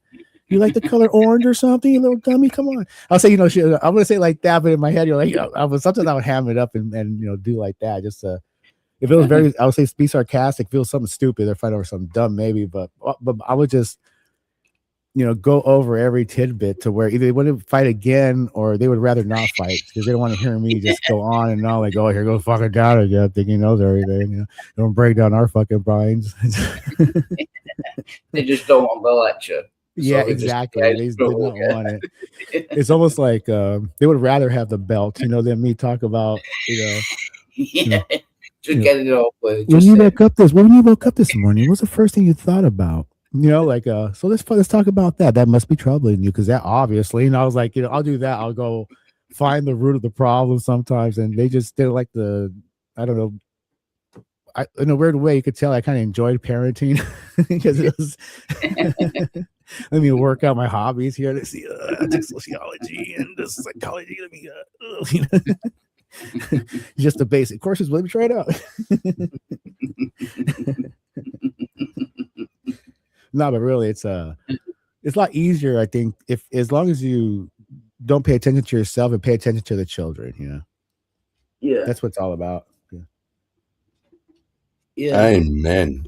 Mm-hmm. Yeah.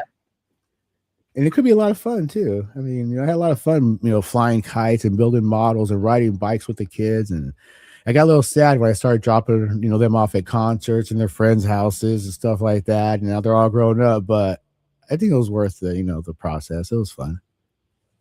Yeah, so that sounds like, obviously I'm not a parent, but that sounds like the kind of right way to parent.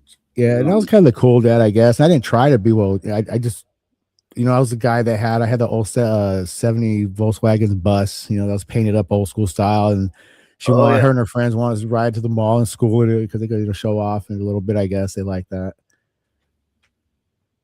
Had this Volkswagen bus. It was burgundy with a burgundy and white two-tone. It was kind of cool because I had made this little thing in my shop where it's like a little magnet mouth. So it's like along the bottom has like little teeth coming out, like little shark teeth coming out, and so it's kind of cool. Like a little. Yeah. So do they like appreciate it? Do they now they're grown up? Do they understand? Like, do they appreciate how you treated them? Do you know what I mean? Oh yeah, my kids we like get along like nothing else. It's kind of weird. It's we never fought with them, never kicked them out, anything like that. And my wife and I, we never raised our voices, we never fought each other. So it was a pretty stable environment for the kids. So it's pretty much just every day or so we say my daughter lives out of state, so we text good morning, good night, or she'll text and call for anything and everything. It's Yeah. pretty much the same it's always been. It's like I always, when I told the kids and my wife, it's honesty is the best policy, because if you really have nothing to fight about, if everybody's telling the truth, because what can you fight about if Yeah. you know? So yeah.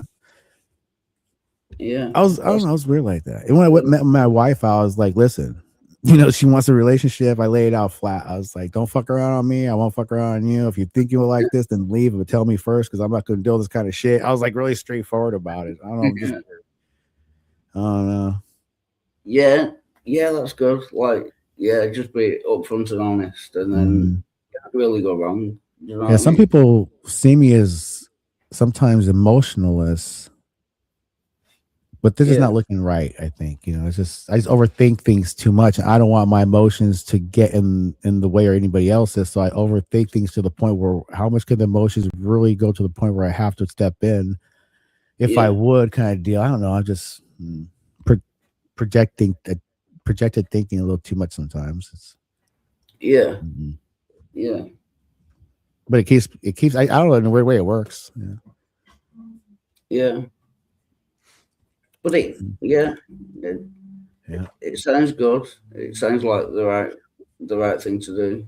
Well, it's weird because you could predict things, and I say things, and you know, I hate saying I told you so, but a lot of times it comes out to I told you so, just because I don't know, like for example, my brother runs into this one guy, he partners up with this guy in business, and I said I talked to this guy for like 5 minutes. I know his demeanor. I can tell. I said, don't go in business with this guy. First, you know, don't rent this to this guy. Don't do this for this guy. He's not a good guy. I could tell by the way he talks, how he talks about women, his wife, his children. Yeah. Don't do it. The guy ends up ripping him off. You know, things like that. It's just, I can see it. It's right there. It just. I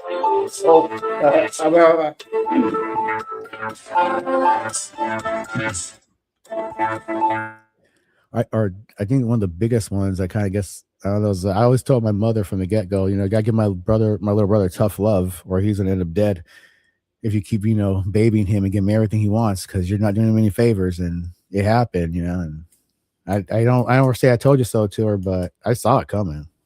I saw it happening.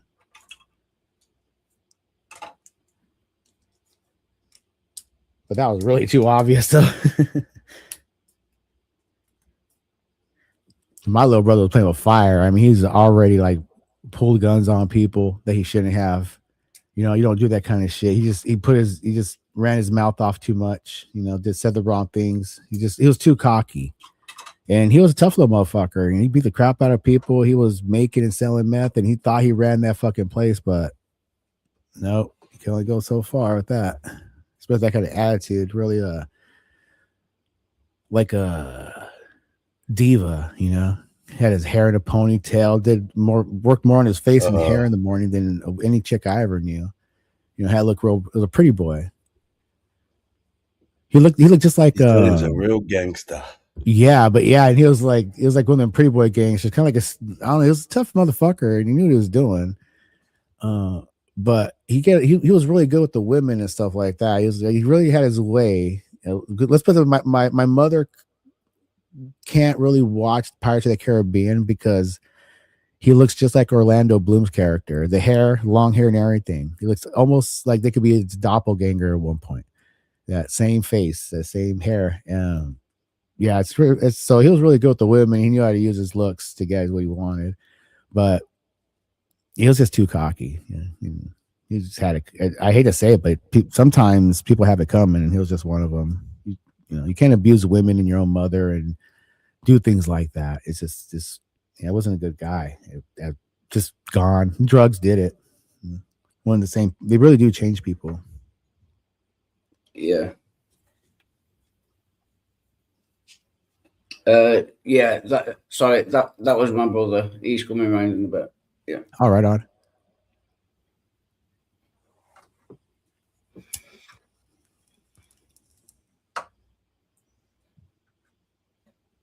And I've had 2 ravioli, and I'm full now. It's a lot of carbs. It expands in your stomach. Yeah.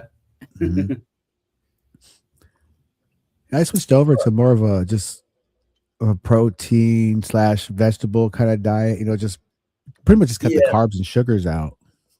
I might have I might have a slice of pizza and a Coke, or on a weekend or something like that. But basically, 6 days out of the week, or minus 1 or 2 meals out of the week, it's basically just proteins and vegetables and fruits and.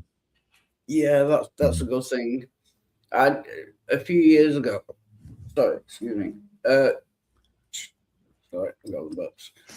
Yeah, a few years ago, I went on a high protein, low carb diet, and I lost like 5 or 6 stone. Do you know what I mean? I used to be very fat. Yeah, that's a good diet to have. Yeah. Yeah. And I think it changed my metabolism as well, because I can eat what I want now, and I don't seem to put on much weight. You know what I mean? I noticed that too. It's almost like I could eat more. Like sometimes my body saying, "You need to eat more, motherfucker. You're getting too scrawny." Because I was very overweight as a child, and I lost a lot of weight. About 10 years ago or more, and I kept it off too. I've been holding at 180, 190 for the last 8, 9, 10 years. But before that, it was I think the most I've weighed was I stopped weighing myself at like 280. So I know it was like 3 something at one point. Yeah. That's when it was very stressful at that time. So I know a lot was probably due to stress, and I did overeat a lot, but that was I worked with my brother and my aunt, and those motherfuckers would eat, and she would buy lunch every day, and she would buy 2 lunches, sometimes breakfast and a lunch and a snack, and she's always buy something for everybody. I don't know how the fuck she stood in business, because she's spending just money just out of pocket on just food, and I'm just thinking, how the fuck they stayed in business and paying us this much money when I see what's coming in and out. Something's going on here. I don't know. I know they're into real estate too, so this could have just been a side business just to funnel money through for tax purposes too. So yeah. Like I need a snack in between snacks, that kind of thing. Yeah. But this aunt and uncle I worked for quite a while. I think it was about 13 years altogether. Wow. Yeah, you find out some weird shit about these people, because when I was a kid, they would babysit us once in a while. That's my black uncle and my dad's sister. And he was in the Navy, and he had his trophy / sporting goods shop. And he was really involved he was in the military, and he was involved with like little leagues and stuff like that. So he was, made a lot of money doing that. They got into real estate, but you find a lot of dirty shit about these people and dirty shit they do, and I don't know. And I dig into it. I call them out on it. They don't like the truth later. Like, for example, my mother and father got divorced when I was about 8. And my mother was buying this house. It's worth over $1 million now, but at the time it was $40,000. It was like a huge house with a large, we called it the back room, just a huge, almost like be honest, which is like a party / little mini ballroom with a big 2-story garage in the back. Nice house. Yeah. But anyway, in the divorce, I was a kid, so I don't know what's going on, but the house is gone, and we're living in a car for a while. We're renting this shitty place. Later on, I'm like, what happened to that house? You were buying it. I remember you buying that house. Yeah. And my mother told me sideways stories. So I got a little tidbit information, So then I went to my aunt, I asked her. Then I went to my other aunt, and I asked her. And then I went to my dad, and, got a confession out of him. So what happened was my mother was buying the house with my dad as a co-signer. Another co-signer, but I didn't know it was a joint venture. So my dad was the kind of guy, he pulled his guns on my mom. He slapped her around, this, because that, beat us, blah, blah, blah. The usual shit. But my mom was so scared of him that she didn't do anything about it. But the fucked up part was my mom's brother's wife, my aunt, was a 1 player. And then my dad's sister, who's married to the black dude, they're the real estate. They're into real estate. So they're the realtors here. So my mother was so scared. My dad got my aunt, my mother's brother's wife, to act as my mother with a fake ID. Wow. So my other aunt and uncle, the black and white ones, are the realtors. Since they're the realtors, they can look past this stuff, and they have their own the person that looks over the signatures.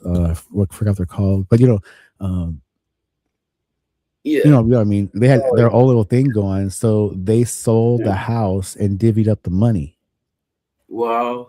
And part of how I found this out was when I was in 7th grade. I just got out of the foster home, and I went to school with the kid whose parents bought the house I lived in. And he was bad mouthing my mother. Yeah. And I found out that his parents who bought the house knows my aunt and uncle who sold the house. So I mean, they're all in it together.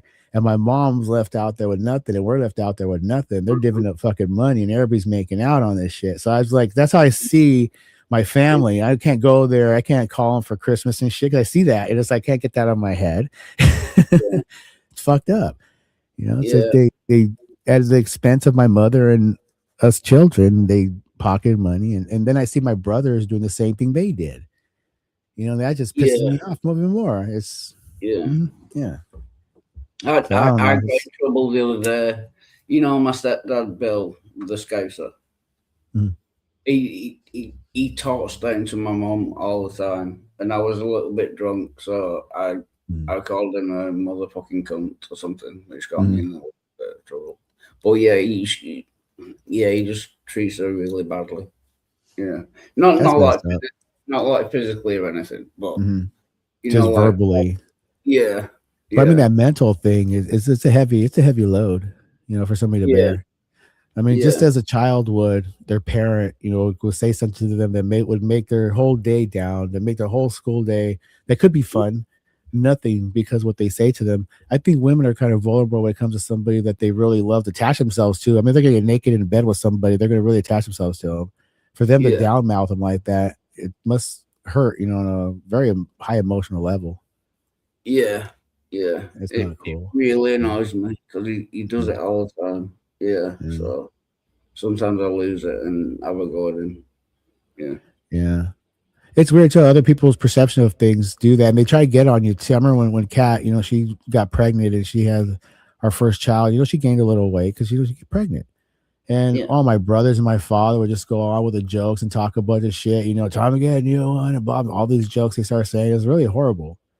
Yeah. And they're trying to get me to laugh along with them. And I'm just like, you can't laugh. They're different type of perception of things.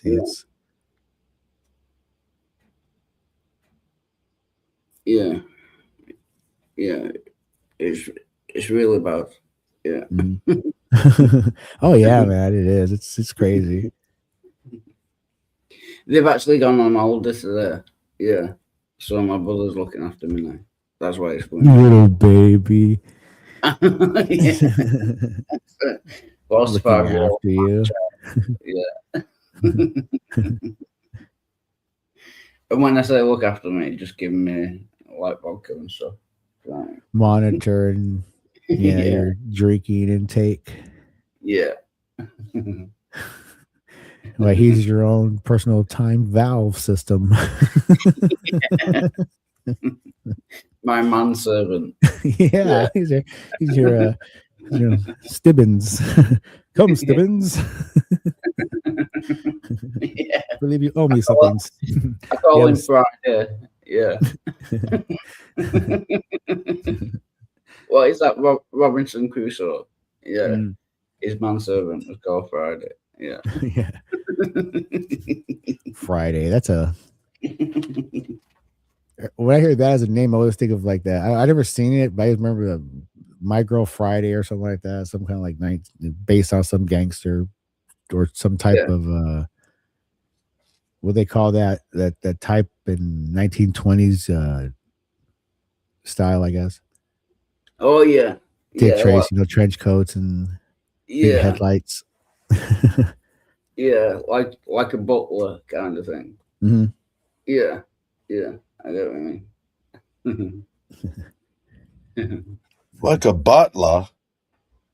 Yeah, like a servant. No, not a slave, but kind No. of. The 1920s gangster. The private right. eye detective in the long trench coat. That. All right. Okay. Yeah. Yeah. Like Dick Tracy. Yeah, that kind of Dick like Tracy, like you said. Yeah. that kind of vibe. Yeah, or Yeah. Yeah, I feel like there's a name we're forgetting, it, like those kind of gangsters. I started thinking about the other Friday is Joe Friday.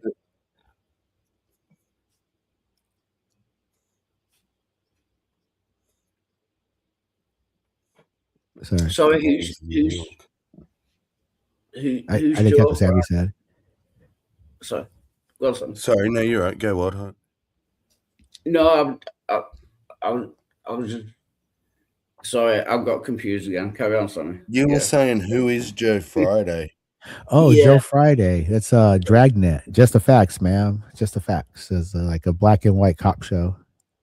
All right. Yeah. And there's actually a comedy movie with Dan Aykroyd and Tom Hanks called Dragnet, where Dan Aykroyd plays Friday, and Tom Hanks plays his like new partner. And it's it's I watched it when I was a kid, like elementary school, and it's funny for that time. They have to go against paganism. Well, it's an organization called Pagan. People against goodness and normalcy. It's pagan. And they have to fight a virgin. And Joe Friday happens to fall in love with a virgin girl because he's a virgin too. So it's like an innocence part, like comedy of innocence between them two. They kidnap her to sacrifice her for their big. It's funny too if you think about Illuminati and that stuff, because they're having this like big party festival up in the hills, a lot of drugs, and people are wearing like goat masks and things. They need a virgin to sacrifice for this festival, so for the pagans to proceed to the next level of evilness, and they have to go rescue her. So that's basically the movie without giving away, the comedy or the ending, because I do recommend watching it. It's pretty funny, so. It has that one guy in there too from the he's in Happy Gilmore and Jaws. I forget his name, but that big old monstrous guy with some gigantism in him. Oh, he was in Cannonball Run too. Yeah, the guy with the teeth. Yeah, he's in that movie too. Yeah, the silver teeth. Yeah. And I remember his name in that movie, I believe, is Amos Muzz, because I think they either knock him out and steal his costume or something to enter the festival. It's, I'm Amos Muzz. Look at me, I'm Amos Muzz, or something like that. But yeah, it's been years since I watched it, so it's very. I remember. Yeah, I think he called Jaws in the Bond films. I think. I'm not sure. I think so. I think it was Jaws. Yeah.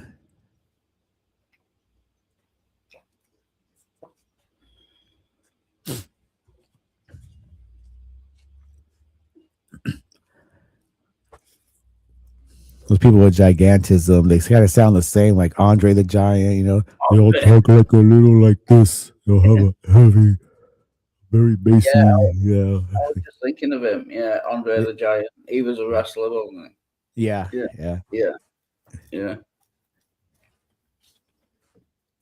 I watched a lot of like interviews with other wrestlers. Only because at that time my brothers, and it was always on TV, WrestleMania with Hulk Hogan, Andre the Giant, Jake the Snake, and all these characters, Rowdy Piper. And I found myself watching these interviews because some people, I guess, there's a drug overdose, and somebody was murdered in Mexico, and all this weird shit happens in that wrestling world. Yeah. But then you listen to them now, and they talk about Andre the Giant, and that guy, I guess, was like. First, it was very bossy, but his humor was very like twisted, like to the point where they said if you ever got caught by Andre the Giant at the wrong time, and you're sparring with him, or even in a professional match, and he will fart on you and laugh about it, and his farts, I guess, are like dangerously, like and there's more than 3 that mention that, like he'll just get you, pin you on the ground and fart on you, like you can smell it, it's like how he would just make them sit there and smell it. It's like that's pretty weird, Like Andre the Giant's things, farting on people, laughing about it. Because if you hear more than 3 people mention it, it's, you know, he's it's a hobby, habit, or a problem. All three. Or all three, yeah. You know, it's like if you're one person say, I saw that guy jerking off behind the shed looking at goats. You know, like, oh, that's weird. But you know, if you hear 3 other people say it, you know, with that they really don't know each other, or they haven't been, you know, conferenced or in the same room, then you're so maybe that guy is jerking off behind that shed. As a matter of fact, I'm pretty sure he is too. I have to relay that information. I'll be number 4. It's a word of mouth kind of works. Oh, I've just thought of a question. What would you rather be, like someone with gigantism or a midget? I'm just trying to look out which Oh is the shit, best. that's a tough one. Yeah. Yeah, because I'm not but sure. you know, either way you're gonna have bad joints. So that's a tough one, yeah. It's like, do I want to spend the rest of my life like this? Do I want to spend the rest of my life like this? Ah, geez. It makes you like really appreciate the middle ground, you know, the midlands, if you will. The normal people. Yeah. Well, the climate is good. You know, life usually thrives around the equator. And I like to live my life like that. But that is a tough one. I guess a midget. If I had to pick a midget, there's more job opportunities. Yeah. Oh yeah. Mhm. And Try there's- Hollywood, you know. There's a difference between dwarfism and Mhm. being a midget. I think I might have got this the wrong way around. No, yeah, there is. I think midgets are like in proportion, they're just Yeah. short people, whereas dwarfism, they're kind of out of proportion. Well, do you know? yeah, midgets usually tend to have like a normal size or smaller than normal, but average type of torso. Yeah, with that's it. shorter limbs, and Yeah. sometimes for a weird reason, a bigger head than usual.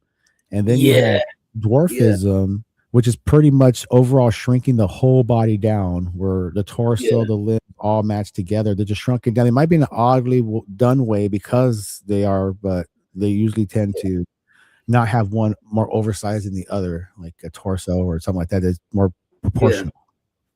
Yeah. Mhm. Yeah.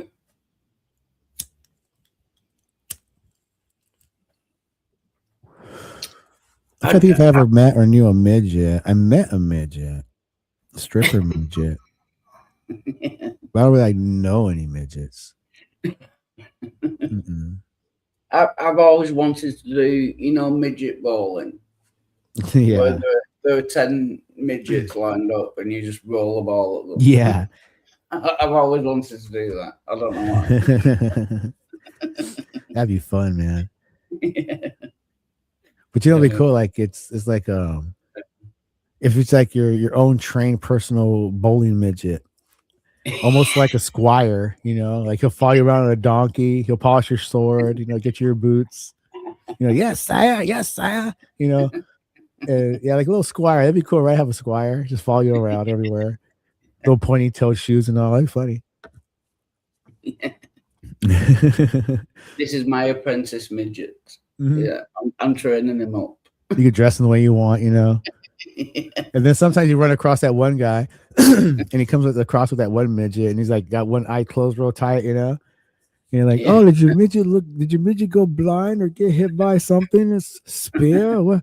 He goes, no, I took his eye out because he looks better that way. He goes, oh, I think I'll do that to mine too. He does look pretty good, doesn't he? You really, you know, dress him up. Yes, boss. I like how yours is hunched over. Makes it look even harder of a worker. I don't know why, but his handicap pleases me. What was that guy in the television show? The plane boss. The plane. Oh, Tattoo. Yeah, The plane, that's- boss, the plane. Fantasy Island. That's it. Ricardo Montalban. Yeah, that's it. Yeah. Welcome to Fantasy Island. I never watched an episode of that. I just saw that. Yeah, my mom used to watch that.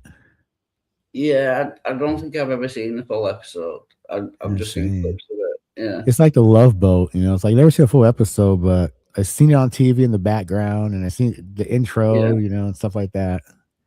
And once you hear the midget go, "The plane, but the plane," he runs down, and he starts wobbling towards the guy. It's like, that's all I need to see.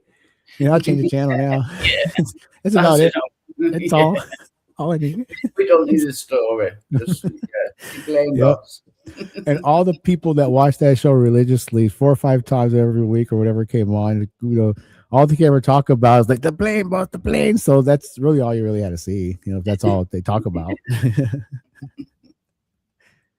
Oh, but other people say, "Oh, Ricardo Montalban," and right after they say their show, it's always followed by, he played Khan in Star Trek. You know, the Wrath of Khan.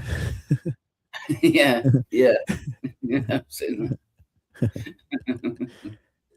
Let's see, what else did Ricardo Montalban have? Other than, I think he was like in Mexican soap operas. I don't know if he was or not, but I just remember him from that. And also he had Chrysler Cordoba had a car, and they had Ricardo Montalban doing the commercials for it, and he would say, "Now with fine Corinthian leather," you know, showcase this. It was just like a showcase girl for the car. That's about it. That's all I really know of him. He might have been on Chips or something like that. Dun, dun, dun, dun, dun, dun, dun, dun, dun, dun, dun, dun, dun, dun.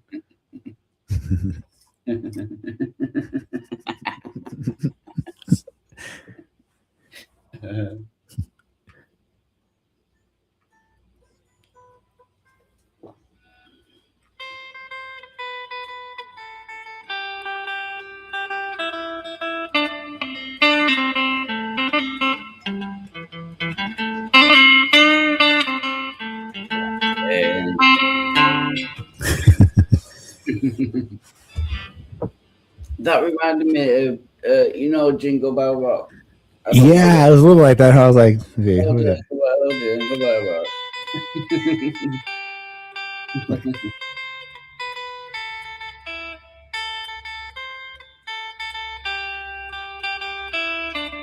Yeah, I don't know how it goes, but it's in that key though.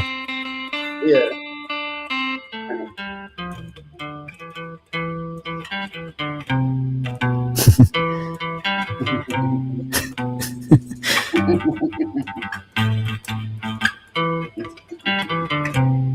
That's so played out. I know that song. Oh yeah, man, me too. What does your grandma play? It's the new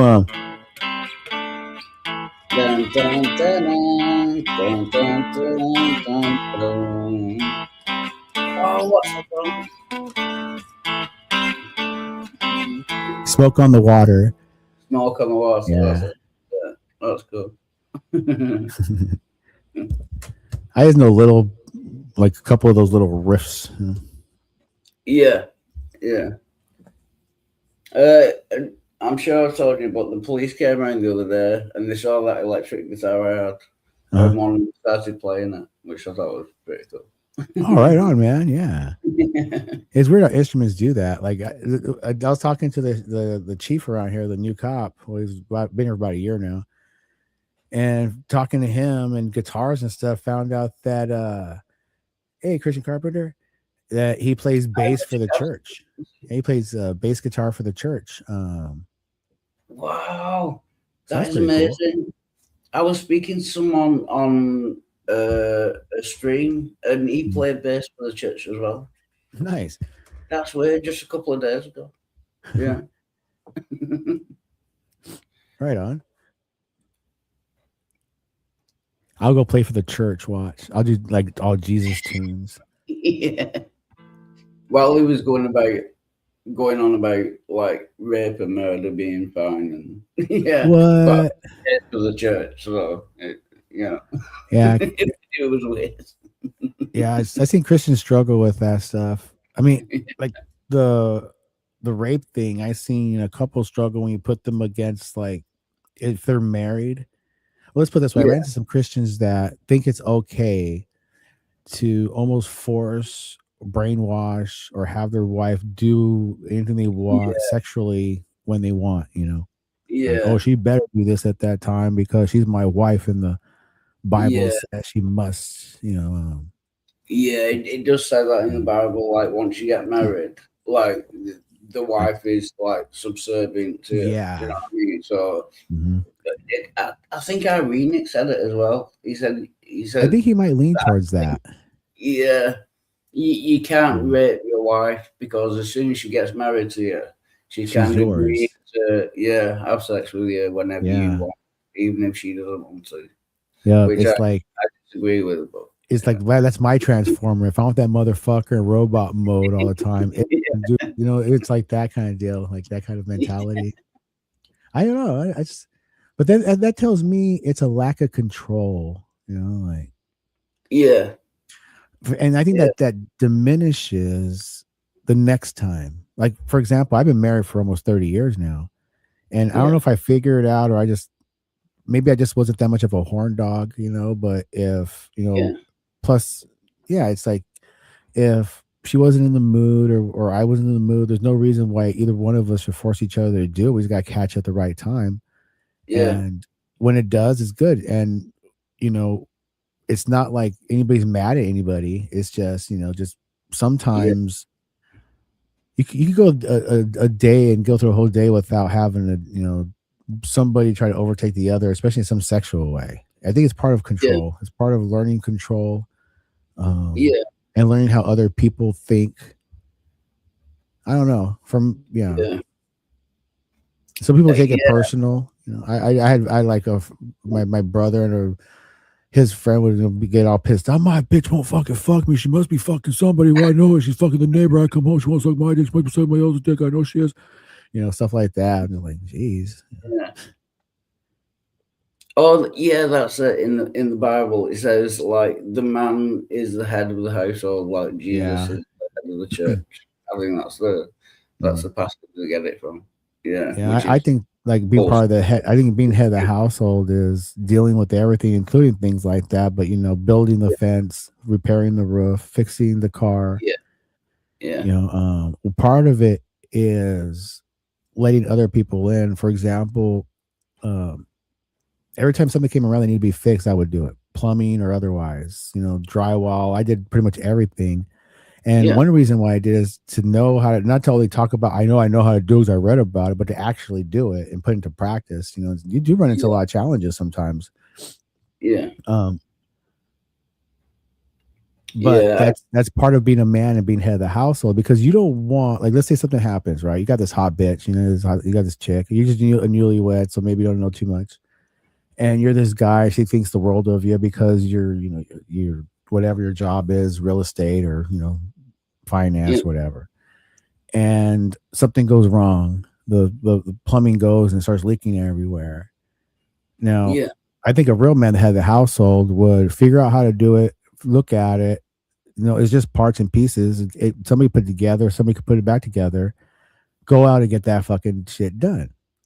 Yeah. But usually what happens is the guy's working, the woman's not. Oh, I'll call a plumber. The guy goes to work, plumber comes in, the plumber's a lot taller than her husband, a little brawnier than her husband. Finds out that plumbers actually make a lot more than her husband, have more time to, be with the wife at home, and jokes around, funnier than her husband. Makes her laugh. Her husband hasn't made her laugh before they even got married. So where's this going? You're introducing a possible a better outcome than yourself for your woman to look at.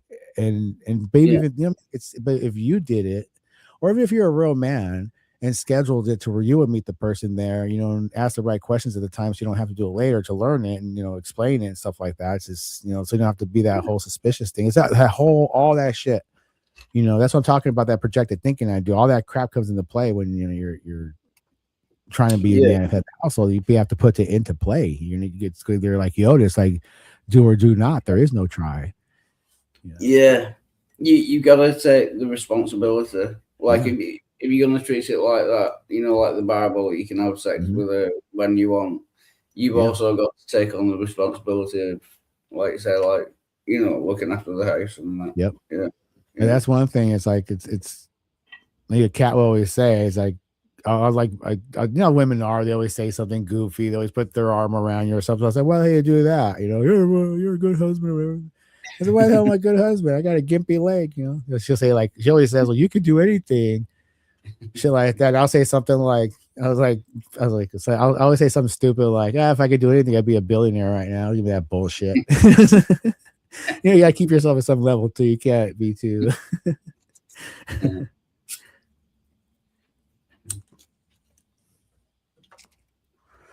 I don't know.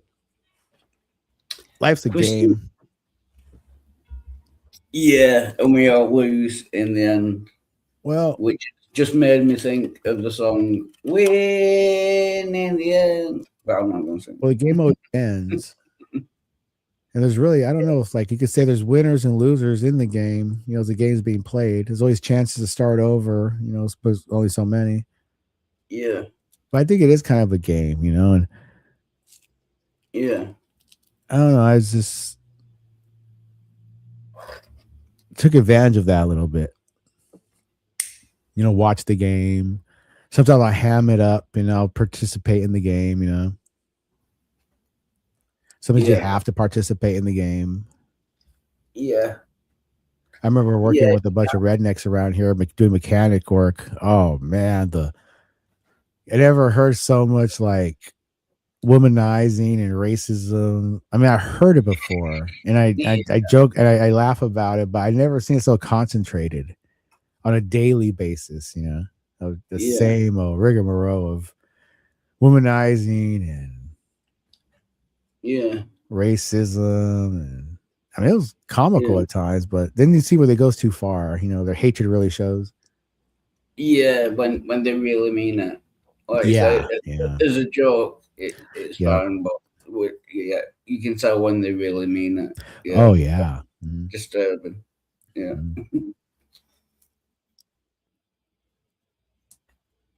I mean, some of it's funny, and some of it's like disturbingly funny. Yeah.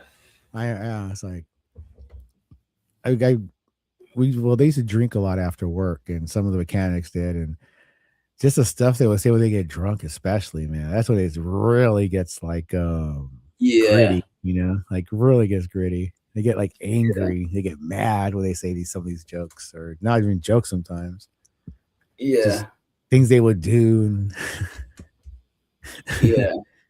You have to be there. Like I can't say anything. It's like your channel like flagged or somebody get upset or something. Yeah. Like the true colors. I know that's a song. Yeah. I see your true colors shining through. And it was just a couple of them. I mean, there's some that are really decent, normal people, customers and stuff like that. But you get those couple of characters that really Yeah.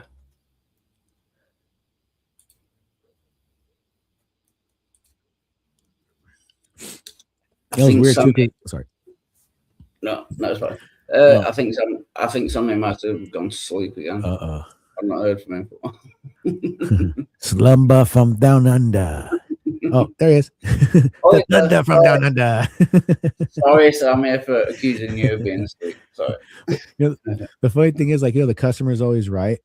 That's Well, actually, a couple of the mechanics and a couple of the customers were the ones that really drove it, because the owner that I worked for it was like a large building. We bought an old mine. It was converted to like a repair shop.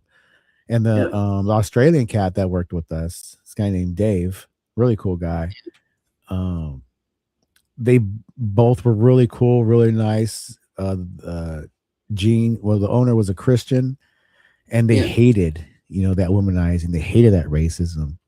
Yeah. But they didn't want to lose good mechanics, or the one or two, and they didn't want to lose their customers. So when the customers and mechanics start going at it, and they bring them into, all they could do is just stand like I is just okay, hang from a tree, okay, okay.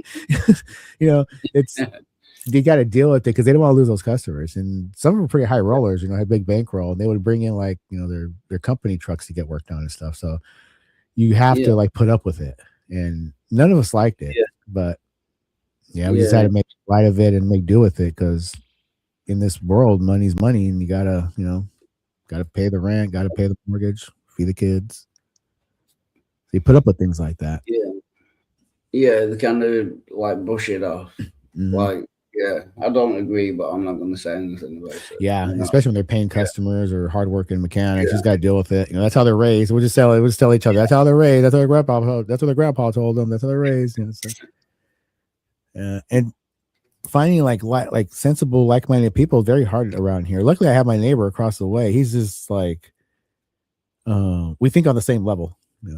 He make a good person. He'll make a good person to talk to for Saint T to talk. He's an older guy, but he's like real down to earth and knows his shit. You know, he'd be excellent in these conversations, but he does not know how to use a computer. He barely knows how to turn it on. And he does not want to learn. It's like I try showing him, you know, oh, just better if you just order for me. I'll just sit over here and wait. I'll pay extra. You know, it just doesn't want to know. He doesn't want to do anything with computers.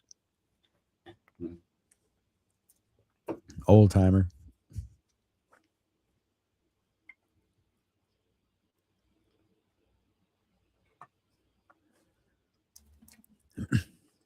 We tell those old timer stories, you know, like when he talked about back in like 1941 or 42 when he got his first job out of high school working at a tire company, a tire plant, and he barely scraped enough to get a car, and the car, you know, didn't have a working I guess battery or charging system, so he had to make sure he parked his car up on the hill a certain way, so when he goes to work in the morning, he can roll it down the hill no time to pop start it, you know, and the right angle, the right hill, and I time in case it didn't start the first time. And he said once or twice, you know, it doesn't fucking start, and you're like, God damn it, you know?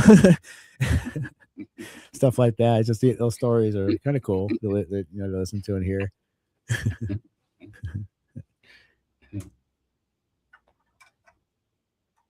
Little house on the prairie kind of shit. Grew up on a farm, and yeah, I know. Yeah, like, and my stepdad's the same kind of old fashioned, you know, like saying his way kind of thing. Yeah. This guy went from like farm boy to I guess a pretty good. I mean, I could tell by what he has and his tools and what he talks about. He's a pretty he was a machinist for a large company out here, Caterpillar, I think, and pretty up there on the list too. You know, on qualifications, like ran a whole division.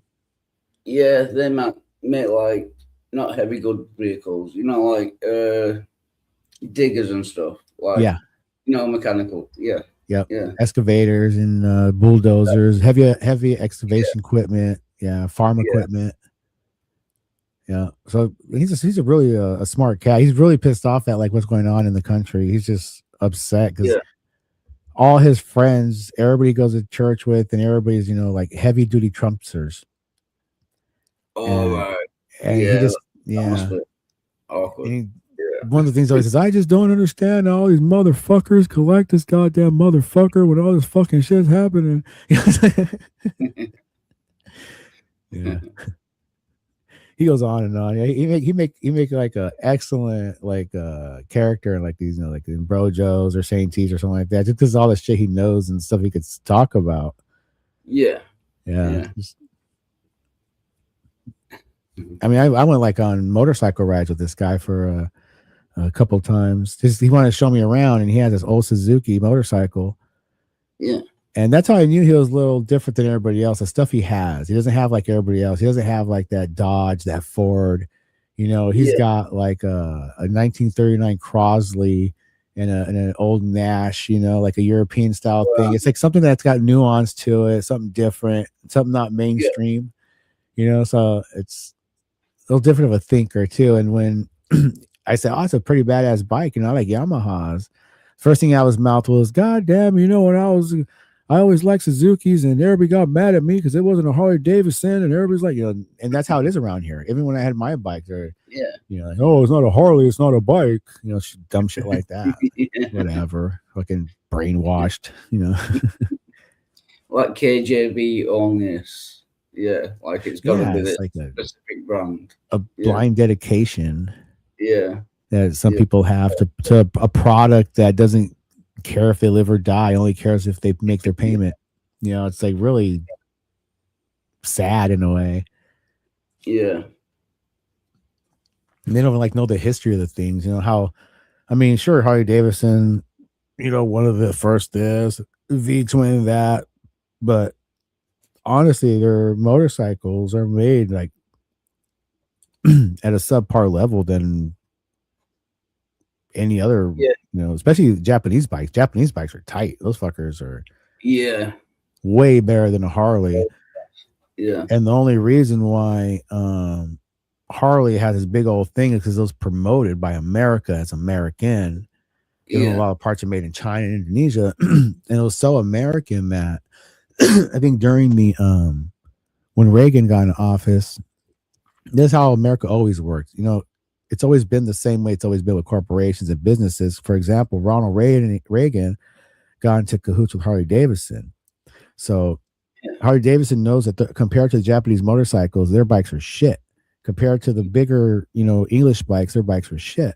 So they partnered up with Ronnie Reagan there, you know, probably gave him some money on the side and who knows how much stock and this and that. Yeah. But so Reagan put in a I won't say embargo or more or like a tariff. Yeah. That and a type of a block. So Japanese motorcycles cannot exceed 650 cc's. Yeah. Which is a smaller displacement motor, which takes them out of the market of a larger, bigger motor, you know, powered motorcycle. Yeah. So that ensured Harley Davidson has a market on the bigger bikes. Yeah. And they also kind of dumbed down on the advertising and up the advertising for Harley, you know, probably even, you know, giving money to them for advertising so they can all make money off of it. It's always been about money and greed and corruption, because Harley Davidson's a janky ass bike that'll fall apart on you if you don't maintain it continuously. Yeah. It's not a good product. The, you know, the newer ones, I don't know, but as far as I know, I wouldn't buy one. Because everybody I know that has one, it's always in repair. They're repairing it. The belt breaks. This is out. You know, the bolt falls off from shaking too damn much. And what pisses me off is they came out with the Evo motor back in like 94, 95. And what the Evo motor had was it had that Harley Davidson look, but it had counterbalances in there. So on each side, it had two counterbalances on there. So when you rev the motor, the counterbalances would make the motor stand a lot still, which saved a lot of our friction. So you don't have oil bouncing around everywhere in there. It's better oil flow. The bolts are shaking off. But what happened? The motherfucking leather vest wearing some of bitches like, this ain't Harley. This don't feel like a Harley. So they went back to the old style, took the counterbalances out just to satisfy. They wanted that Harley shake. You know, they wanted that Harley rumble. So they had to go backwards on an improvement to save on everything. The motor, you know, hell, even your nerves when you're driving. Who wants to be shaking around like that except for somebody who might like that sensation on their ass? I don't know. You know what I mean? So for me, it's people are backwards a lot of ways, and especially when it comes to tradition. Sometimes going backwards in tradition is not a good thing because you're only going to make it harder for yourself. You know? Yeah. It's like you said, improvement is generally good, but like you said, people are stupid sometimes. You know, they want the old way rather than the better way. If you know. Yeah, that's weird. Yeah, I was thinking that like about your flat. You know, like a lot of places in old country, they don't want to touch or renovate the buildings because they say, no, it's traditionally this way. We got to keep it this way. We're not going to, you know, tear it down and this and that. But think of the convenience it would be if it was, you know, and lighting and efficiency and cooling and heating. You know, it would save everybody all around, but mainly because of greed. And why would they think anybody else would need it when they already have it? You know, like the politicians, the wealthy, they have central cooling and heating in modern homes, but yet they'll go out there and boast and want to keep the old tradition alive and not do this and not redo the streets, you know, and it's a weird thing, but they still enjoy the modern stuff. But it's all because of popular, you know, how can I be most popular with the people? They find what the people want more, or how how can I fool the people most without spending the most money? Yeah. Because if I add safer modernism and I use the taxpayers' money to spend for it and show I could do that, then I'll be good. But if I could propose traditionalism and not change a thing and pocket all that money, Yeah. I can make them Yeah. happy too. What's better for me? Less contracts, more money, happy people, more money. They're happy as long as the people are content anyway. Why would I pocket this money? It's that's how animals and people work. That's just the mind of the human animal. Yeah. Opportunist. Yeah. Like, why would you do that? It's like give the people what they want. So if you get like stupid people and they want like, Yeah. like all bikes that feel right to them, they're gonna make them like that just so they can sell more. Like so. Mhm. Yeah. It's like in our politics these days, money's really tight. So last holiday season, Trump says, only buy one doll. Don't buy 5 dolls. Just buy one. He's telling people, to be happy with one rather than 4 or 5. But how many planes does his family own? And if they want, like, let's say if they have to go somewhere and they don't have a suit, they can just walk into any place and get one made, custom tailor made, a couple grand suit, slap it on and go. No, that's not how people work. That's not how it works down here. It's not like that. It's a different environment. So, it's almost like a lack of understanding and caring. Yeah. And that's where the greed comes in. It's like thinking that people could be happy with something that you wouldn't be happy with is foolish. It's not a proper way of thinking. Yeah, like kind of ignorance. Mm-hmm. Yeah. It's like if I'm eating steak, the steak is so fucking delicious, but you're gonna love this hot dog. Yeah. Yeah. That's how they get people. That's how they get a lot of people, especially on certain sides of the party. It's like you can have this too if you work hard like I did, Yeah. And they won't say, the truth is you could have the truth is you could have this too if you had a rich daddy like I did. That's what they really should be saying. Or it's sad when the person who's being evicted for their home with their hand out in the air can't get a $5 bill, but a millionaire with his hand in the air could get hundreds and thousands of dollars of bills. It's popularity when it comes popularity versus poverty. I don't know how to say it, but it's just astronomically stupid. Yeah. It just shows the greed. That just portrays. If you were to get that zoomed out and smash with a hammer, you're going to see that old scenario of that bucket of crabs, with everybody just climbing on each other to get to the top, to get out. Nobody has any care to help anyone else. They'll step on whoever to get there. That's I don't know. It's, and when it comes down like the ocean floor, and then it always comes down to crabs as like the natural, form. Scavengers, cannibals, thieves. The crabs will steal from other kills. They'll scavenge, they'll thieve, they'll turn each other over to get the other's food. Humans are like the ground crabs. We're just grabbing whatever we can at what we can at best opportunity we can, pretending like I don't know, it's just weird, man. Just crazy. Somebody go punch God in the eye for all this shit, huh? Yeah, I blame God. Yeah. God blame somebody. I didn't do it. I was just eating soup. That's all it was. Wait, the sleeping God in me says, maybe you did. So I've got to scratch my back. That was what was probably. Yeah. Right, so. Sorry, I was a little bit distracted also.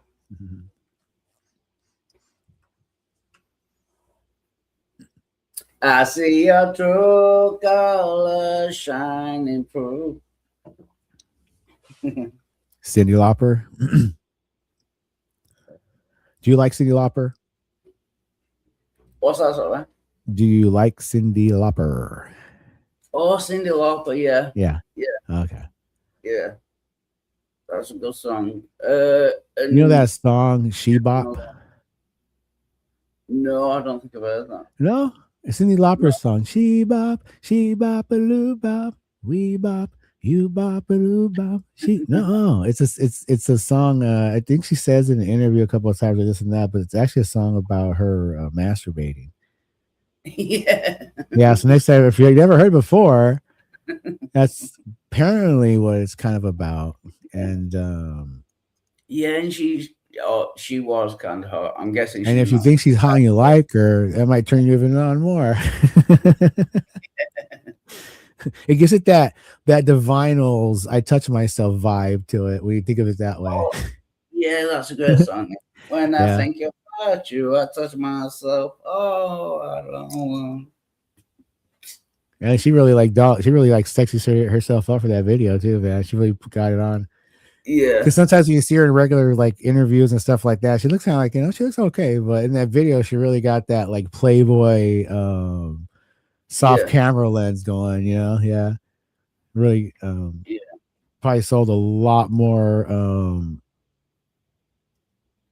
song. I mean, just on an album on the sex sells. So she had that hook right there. Yeah.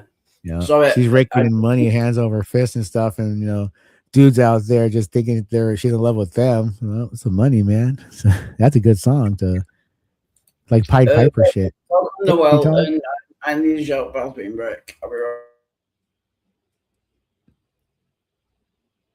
God damn! I just had to reboot my computer 2 times. It crashed on me twice for some reason. Crap. What were you getting? I was switching browsers of no less. I was switching to Firefox. I'm like, I'm gonna rock this like I used to, and for some reason it crashed my graphics card. So I was like, what the hell is going on? That's Like, weird. I'm just trying to join this live stream. I'll end it all. I swear to God, if I don't get into this room. This is the only thing I got in the morning. Let me have it. Let me have it. Freaking going crazy and shit. I need to find my glasses. I'll be right back. All right.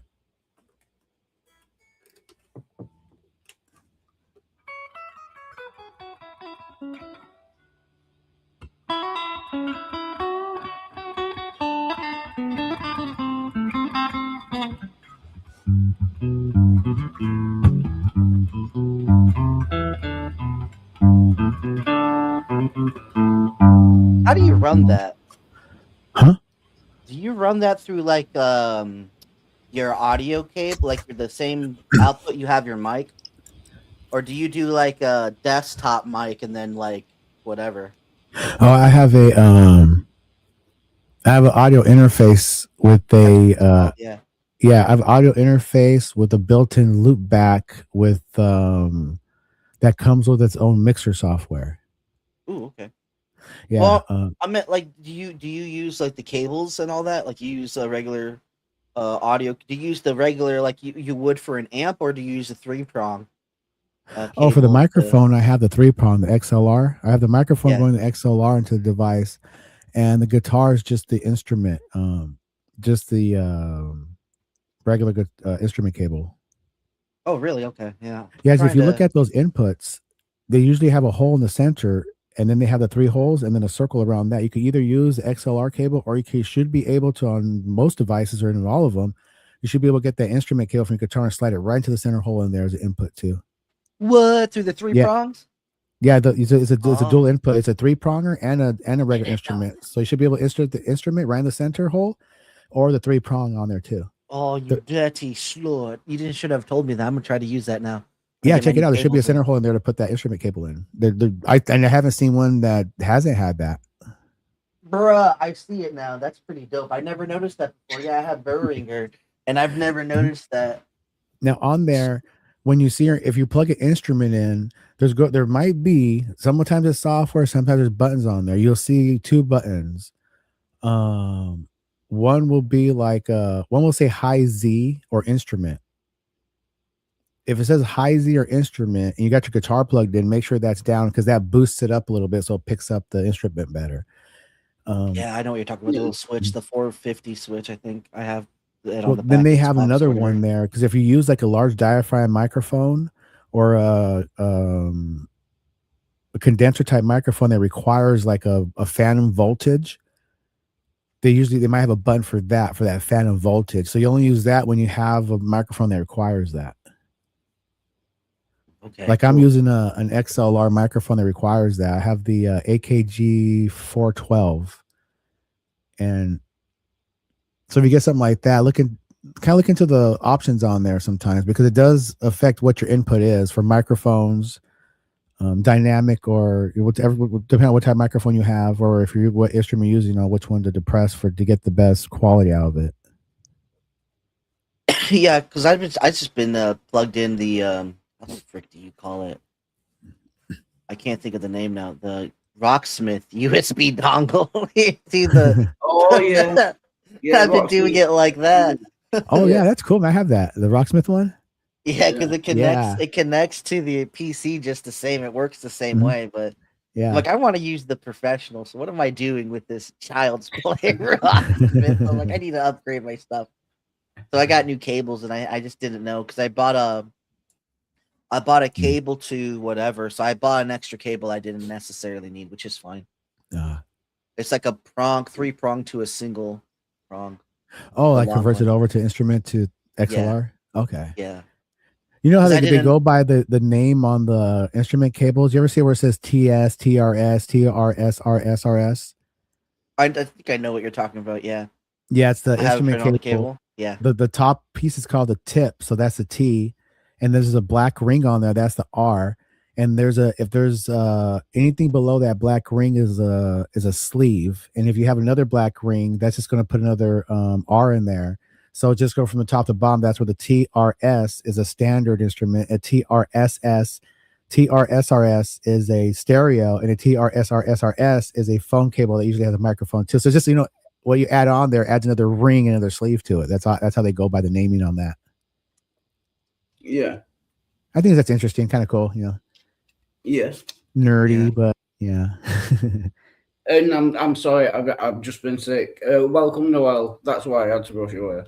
Sorry. You're I'm back. fine. Yeah. But it's good to see you, man. Hate this. Good to see you too. God damn it. Like, yeah, Doing shit in the background. I've still got to start learning the guitar. I've got like that electric guitar, and yeah, I'm just too lazy to start learning at the moment, but I should do. Yeah. I'm thinking about getting a left-handed one. They're pretty cheap for the most part, as any other cheap guitar you can get.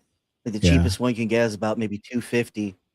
And I'm left-handed, so I want to see if I can do it. Because when I air guitar, I do it left-handedly, but when I'm playing, I'm doing right-handed. I'm like, what's up with that? Like, what's I'm like, That's why weird. do I do it left-handed? I do the whole. I strum left-handed and I do the guitar thing with my right hand. So like maybe I should just try that. Like I can do it right-handed, no problem, right? But what if I have better coordination with my left and right? Like my right knows what it's doing, and you gotta find out like what's more comfortable for you. Go to the guitar shop and try both out and see what feels more natural for your because you're gonna do a lot more moving and stretching with your fretting hand. So whichever one you think could handle the chord changes faster, that'd be the best one to use for your frets, for your fingering and Yeah. yeah. well, yeah, So, my left hand's like really fucked up dominantly. Oh, go ahead, Wild. Sorry. No, if I was just going to say, so ambidextrous. Can you use both hands? Oh, Yeah, I can use both. I can Yeah. write with my right hand. It's just not as well, but I can still write. Like it looks no different for my left because my left hand when I write, it looks like a toddler. So it just looks like even more like a toddler Yeah, I'm the same way. with my right hand. Like I could draw pretty decent with my left, not as good as my right, but I could draw actually pretty decent. Like I could draw my right, and then I give a break by doing the shading or something with the other. But when it comes to writing, it looks totally kindergarten. You know, I never really practiced writing letters much, so it's pretty much just cursive is janky. fun to do. I can do cursive on both hands. I was gonna say, did you want to do like if you want to get an audio interface for everything that allows you to like play instruments and use all your effects on the fly in a like a live stream like this, I could show you and recommend you what I use because it's the only one I really found that works well out of the box without having to buy like third party mixer software. Yeah. And it's let's see, you will now see what I see. Okay, so I'm running everything through Fender Studio right now. I can run through any DAW really. And what I do is I run the DAW through Virtual Output 2 because my the interface device, let me go to that. First, let me close the mixer part out so I can show you what the device kind of almost looks like.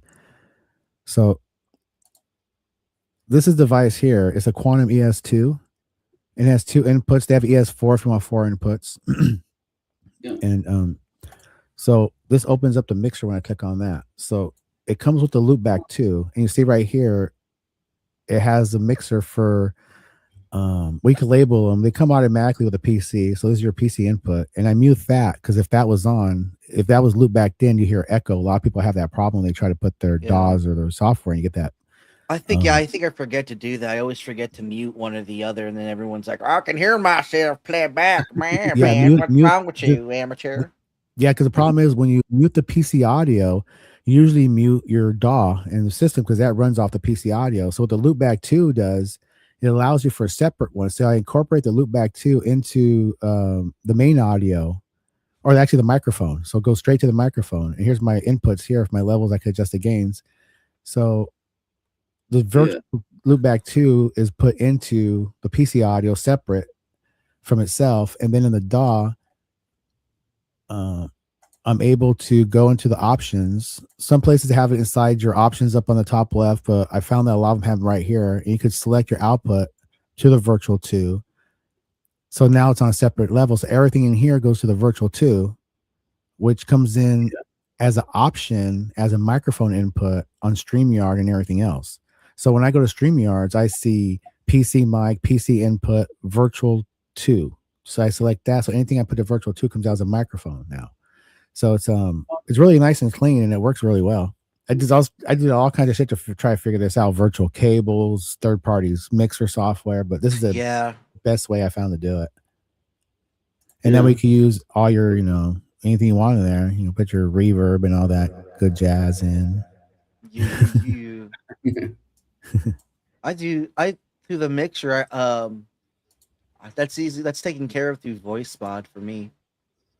Because with the Behringer, all the audio, like if I have another mic connected into it, I could just plug one in, and then I could talk through both mics all at once. So whatever goes in automatically comes out. So like I could have the guitar. If I plug in the guitar, I imagine to this, it will be stationary. It shouldn't crack unless the wire's bad or whatever. But if I pick it up, I can just play it, and everyone should be able to hear it without any echo. It's only if I want to play something on stream that it becomes a problem, because then it does the doubling. Oh, oops, it's loading. Okay, that's one of the cool things you can use when you incorporate this way through the virtual loopback, because then you could put like any audio file in here and play like any other. And some DAWs like this one has video. So I think I'm trying to think about incorporate that one, but yeah, pretty cool. As long as you get like a good mix going out, that's all you really need. Because I tell you, man, I was really going through the gamut trying to find out, try to get it right. It was a pain in the ass sometimes. I think I went through like 3 different devices before I landed this one. I was looking online to try to figure it out, and I almost ended up with the Focusrite that comes with a mixer too, but it was a lot. There's static when I try to incorporate the loop back, and I didn't get static on this one, which is good. I get the. Sorry, I'm just gonna go down and meet my brother. I'll be right back. All right. I got to get the how do you call it? The crackle out from my yeah, I can't think of the fan. Sorry. Oh, the fan on the PC? No, regular like air condition. Oh, out of the microphone. Yeah, that's the only hiccup I have. But then you just use whatever noise cancellation or whatever they have. Does your that usually your dog eliminates come, it. Your dog comes with it, right? The like Yeah, I don't somebody- use the DAW though, but yeah. Oh, I like imagine if you it run it through the does, as a if you setting. run through the DAW, you should be able to like. Can you see this my screen on this one now? No, you don't have your camera on. Oh, I don't. Hold on a second. Let me see. Oh, my bad. Okay. Yeah, like in here, there's a noise gate that's built into here. Yeah, So that's if- what I meant. The noise gate. Yeah. Yeah, so you could like you could use your DAWs. Usually DAWs come with a noise gate filter automatically. This is like on a channel strip. I have a bunch of different channel strips, and they usually have a noise gate filter on there, where you could drop the background noise down. Even almost get rid of your whispers. You kind of just adjust it where it is to get it out of there. Use like a level. So I do that where I cut out the fan or heater, whatever's going on, so you don't hear it. Just mess with the adjustments Yeah. on there. But sometimes if you go like it'll see it kind of like starts to you have to talk louder or else it won't pick you up. So you can just adjust it down to where I'm talking normal. But okay, so there it is picking me up. And if I go all the way down and all the way up here, I don't have anything on, but you'll be able to hear all the background noise right now. So usually I keep that adjusted about meow and yaw. It keeps out even keeps out like background chatter sometimes. It's cool. And then you get to Yeah. use your stuff like your compressors and your your equalizers and stuff like that, whatever voice effects you want to put on it that you have in your Like I don't think right now anyone can hear my air condition running because of the voice mod. But if I did straight to the mic, I'm pretty sure everyone would be able to hear it. But even that has its own little like knobs and twists on the Mhm. whatever the fuck it's the interface thingy. Yeah, for the gain, the input level. Yeah. Yeah. There's all kinds of cool knobs on this stuff. That's the best part. Baby. I got into these And the dial plugins, you up. man. I got I think almost 200 plugins.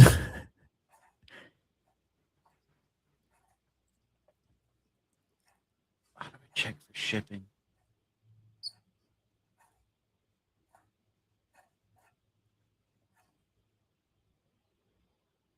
Sorry, I'm checking out my order. I fucked up so bad. I went to the stupid website and I ordered it, and I put in my fucking shipping details, not thinking anything of it. So I'm trying to go pick it up at the store, and I Oh, fucking shit. had it shipped to my house instead. And now it's gonna take like extra fucking long just for it to get to me. Like, god damn it! It sucks.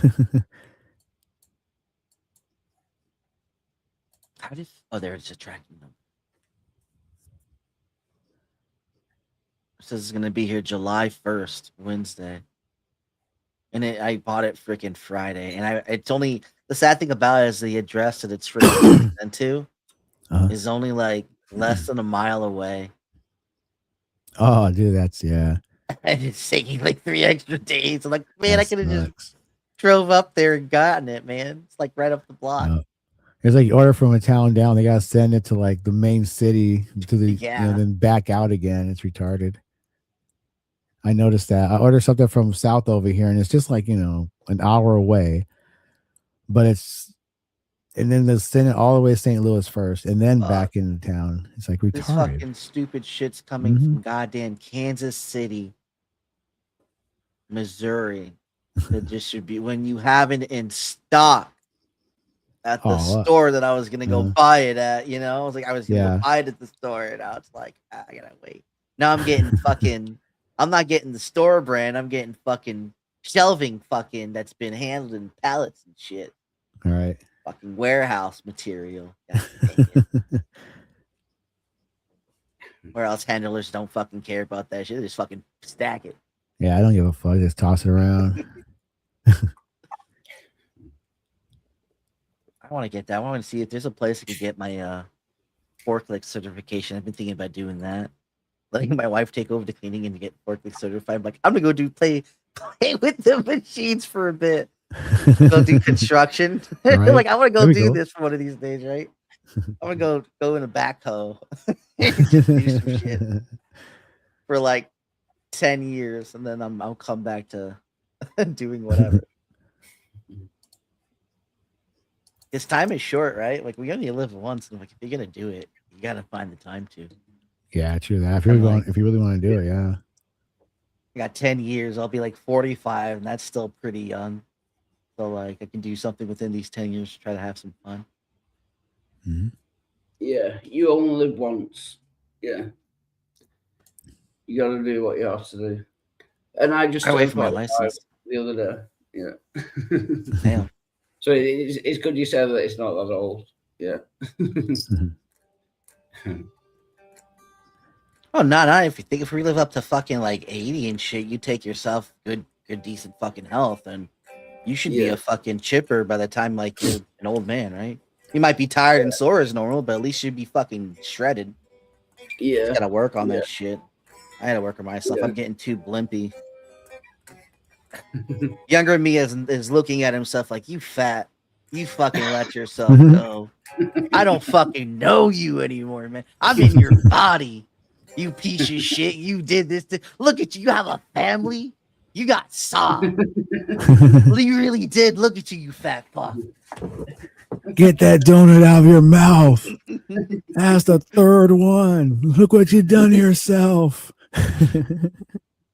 Where's Joe when you need him? Yeah. Talking about Right. donuts. Yeah. Not that anyone ever needs Jill. But Yeah. you He might be a time traveler that escaped the plantation, the massive experimental time machine that he was working with the governor. You never know. It makes a good movie. The Runaway Slave. I mean, The think about master it. that That'd be a good could. concept. Yeah. You mean we's doctors here? Ooh, Lordy. I got some catching up to do. We were doctors. We was the witch doctors back on the mainland. Yeah,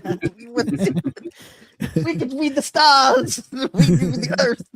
We were connected to Mother Earth. We knew her. Going through like all the cooking channels and Now multiple the cooking white channels, man. like, oh, I only know one kind of fried chicken. Watermelon. That's true though. Like that's fucking so true. Though. There are so many varieties of fried chicken now. It is Oh, yeah, fucking yeah. insane. And then people say God doesn't love blacks. Look at all the fried chicken. Right. Yeah. I mean, Look at all the Look yeah. at all the 'Cause I chicken like he's fried selling. chicken. I could even go so far as I say I love Collins for fried them. chicken, but I never in my life shot or stabbed a man for fried chicken in a Popeyes line like black people do. They must really have a love for fried chicken to do that. To stab your own brother for peace. It has to be that delicious to take that chance. I mean, of imprisonment. God, I wish people were like that. I mean, there's a side of me that gets yes, violence is bad, but then there's the other side, like yes, this is the actual human behavior we need in society, and people shun it for no good reason, just because it makes them uncomfortable, just because it's consequences. Consequences make the world, baby. Yeah, Oh, I it's want like I was saying earlier about being animals, watching the animals fight, watching the animals play. It's yep. Welcome, man, we're Grease. Good to see you, man. Praise 9. Every country should have nukes. I'm down for fairness. Why Fair not? enough. Yeah. Yeah, right. Equality amongst nukes. Yeah. I mean, that one kid that has a tennis ball, nobody else has one. Everybody's not going to like that kid. He don't share. And about the chicken, it's about respect. Yeah, you got to respect the chicken. We should have like communal nuclear armament. Like, for example, every country will have a button. There'll be an array of nukes, and every country could be a target, right? So let's say somebody's pissed off at somebody, they'll push, oh, I'm mad at Pakistan. So they push Pakistan as a target. And all the other countries will look at it and they all say, I hate them too. And they'll hit the button. And then if enough of the majority hits that button, then they automatically be nuked. So you don't want to be you don't want to be the target, you know what I mean? And the odds of being the target will be a lot slimmer if everybody had a chance to take out the target. So it'll make sure that everybody's on the up and up in a weird way. Yeah, what's it called? Mutually assured destruction. Yeah. But even with that, there's the obvious flaw that's already taking place with a certain group being in power in all said nations. And so, like, what do you do when all the votes are in the same house of Israel? Nation. Yeah. It's like every morning, everybody wake up when they see the two targets, be like fucking Iran and fucking Pakistan. Oh, fucking Israel's at it again. So Israel's always selecting those targets. Oh, here we go. Gotta love Israel. Uh-huh. Yeah. You're either what's the old saying? You either beat them or you join them, something like that. Yeah. Saying. Yeah. Yeah. No, yeah. If you can't beat them, join them. If you can't beat them, join them. Yeah. Then kill them from the inside. See, that's how the smart man does it. Yep. Infiltrate and annihilate. Even if it takes decades to complete the task. Your children must see that it gets done. Revenge is a dish served best cold. Yeah, I think it's worth it to get rid of the Jews, though. Do you know what I mean? Sorry, that was a joke. Any Jews watching? Well, it's the same thing as saying, like, getting rid of the black people, just the bad ones, not all of them. Well, and that doesn't work. Like when it comes the moment we go to the blame and bullshit, everyone has some type of fucking scrap on them they deserve to get erased for. So like, and the sad thing about it, there isn't a cap on the minimalist because there's no standard, and because the standard is open, like that's because there's no standard, it's open. So everything then becomes the standard. So any little thing that's worthy of the axe is worthy of the axe, and then everyone's acquitted to the death that we all deserve. Well, I don't know, everybody. Well, I mean, in society and in the world we live in and how it is, there are consequences. There are collateral damages. Right. And that's usually associated with, morality, mentality, understanding, knowledge, and all that good stuff. So I think it does take a large part in it. I mean, I know it's just animals and things are going to happen as they do. The whole no free will, determinalism, it's all said and done because you can see it in the patterns and history repeating, and people just don't listen or understand. Yeah, the cycles.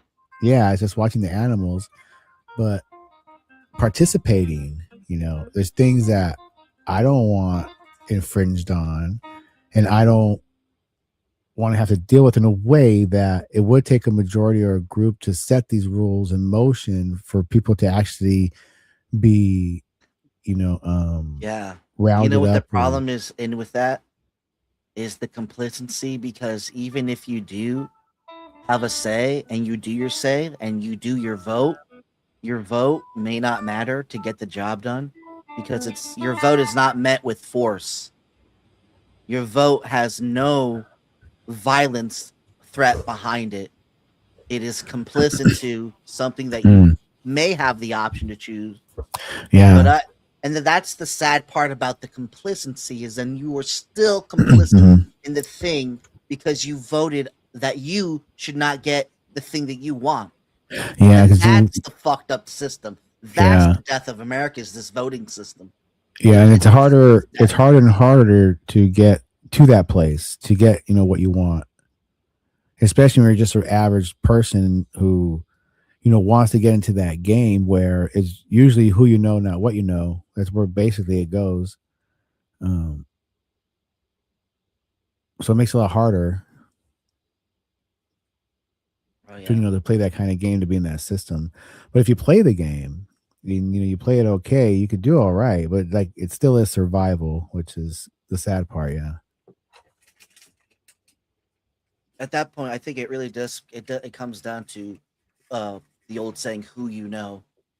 Oh That's yeah. the doorways, like the networking, knowing people, blah blah blah, Yeah. having the dirt on people. hmm And you have to play the game for it too. It's like I was able to land a really good job, and it wasn't because I knew what I knew and earned it. It's I had to prove what I knew to an instructor who was pretty big in the game, and you really had to, show that you knew what you were doing. So I really had to do a lot of work, to impress one person to get that person to give me a recommendation, almost ensuring the job. Because if I didn't have that recommendation from that professor, I would never have gotten that job. And that's how it works. You got to play the game. You got to be top student. You got to be like, yes, sir, I'll help out. I'll help, this and that, and I'll do that. And Yeah, that's how. that's the hard part in business. I know that. That's how I got the church. Actually, the church wanted like a free reference of us cleaning, and I'm like, what the how do we even ask people that? Like, we just do the work. I mean, we've been working Yeah. in places, so like, and then we did it. I mean, they gave us the little note, and yeah, it worked out well. Cool. But that's actually the hardest part, because to me, that's talking to people. I fucking hate that. Yeah. And yeah, I totally believe it is who you know. And I was lucky enough to have like another big reference on there. Ran into somebody when I was working for my aunt and uncle who had a computer guy that kept not showing up, overcharging, and just talking about, because I was building up or fixing a PC at the job. So I went to go look at his stuff and told him exactly what was wrong with it, what he needed. Got all working that same day. This dude just paid me $150, $200 every other Friday or Saturday just to come over, just come on over, just look at it, make sure everything's okay. I said, you don't have to, I'll go. He just pays me anyway. This dude has money. This big old freaking house in Coronado, and turns out he's like a bigwig kind of character in some newscast organization I out had there. that. And his name, I asked him for a reference. Oh, of course. So just having those names, that professor and him, and there's another couple of people, that's why I got the fucking job. There's all the people put probably the same thing, more or less, but just I believe it's because of that I got the job. It could also be the setback too, like holding you back. So I'll give you an example. When I was back in 2017, I think it was around there, when I was just starting up my business, I was still working for, I think, Whole Foods at the time, but it was an independent contractor. So like, I didn't work for the company. I worked, as the third party, and I got to meet the owner of all the Whole Food contract. Now at the time, I didn't know Whole Foods was owned by Amazon, right? So I'm just sitting there. I'm thinking I'm just cleaning a fucking store, but no, the lead janitor, like not janitor, the owner of the company who did all the Midwest accounts, like he had dozens of Whole Foods. Dozens, and he loved me and my wife's performance, that they wanted us to do branch out and take and manage more stores because we were so good. And if it wasn't for like my stupid father-in-law, not that he was driving with us, he just didn't want us going too far out, because he's a fucking loser like that. He thinks going too far out for fucking work is a problem, because he's been driving his whole fucking life. So God forbid anyone fucking drives. I'm sorry. But it's like, I had an opportunity to make a lot more money as like a fucking national manager, instead of just being like the janitorial. That would have been a little bit more pep in the step for me to grow my business and branch out, because I'm already going to these locations. And I would have been like, hey, this is something I can pull into, but no. And like, so like in the same effect, knowing those people benefited, but also knowing my father-in-law fucking put a leash on our ability to go out because he didn't want his little fucking girl going to and fro working. I swear, it's like these people fucking are allergic to hard work. Yeah, a few people like that. Yeah. I mean, I've gotten to. I need to work out again. Like I said, I'm fucking like 240 now ish. I'm like, God damn, I'm only 5'6", so I'm like, nah, this cannot be. Like, I need to get back into shape. I just haven't gotten around. I'm just waiting and to go get a gym membership. Hi, Ross. Hey, how's? So, Yeah, I should get in better shape. My old ass. I'm the old fart here now. Jesus Christ, when that happened. I remember I used to tease everybody. Most of it's stress eating. I know that. I've been stress eating like a major bitch, and I need to chill the fuck out and just eat healthy again. Yeah. That too. Yeah, you know, I cut out just main sugars alone. I'll probably have like a Coke once a week Yeah. or less with a pizza or burger, you know, just for old time's sake, you know, get that taste. Because sometimes you just want to have that soda and pizza, you know, something like that. But honestly, time flies so fucking fast. I say, oh, 5 or 6, but it's been about fucking 13 years since I cut all that out. And only been, you know, drinking water and tea and just have water and tea and a soda, maybe occasionally, you know, Yeah. thing. And the weight dropped off like a motherfucker just from that alone. yeah, they said that like soda is the biggest thing, you know, for putting on weight. Yeah. When people And- drink a lot of soda. Yeah. And it wasn't hard to get off of. For pretty much me, it was just cold turkey. I was like, oh, fuck it, I'll just drink water from now on. I heard that, like, I hear Brojo, you know, I don't know if I could do it. I could quit my soda water. I don't know how people get addicted to that. And to me, it's easy to drop. It wasn't hard at all. It was just like, all right, fuck it, no more soda. Yeah, I Once could in a while, probably just switch back to water. And I used to do Gatorade and just like chicken strips. And that was pretty good. But even Gatorade now has too much sugar into it. Yeah, it still has a lot of sugar, but not as much. Can what I else just say hello to St. Tommy, salutes, and Bond? Good seeing you. Hot sex, summer in the city. They're getting pretty. Hot in the city tonight. What about cold sex? Is that like cold welding? You have to like rub it fast enough to actually create heat. So heat comes in somewhere. Cold sex sounds like that type of sex you pay for that's not good. Right? It's just like, yeah, I'm here, I'm doing it because I paid for it, but I'm not going to enjoy it. I'm going to get my dollars Right. worth. I paid for it, so I might as well. But Might as well use it up. Enjoy. Yeah. Yeah. So does that mean if you rub sticks together, make a fire, that's cold lighting? Yeah. Right? It must be. Oh, Cold lighting. shower sex. Shower sex. Shower sex. Shower sex. Yeah, it will be easy to have cold shower sex. Yeah. Too many S's. Wait, who's offering? Yeah, I suppose that depends as well. You don't want like a big black man, you know. Yeah, right. Bond's all tuckered out from his drive. Oh, yeah, I'm tired from yesterday's drive. Yeah. Ended up taking like 5 hours. Wow. It's also Mine like you- Sorry, go on. No, I was gonna say like that's also a thing with like fast food and like being on the road a lot. Like there's not a lot of options for like whatever. If you're lucky, you might get a gas station that has some fucking fruit and some deli sandwiches, but even Right. that's like processed. Like, oh my God, fucking grapes. Get them. Mine. Yeah. It's the best thing. Those trucker stops that have all the fucking bounty of shit. They're so cool. I used to drive a lot back and forth between San Diego and here. And then when I got here, I was hauling fucking cars half the time for this one dude, Junker. So I was all the way down to Florida, Alabama, Indiana, all the way up to like Michigan. Yeah.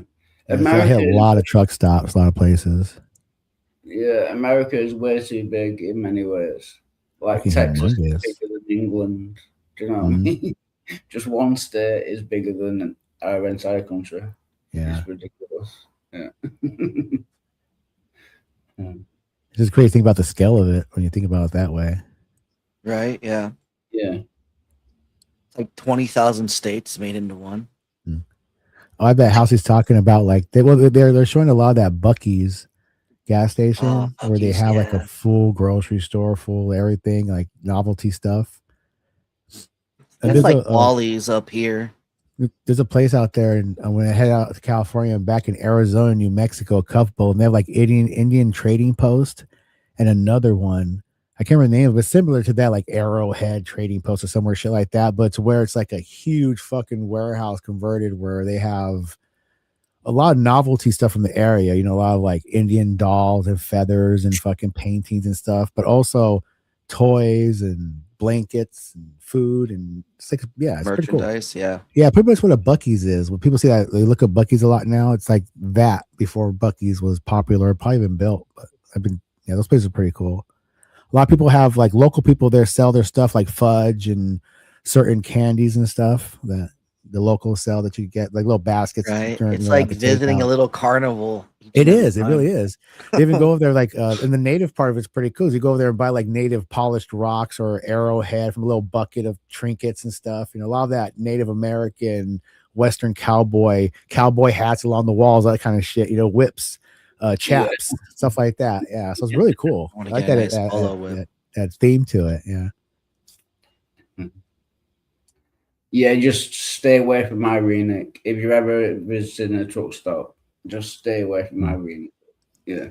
Yeah, like next time I go out to Cal, make sure to hit that old Indian Trading Post one. And one of them was like almost like in the wall of a huge rock kind of face. It's pretty cool.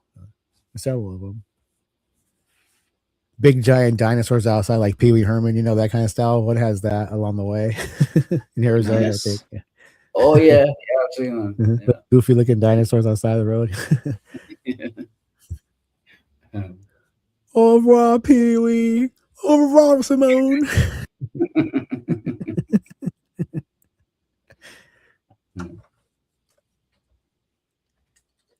Hot in the city, hot in the city tonight. All right.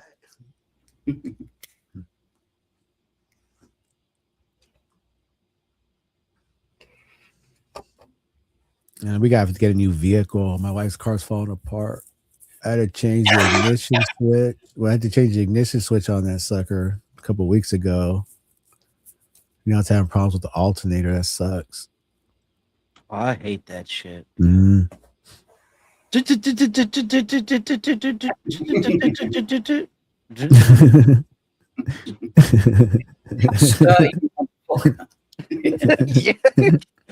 Damn it! Yeah. Not another thing to fix. Why they always get the broken things?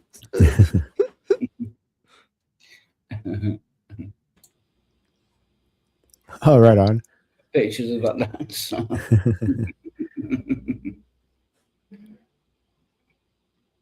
Buc-ee's doesn't last that much. Stop. Oh, really? Yeah. That's It looks like racist. Wally's.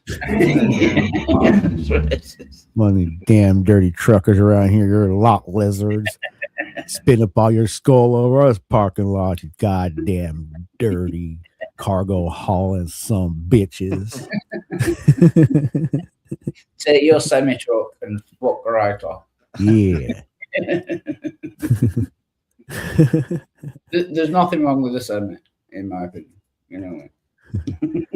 I've seen inside some of the cabs, and some dude like had like his own gaming station inside his Sweet. fucking rig, as long like his beds and everything else is just right there. Like, you know, if I was a single man and if I had known about, like, I'd definitely be like, what more do you fucking need? You're stuck in Right. traffic. You can fucking go play your fucking Mhm. net.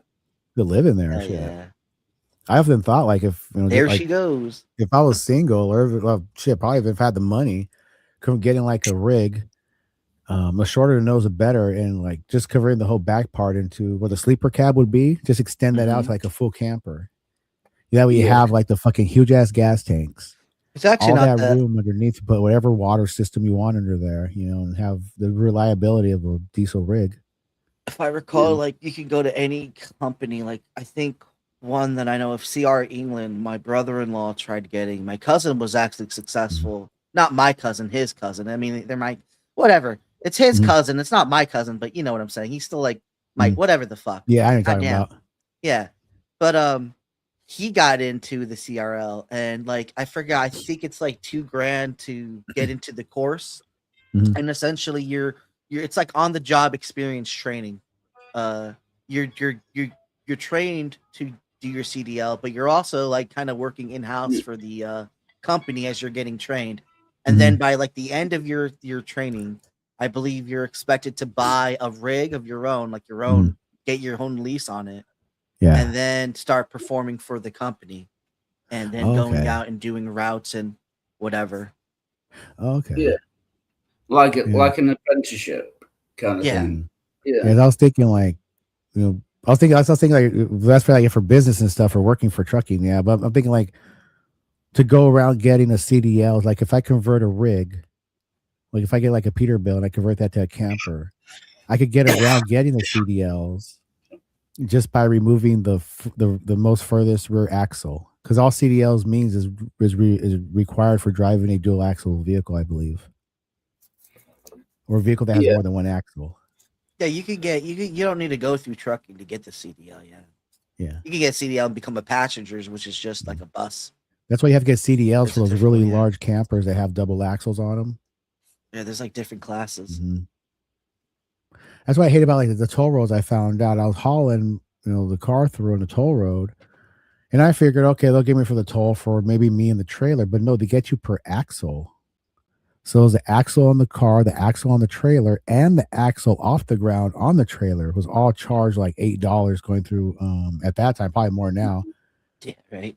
When I was like $3 each, I can't remember what it was, but it's ridiculous though how much I had to pay to get through. And they actually, I think they charge more for the trailer too, so it's on top of it, to get it through. I believe that toll road was in it was the worst state to drive, Oklahoma, I want to say. Yeah. I found that they charge per axle, not per vehicle or per. Yeah, that sounds like a weird way to do it. Like Yeah. per axle. Why does it matter? You know what I mean? Yeah.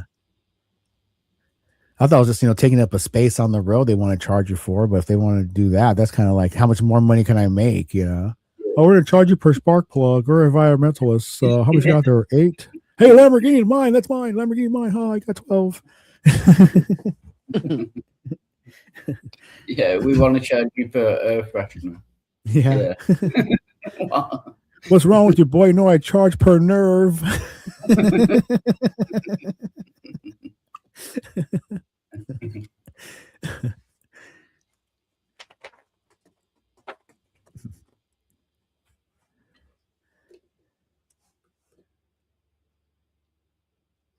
I was in karaoke the other day. I was doing like Fallout songs and shit, like Bing Crosby stuff, like way back home, the dogs are the yapping.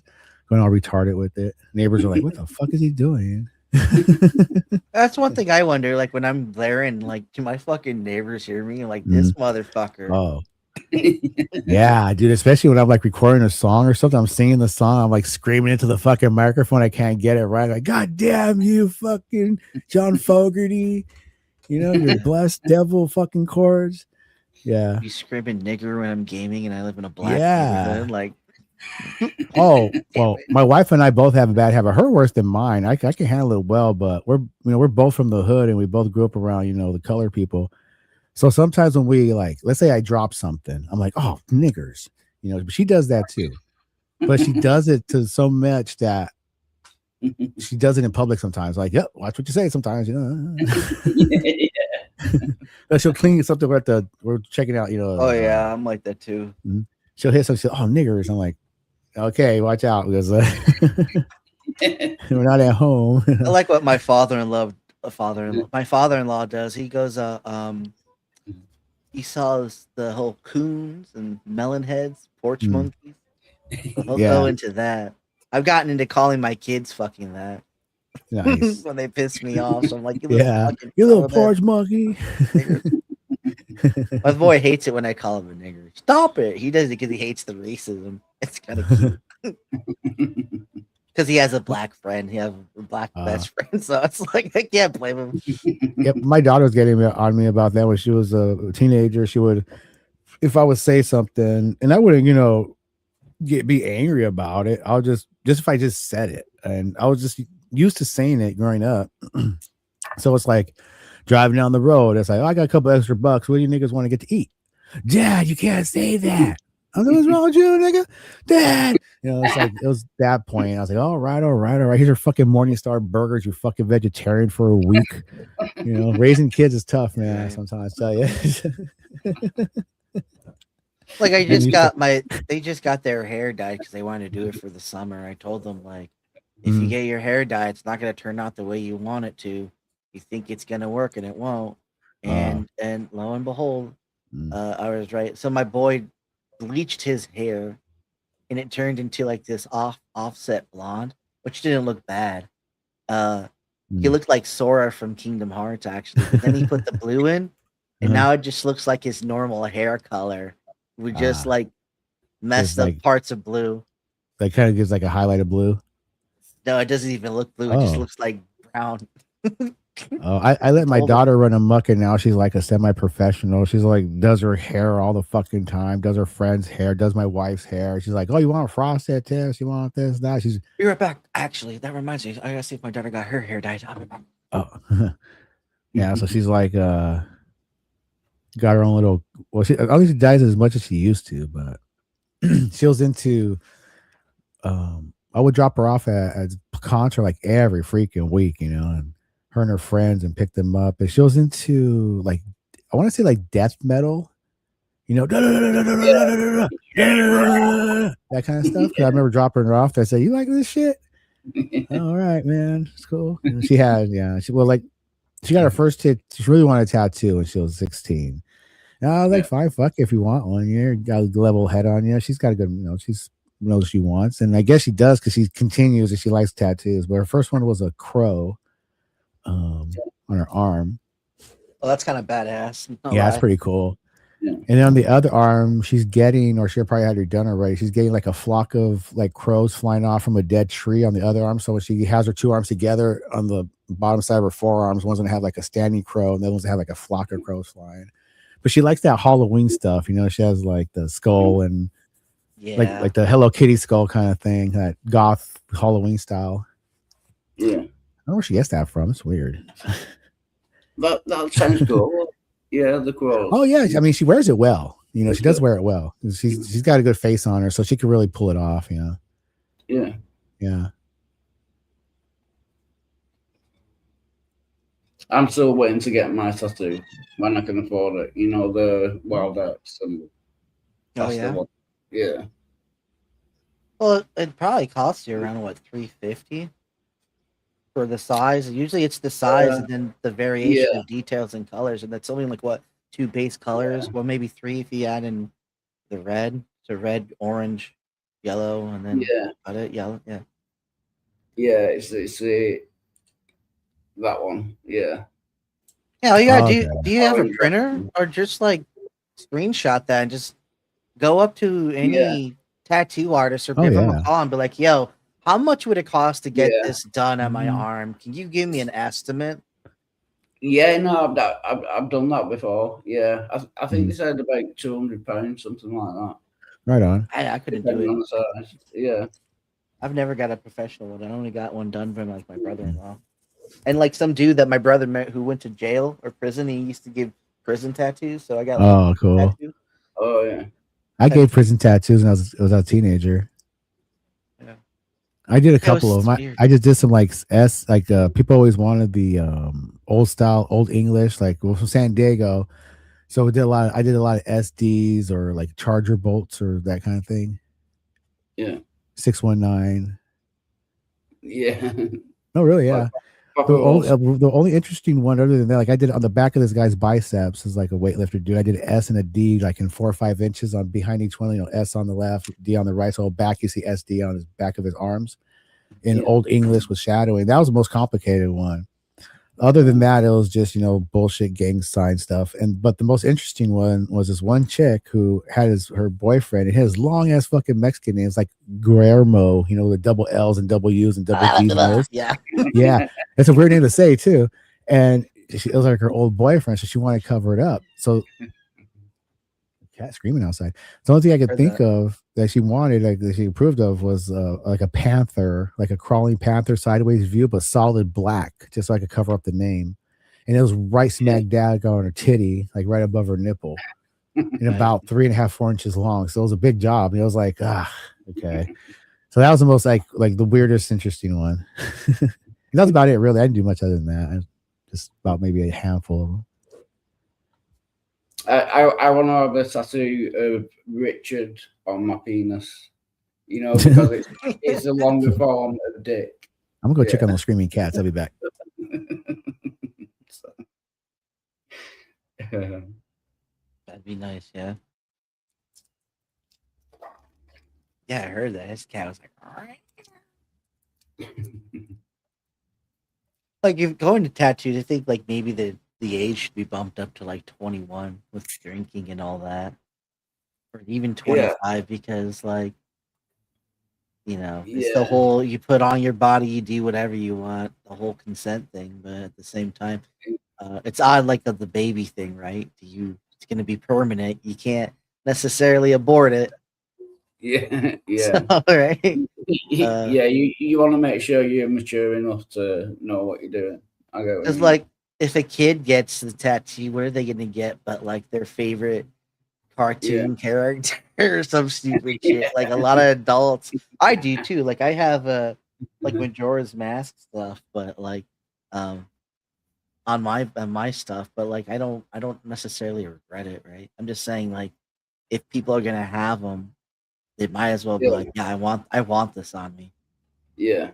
It's cool. I've gotten people stop by to admire my tattoos, especially my Majora's Mask.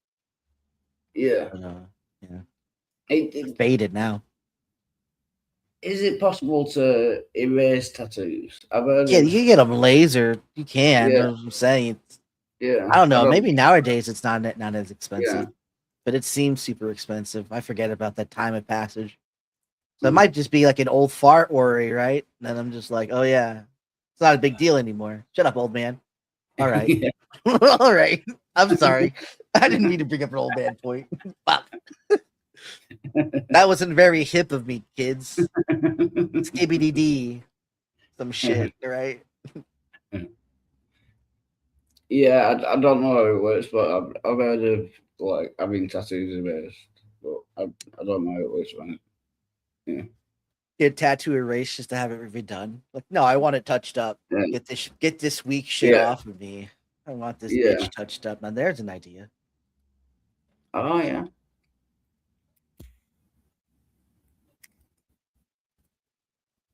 That should be an offer now, right? Get your tattoo removed and get it upgraded. Yeah. Your body, your choice. Damn, that does seem like a really badass idea, right? Yeah. I think I just made a new business model for fucking like tattoo artists if they're not already doing that, right? You can preserve your tattoo by getting it fucking removed and having us do it again. It'll look better than ever. Especially if it's the same fucking artist. Then they can fucking YouTube that shit. Damn, that's a lot of cheddar. Or imagine cheddar, I should say. Yeah, I would imagine that would hurt. I've never had a tattoo, so I don't know how much it hurts. But to have a tattoo, then have it removed, then have a tattoo in the same place, it sounds painful. I don't know. I've heard the laser feels like a Band-Aid snap or a rubber band snap. Yeah. Band-Aid snap. All right, yeah. Like that's you not too imagine getting snapped by that like a bunch of times in succession, and that's what it feels like. Yeah, that does sound quite painful. Yeah, So there's definitely a sting to it, right? yeah. It's like like thousands of needles going into your arm all at once.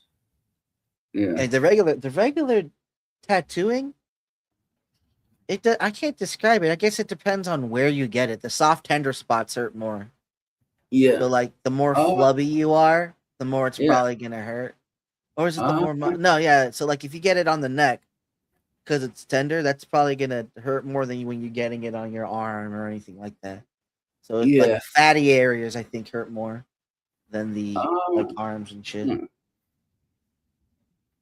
I've never understood people, who get tattoos on the faces. Yeah, that's a Like, weird one. that seems really weird to me. Temporary face paint, sure, but yeah. Yeah. Well, they have a vision for themselves, I guess, and that's to their own individuality, and they have the right to express it. Yeah. Yeah. Yeah. I don't kind of hold it against them. I just find it really weird because, what if it goes wrong? There's nothing you can do about it, and on your face as well. Yeah. Yeah. I mean, they got the right to do it. Like you say, it's their body, but yeah, it's just always seemed weird to me. I don't know if I don't think I've gotten any near bone Yeah. besides like arm bone, but I don't know if that counts yet. I was thinking about getting knuckles and hand ones eventually. But Yeah, I was gonna say knuckles. I don't have Yeah. like man hands, so Yeah. like small, fat, pudgy hands. What's the famous one on your knuckles? Like love and hate or something. Yeah. Yeah. Yeah. Good, evil. Yeah. Another one. I was thinking about that one because I wanted to get one angel wing and one demon wing on one side as back tattoos. Oh yeah. Awesome. I just again too chunky, had kids, never got around to it. But that's something I actually wanted to do was get the wings, and it never got done. I do have the dragon skull on my chest, whatever the hell that comes from some Yeah. video game thing. I think that Jessie said it was just some cool design, but she says it's from some game.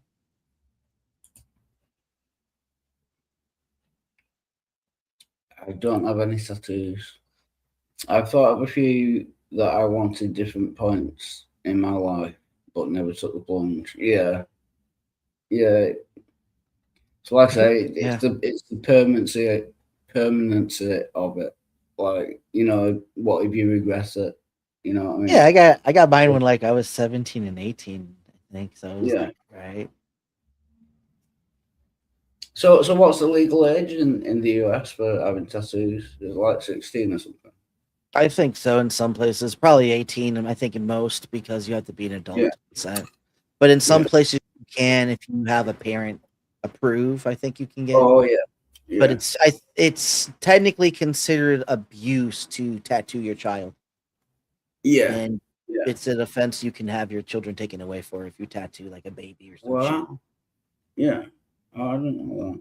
Because they can't consent to the tattooing. Yeah.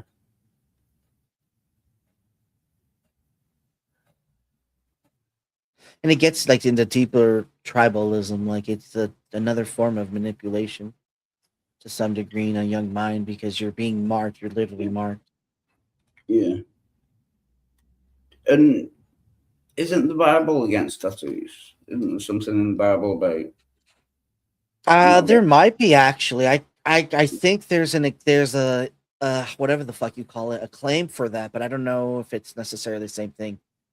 Yeah. You know, there's like the layman, and then there's there's the Jewish tradition, then there's the Christian saying, and then there's the whatever the fuck. There's like many different interpretations.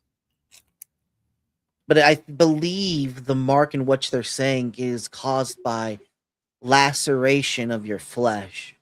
So you essentially are cutting yourself. Yeah.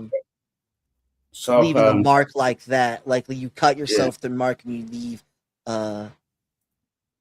like whatever signal. So like branding in a different way, I believe is essentially the what they're talking about. But again, I don't recall. I haven't been up to date.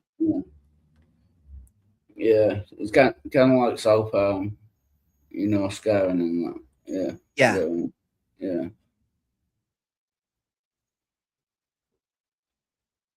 I don't have any tattoos, but if I get one at some point, it will be a full sleeve.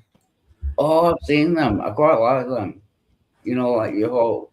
Is that what you mean? Like your whole arm? Yeah, they look quite good. I think. kind of have that. It's not Yeah. one singular tattoo, but yeah, my whole left arm is 1, 2, 3, 4 tattoos on it. Yeah. Yeah, I have Oh, 4 so- tattoos on my left, and then just one on my right. Yeah. And I have 2 on my legs, and then 1 on my chest. I'm gonna get a tattoo of a knitted sleeveless vest in brown with yellow stripes. It'll zigzag like Charlie Brown.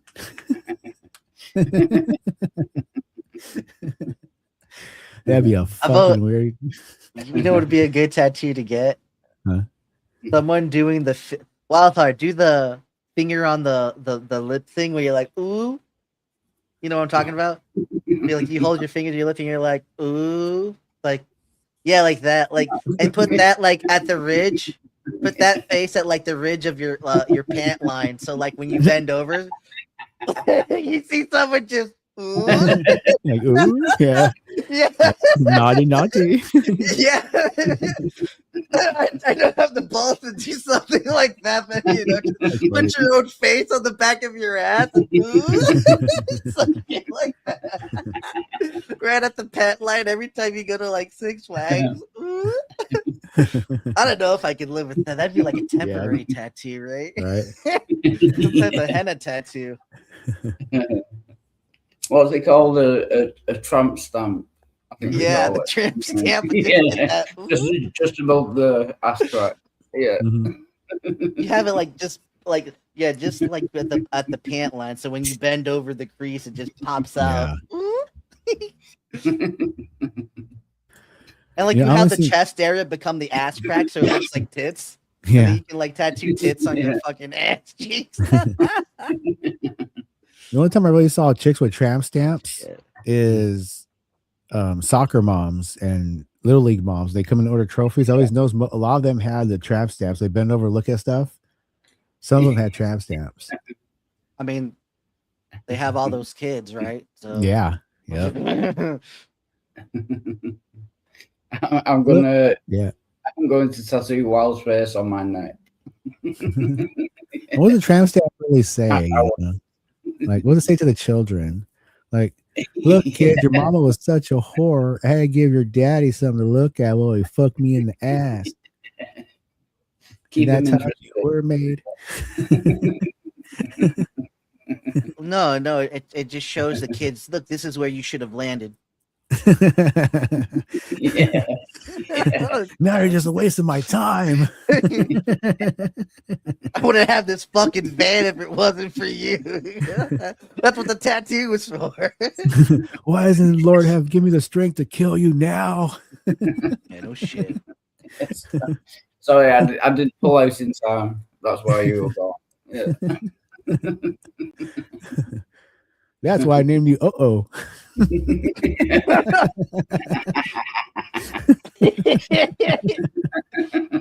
Whoops.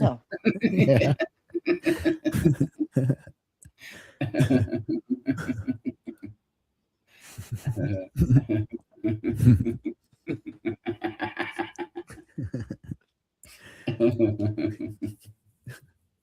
There's this poor woman that I know that's in a fucking like she's so fucked by her ex, and all she does, like she's with the current dude, but all she does is post about the fucking blah blah blah. He left, blah blah blah. It's like you're with your new boy, and your new boy is he not like being the supportive, and you're getting your shit done? Like, what the fuck is going on here that you're fucking still on old fucking dick and what he doesn't do for fucking you, and like you need to move the fuck on because you're a toxic individual, you piece of shit. Fucking stop talking about your shit.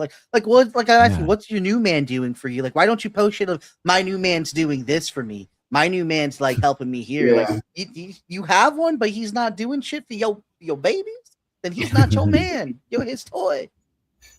Shit, I dated you're a your chick for like emotional, vulnerable toy. I'm sorry, I just I dated a chick for like about, I would say maybe about a month until it started. She kept mentioning her ex-boyfriends or her one boyfriend. Oh, he climbed the balcony and brought me flowers. Like, trying to, like, it's just shit like that. It's like to the point where I was like, I just dumped her because of that. Yeah. And it was funny too when I kind of dumped her off because she would call and my brother's all, it's Kimberly. I'm like, oh fuck. I said, tell her I'm taking mom to the store. It's always like, taking mom somewhere, taking mom to the doctor, tell him, So one message I got, the answering machine was like, you little mama's boy, you motherfucking mama's boy, my mama this, mama that. So I was like laughing my ass off because it's stuck, like I guess. That gets into the weird territory where it's venting versus like trusting with vulnerable information. And I can see the whole thing where, again, someone's space, she's just being vulnerable in the same breath. But fuck me, dude. It's like this is your personal space and you never say anything positive. And then she posts positive things from other people, right? But it's never anything of her own. And it's so fucked. It's like, come on. Yeah, that's got to be kind of insulting. Like if you're going out with a girl and she keeps going on about her ex.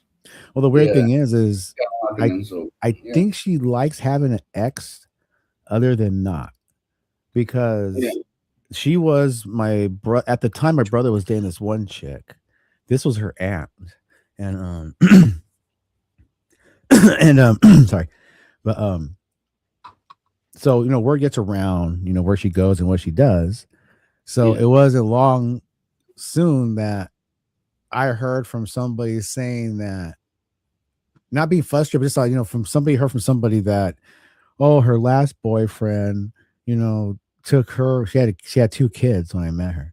To take me and my kids to go see fireworks, or took us to the zoo. So I was the boyfriend now. So I was the one that used to do shit for her, that would, went out of my way to do things. So I think she just likes having that. Maybe it's that. Yeah. She didn't enjoys that, it seemed like. Yeah. So I just became the next notch, and then so the next story, the next, sounds weird. Yeah. I wonder if she like talks about you after you broke up and she got a new boyfriend or whatever. Maybe she talks about you. Maybe. Yeah, that's what I was saying. That's what somebody had heard her say, that too, somebody that her old boyfriend would, take her and her kids to go see fireworks on the 4th of July or stuff that I used to do. So she does in a weird way. So I think she'd rather have an ex to talk about than the actual, Yeah, because it really wouldn't know her at all. It was just one of those TV watching, order a pizza, drink a beer type woman. That's not my thing, I was too young for that. I was just, I'm gonna go cruise around. Yeah. I was in the hot rods and shit and car stereos and dumb shit. So I think I was 15 or 16 and she was like 30, 32, 33. Yeah. That's hot, but not hot at the same time. Well, she was an ex-stripper, blonde. She might let's say she was like a super hot ex-stripper, but 10 years past her prime and maybe 8 to 9 pounds more. You know what I mean? Like little. She knew how I worked it in. Like still good, but not great. Yeah. She'd let herself go. Well, she just had a bad attitude. She was always, this guy talks shit to me at the grocery store, and I was like, oh, that's fucked up. Fuck Every that little guy. thing's a fucking jab. Well, no, it's more like. She was more like, I followed him halfway home. I think we should go over there. You could kick his ass or something. I'm like, oh, Jesus Christ. It's one of them types. She wants to be the damsel in distress. She wants to be the princess. She wants to have. I have the muscle man to come fuck you up. Exactly. Yeah. She's wanted me to go beat people up, seem like sometimes, or guards, kill this man. Take him out of here. That'll show him, scoundrel. Mess up my fucking fairy tale. Yeah, that was some. Yeah, it's just kind of weird. It's that mentality. I get you. Mhm. But I guess everyone tries their best, and that's like fuck it. Mm.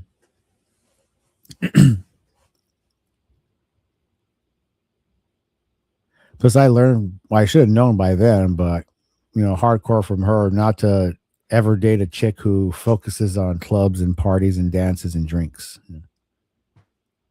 Yeah, it's a weird one. I never got into club life like that. Yeah. Though I do feel like I missed out. I don't know because I've been in there and around, and I don't know. To me, it still seems like something still wouldn't do in a weird way. It's only good if you have some like people to go with. Like unless you got game to go by yourself. But not me being antisocial. There'd be no reason for me to go. I don't know. 'Cause I've been to different clubs with different people, brothers, cousins, friends down in Tijuana, Club Revolution and all that crap down there, and then a couple of bars and clubs. But honestly, I never got in the vibe. So I was around the people in the place. I just never really got into it. It just wasn't me. I was just like kind of like, I don't know. It's not my thing. I don't think I could ever go to a gentleman's club again. Like I would like Oh. by myself. Uh-huh. My first experience, I was underage. Like my fucking brother and his group of friends got me to go in, and I was like, no, I was like too young, and I was worried about getting in trouble. Uh-huh. So it was like fucking terrible. Hey. Yeah, gentlemen's clubs. I never really went in like recreationally. I just when I was working, and I think I was probably about under 18 or something like that, but I was working and delivering stuff. So we did they had several places. Some are Showgirls, and they had a place called Pacers, and another place where they would get like they would have like little contests and competitions. So we were doing a lot of their like little trophies, a little gimmicky awards, little I don't know if we did medallions, but I know we did certificates and like little small awards for their acts and stuff like that. Mm-hmm. So I only been really in there to deliver.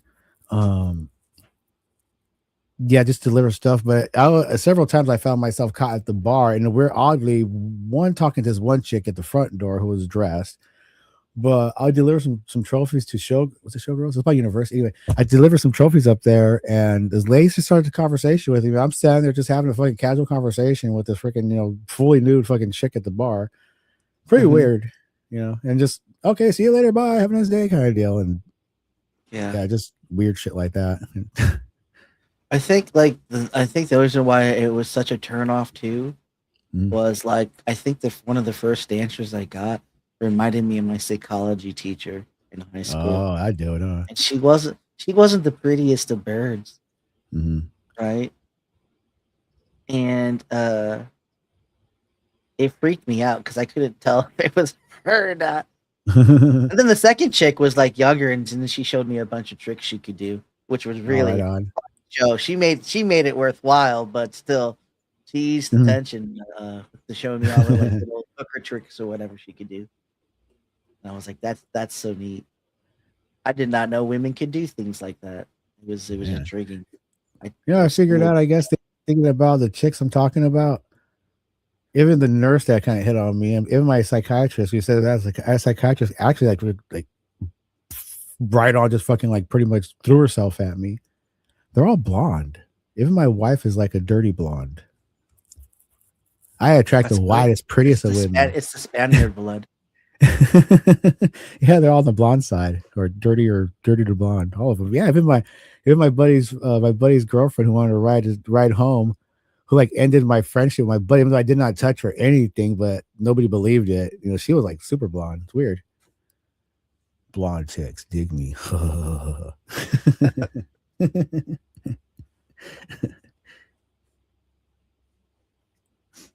Yeah, my wife's blonde too. Oh, right on. But I don't like blondes. That's the sad thing. It's like I don't like blondes. It's just like right. I never really held a preference. Like there's pretty blondes and there's pretty brunettes. Brown's my favorite. I love brunettes. Yeah, for me, it's just, I guess, whatever goes with it, like whatever fits it. If the face fits that and that's what it is, it looks good. Yeah.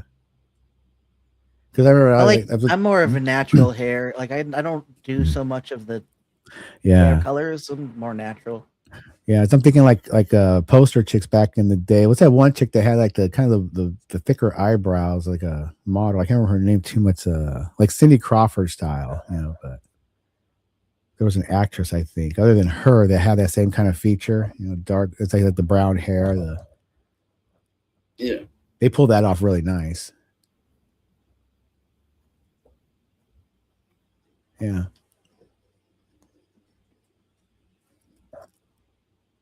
No, I think Like, we're- honestly, okay. like I'll it might sound weird, but no, I think it just stems from my mother's long hair when she was younger. She had a beautiful long brown hair. So I guess it's just the imagery of that that stays as like the attraction. But no, Yeah, I it's like attraction. long brunette hairs. It's like on the dude side too. Like when I was first met and started dating Kat, she gave me one of her like high school pictures, and it's just the right angle where she looks just almost like, well, she has the features and everything, but with this photograph, she looks just like Catherine Bach from Dukes of Hazzard. She has the same kind of like facial features and build, but at an angle with the hair and everything, it was like almost like this. I was like, yep, that cinches it up. Yep. who doesn't want Daisy Dukes? You know what I mean? Right. And she got the booty to match. Yep, I'm gonna have to keep it.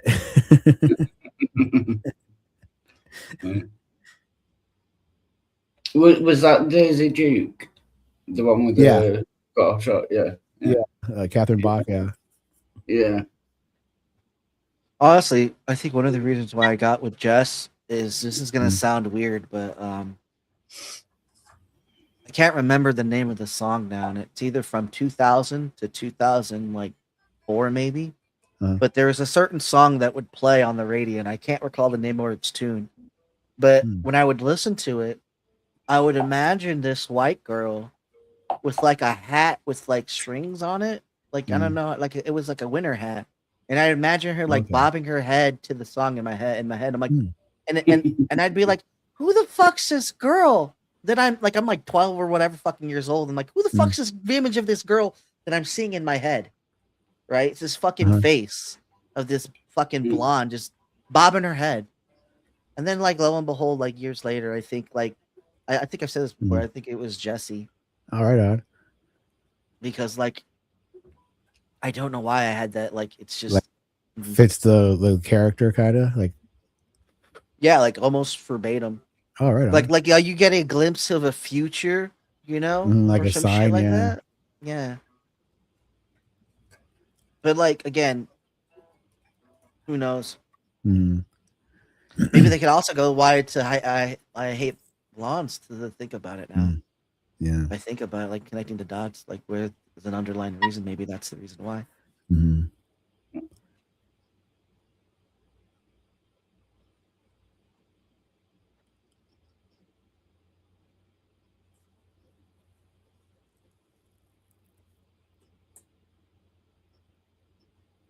I never thought I'd even get married or that. I thought I'd be like a Unabomber, like living in a cave somewhere.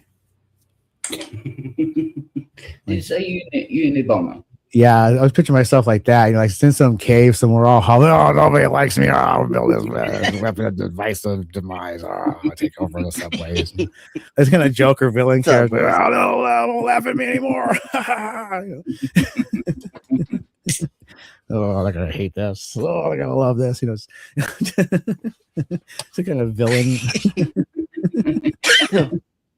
Like Dr. Evil. Yeah, It's not too it's a late. kind of new drug to get everybody hooked on. Don't give up on your dreams. Yeah, don't give up. It's not Right? too late, man. You're still Yeah, I you still never got know. your youth. I won't throw away that lab coat. I'll teach these Americans their idiocracy. Join them. I'll join them. Beat them. I'm all crazy from my front yard. I'll see now. Oh, I'll play your game. Here's my American flag. Oh, look at me. Oh, salute you too, motherfucker. That'd be a good little cartoon character, like. The Patriot. Yeah. Uncle Sam's back in town. And he's all out of tea. big top hat. Yeah.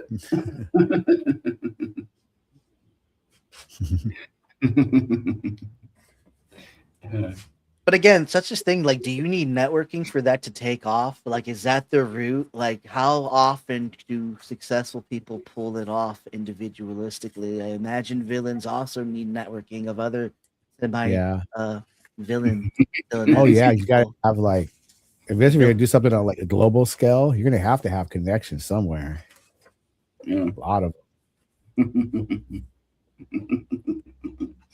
Yeah, joinmygang.com. yeah, you gotta know people in Israel, people in Qatar. They give you a free New plane. glasses. I didn't mean to say that on mic, but I'm debating or not on getting those stupid Meta glasses. Oh, Meta glasses? Yeah. Only if I could see like through chicks' clothes, maybe. Not because I'm horny. Yeah, right. Just because I just want to see it. Out of curiosity, right? Yeah. Yeah, I what tits they got. You know, why not? Yeah, I think there was a cartoon character, wasn't it? Like X-ray specs or something. Oh yeah. Yeah. Get your X-ray specs in the back of the comic book magazines and stuff like that. You know what would be fucking hot, but also devastating? Huh. If a fucking OnlyFans chick got her QR code like tattooed on her body. Like, like, goddamn, like, Right. that's investment. Like, you're gonna Mhm. have, you better make sure your pooch is fucking the business, man. Better run it. Yeah. Scan here to pay. Like a tramp Be stamp. worth it. The weird thing is they go crazy with this weird shit these days, especially the sexual nature. And I heard about it, and I'm not even really sure if it's really associated that way, but they seem to be associated with. But like for example, I knew this one chick. Well, she had a sister, both of them, and they're these Mexican girls, and they would fuck anything. Especially the one, she was just like any Jew that come in that party, she was boning. She was going home with somebody. Everybody fucked her. Everybody, anybody. I think I know my brothers did, or my cousin did. Hell, probably my dad even did. He's been there. Wow. So and she wasn't even shy about it. You know, she would just go on about it. She's probably doing it. Who knows what she's doing. Yeah. But she died very young of cervical cancer. Yeah. Very young. I mean, she was like, I remember she was at the parties and stuff. I was in my teens and 20s, and she was in her teens. I mean, she was probably about like maybe 15, 16 when I was about 19, 18. When she'd go to these parties, she was probably fucking everybody. She was probably fucking, she was 12, you know? So it's pretty weird, you know? Then there's always just like a year or so. I'm like, oh, whatever happened to so-and-so? Oh, she freaking cancer. So I'm like, holy crap, what kind? Holy crap. You know, it's almost like, well, Maybe that's why she was so fucking horny, because she had all the goddamn cancer, and then it finally maybe grew. I know that bitch must have took a beating, because it was just party girl. Everybody had a piece, and Yeah, even the cancer had some. exactly, yeah. It's just Yum. weird. Cancer needs its day and say too. Shit. Mhm. The sad part was she wasn't that bad of a chick, you know. I gave she was probably easygoing. Well, I gave her mother a basset hound. I bought a basset hound with papers and everything. I paid like $300 for this thing, but kind of aggressive toward the kid. So I didn't want to go the process of selling it, you know. I was like, fuck it. And my brother was actually dating one of them, not the one that they both were whores, but the milder one, I guess. So I would have met the parents and all that crap, you know, and they're decent people enough, and gave them, or pretty much sold them the dog for almost nothing, like $60. What do you got? So I knew the mother, and I knew their cousins and stuff. I talked to them a little bit, because the parties that my brother had at his house, they threw parties at her house too. Mm. Yeah.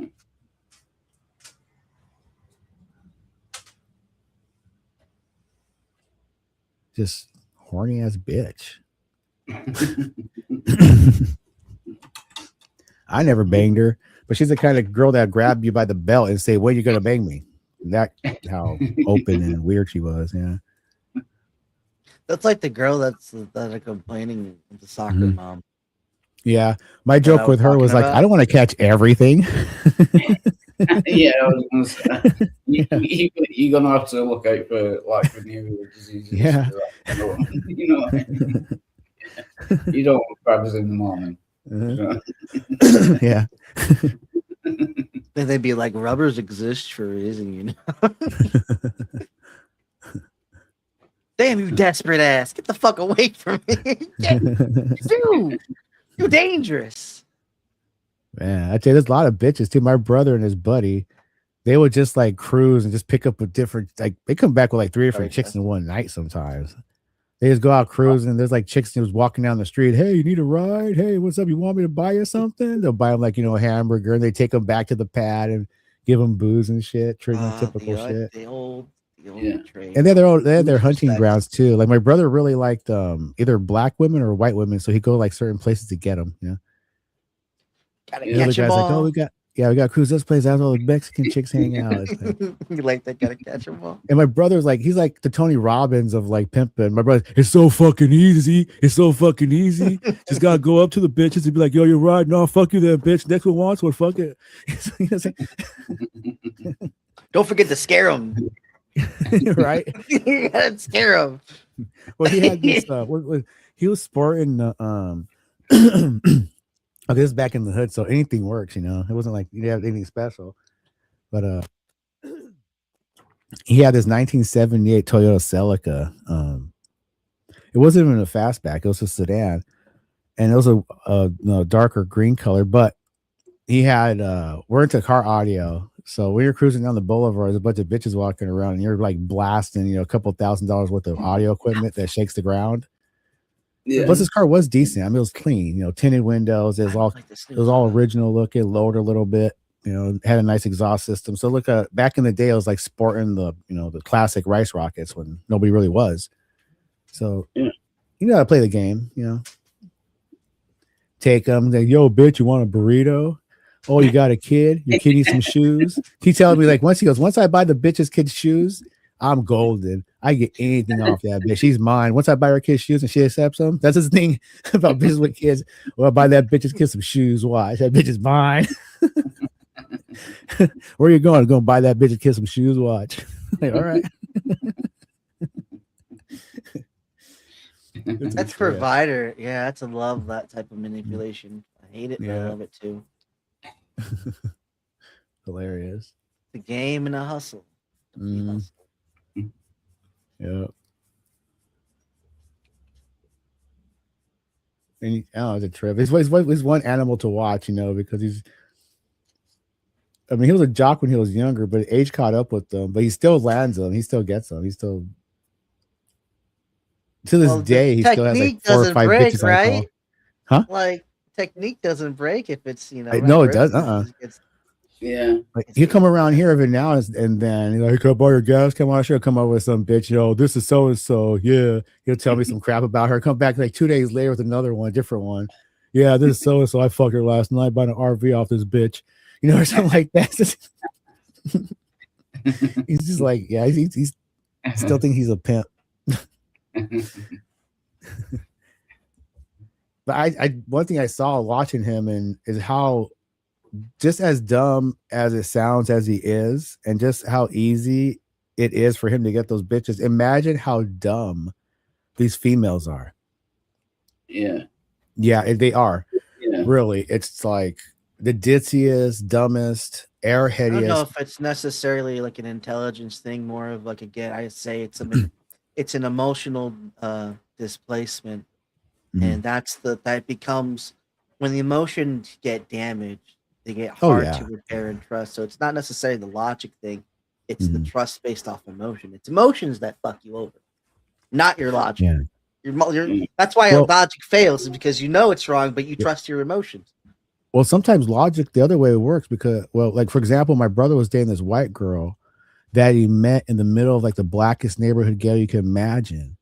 I mean And- rationality, not logic. I keep fucking like. Oh my confusing bad. the two. Because logically, the mother thought like, okay, my brother was like 16, I think, and she was like 12 or 11. Wow. but she was out in the street with her friends already, who knows, God knows what. So her mother actually wanted my brother to date her exclusively, even wanted him to move in or allowing her to move in with him, because she knew her best chances for her daughter would be with the whitest person who has a job. And he was whiter than, he's white and he had a job. So she kind of like pushed her daughter onto him to get her out of that environment, because she knows if she didn't do that, her daughter would be sucking some poor ass black dick in the ghetto, in the alley for nothing, and going to be pimped out like the last one did. Because that's where her mother ended up being, like pretty much used and abused. So logically for her mother, I haven't talked to her about this later on because they were going out for a while, and I got to know their family well and their friends, and her sister wanted to date me, but I wouldn't because she's not my type. But anyway, taking her mom down to the the food bank and stuff like that. So I got to know them quite well, and that's what it was. It was pretty much had to get her out of the ghetto. He was the best choice at the time, even though it didn't work out. I think it did at the time for her, so she wouldn't end up in the arms of some crackhead. Yeah. Like the best of two bad options. Yeah, and the only problem my brother was an egotistical maniac who's a womanizer, so it never works out with his women. All his women leave angry. Yeah. My problem's getting them to leave. Oy vey.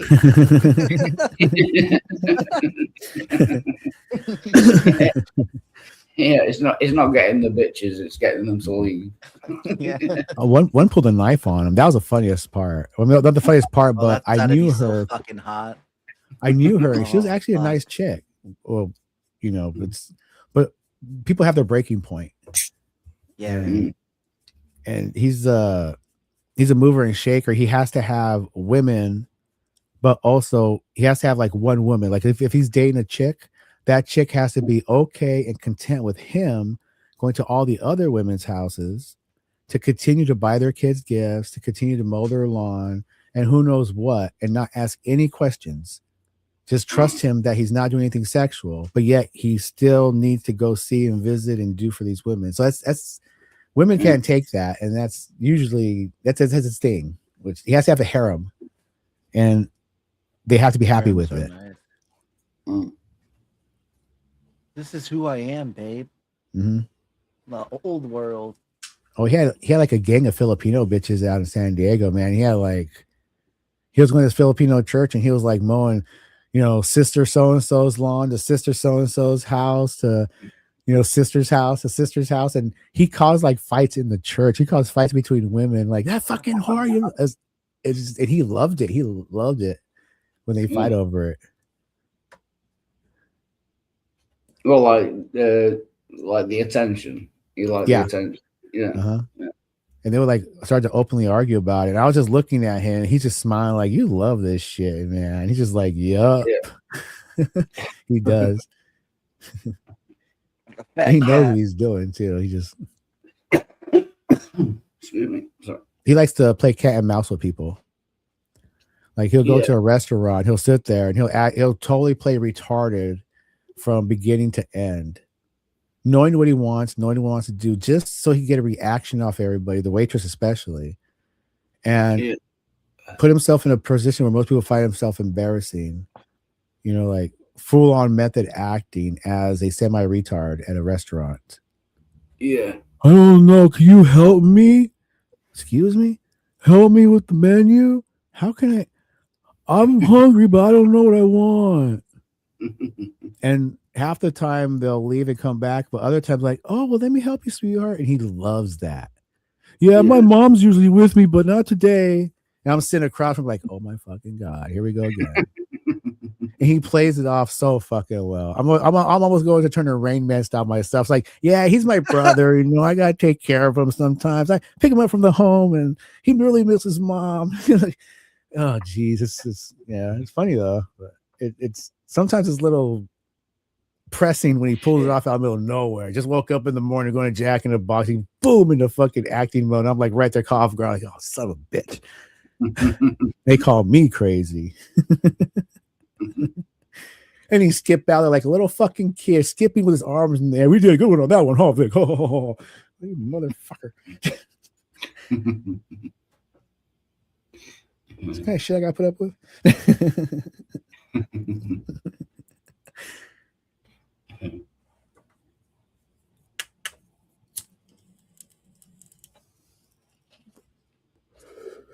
I wonder if they create that.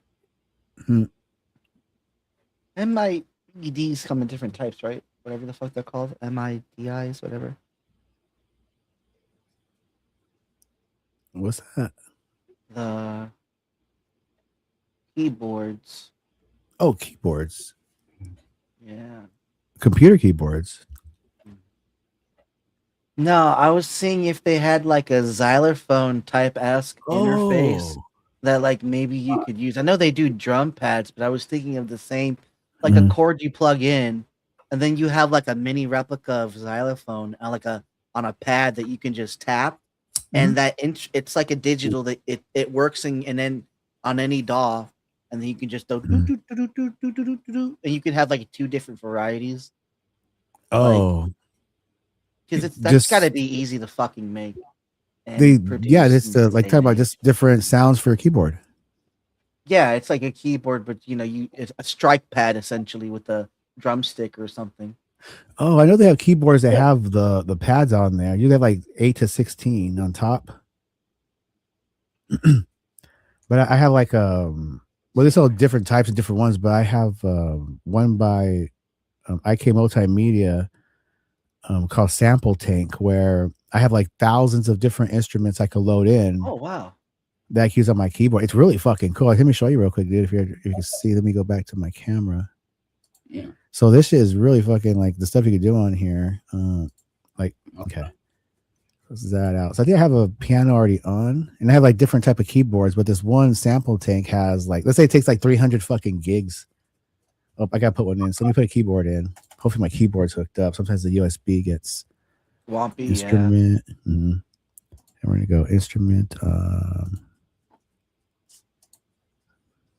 Green. I don't think I really do anything here. Oh, they do have it. So the keyboard. Excuse me.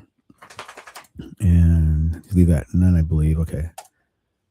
So here I should be able to go to my instruments. These are all instruments I have here, like bass simulator, synthesizers, but the Sample Tank. How is it? Oh, here it is. And you can put multiple instruments on top of each other and adjust their levels and their values and every little bit of it, really.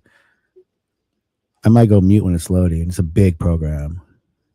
What is that program? It looks like OBS, but for audio, if you know. Oh yeah, I have several different ones. This is Fender Studio. All right, cool. It used to be Personia Studio One, but Fender bought them out several years ago and changed the name. And I found it's actually, if you want to do video editing and you want to work with like this is the most versatile one for beat making, drums, guitar. It just pretty much, I think it's the best one out there. A lot of people contest that, but I could argue every bit of it on what it can do because it's everything all the other ones do and then some. Okay, so we could load an instrument and I get to select from all this variants. So would you say a xylophone? Yeah. That would be under maybe under synths. Try synth. Folk pad. Xylophone bass synth. Okay. Throw that sucker in. And hopefully my keyboard is not giving me a fucking fit. No, I gotta switch over to the keyboard here. Okay. Oh, it's not gonna work, is it? Hold on. Fucking keyboard. It's gonna give me a fit right now. Dang it. So what do you play the actual keys on like your Yeah, computer? on the actual keyboard. I have a it's a 49 keyboard, a 49 key keyboard. So it's like a half. Cool.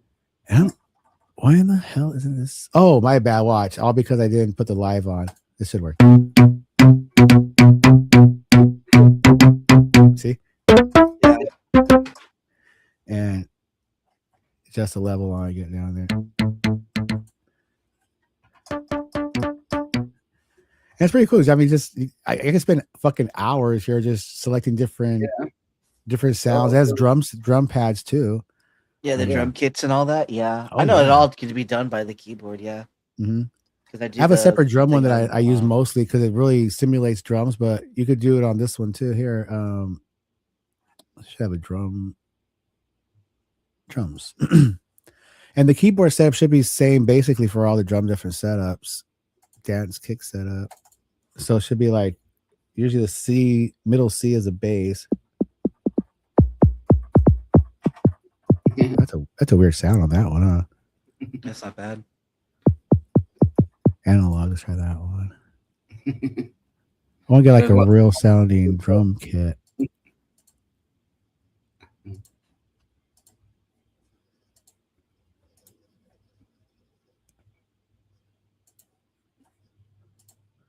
All right, looks like a picture of one at least. Oh, crap, only some keys.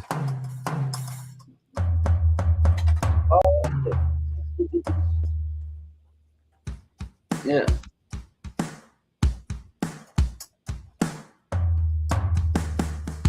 Yeah, so you can do all kinds of crap with it. But I also have a pad that has 16 pads on there that goes straight to a little drum sampler type deal where I could even edit sounds and drop them in. So I can record any sound to put it in there and put it into any key and then hit that on any key I want on the keyboard or the drum pad. Or on the keyboard, do it to like different octaves and different ranges on there. It's a lot of shit to fuck around with. Yeah. I mean, it's like a music nerd's paradise, pretty much. Oh, welcome, Will. Good to see you, man. Oh, right on. Yo, Will. Down the chat. Yeah. PJ super duper pooper trooper.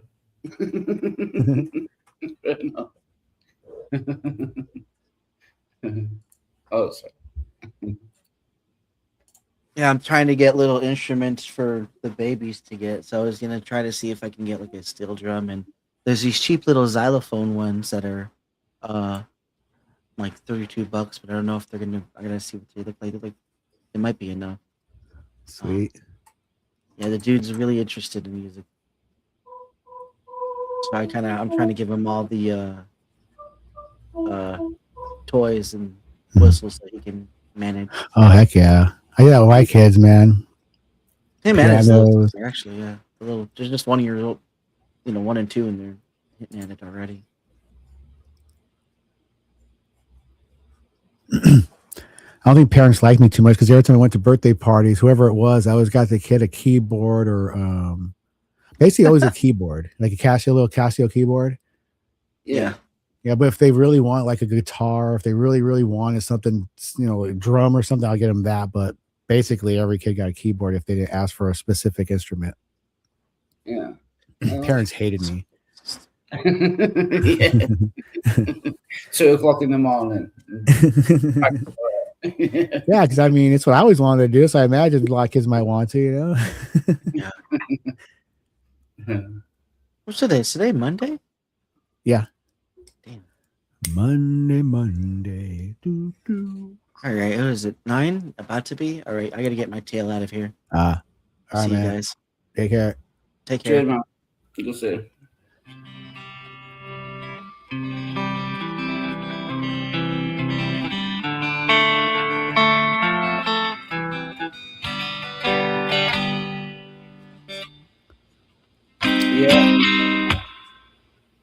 Yeah, it sounds really good. Coming through I know you were talking right before I set it up through the. Yeah. Yeah. That way with that loopback system, hell, I could have a mixer hooked up to my input and I could have as many microphone inputs I want adjusted. And through the system, any effects really, as many instruments as I want in there. Yeah. And I could drag in basic audio right into a track and play if needed. I could drag video in there and share video on, through OBS or share camera because it like Reaper and Fender and a lot of the high dollar ones have video editing. So you could bring video in, for audio editing and all that stuff. Because yeah, that's cool. Sorry, an ambulance was going past. and there's this crap load to learn on every little aspect of it on this stuff. Whether you get into just basic music recording for fun, and then you want to get into audio engineering, and start EQing and compressing everything in. And I fell into the analog trap in a weird way. I got a lot of analog style things like vintage simulators. Like I have the Neve console simulator that the Beatles use. Capital City Records classic 32 Harrison console that Michael Jackson recorded on. It's supposed to simulate everything in there, and it really does give it that unique, different sound. It has a certain, tone to itself that it gives things. Yeah. And I'll get sorry. No, sorry. And can you record it? So you can have several instruments, playing and record yeah. I it? mean, if you want to, I could show you a song that I made, and I show you where the tracks are and the instruments are and everything I did on there. I'm gonna go mute. I'm gonna have to mute out for a while because my microphone's connected to the DAW. So I'm gonna switch over to the other one. I'll show you what I'm doing here. Hope it doesn't have my name on it. See. All right. So I'm trying to think of the songs I make are kind of corny, but they're all me. And I went in and I redid the drums on some because they're kind of plain. So I try to give a little more bounce to the drums. So some of them are still in progress. They're all in progress. I'll save nothing there.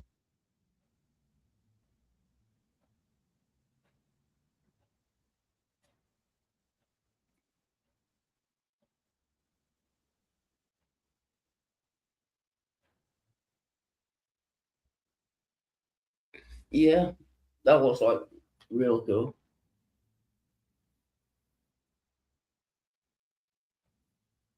Maybe a little bit too complicated for me, but yeah. You seem to know what you're doing. So.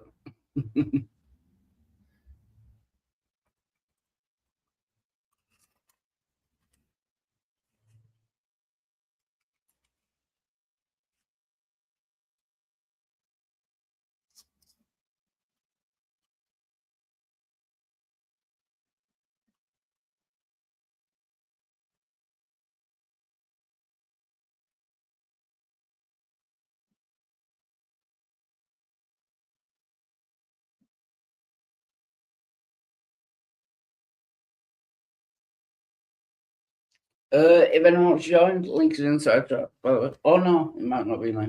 I'll paste it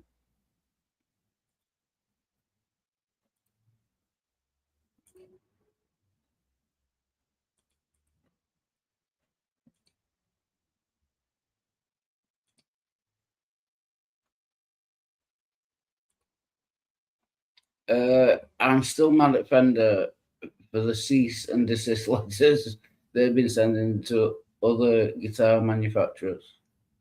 Oh, I don't know about that.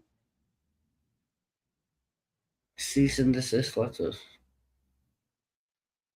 Wow. What? So they've been like suing other companies. Yeah, that sounds a bit harsh.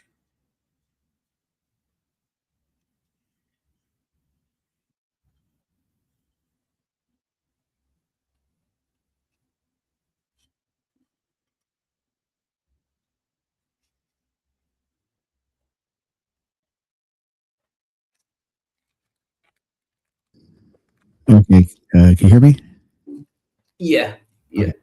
So this is a song that this is the latest one I made. It's actually a song that I wrote a long time ago, but I changed and added the latest one that I got going. So I just sang the vocals on just a couple days ago. Yeah. Going over writing them out for quite a while. Yeah, you can do vocals as well. Oh yeah, like for example, on this one here, if I go straight to the sound here, when you record in, let me mute everything across the board here. That we don't pick it up when I do it. So yeah, okay. So if I would hit the record here, So and I go ahead and hit record. So everything I do here is going to be recorded. If I'm creating a song, playing a good, well, this is only on the microphone. So the tracks down here will be linked to the guitar only. So I play my guitar through this input. Yeah. The keyboards I play on the keyboard here, so that's an instrument automatically, and the drums I just create. So if I were to stop this, okay, so I'll play it back. So it's basically, whoops, my bad. Okay, just a recording device. Watch, just so everything I do here is going to be recorded. You know, if I'm creating a song, playing, yeah. So it's just that's all it really is. Just record your stuff in there through instrument input, microphone, or whatever, and your tracks are laid out just like a console. So this would be your console here. So on the vocal I'm on now, I have this is my solid state. It's pretty much just a console simulation. So you have your EQ, compressor, and gate and everything. Just makes the vocal sound a little cleaner. But anyway, like when I do a song on this one, I'll choose a tempo I want. And then I'll make a simple drum beat. So this one, I still have to work on the drums. I've been working on them here and there. I don't really match up too much. Unmute the drums. Cool, yeah. So you can make a full song with lyrics and everything. And Right. So I put the drums in. Here we go. That's really good. And this is a drum software I use. I could add in if I want.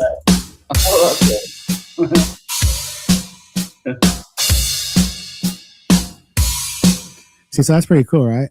Yeah. So after I do that, I write the song. I kind of play it out on the guitar first. I know what I want to do. Then I start mapping out the chords.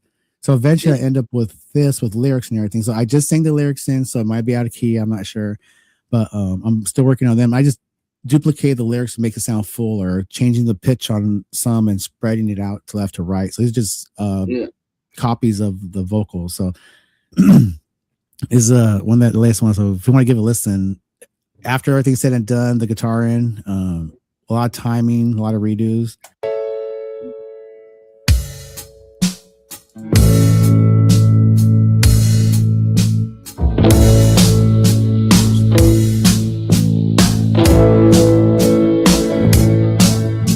I don't feel like going out today.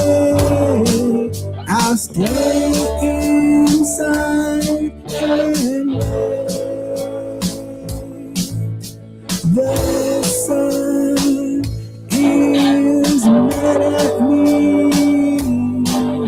That's all I see. Let's go out and play under the stars today.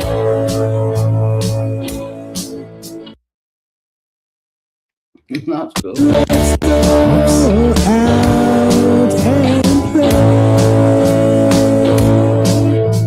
with the moon today.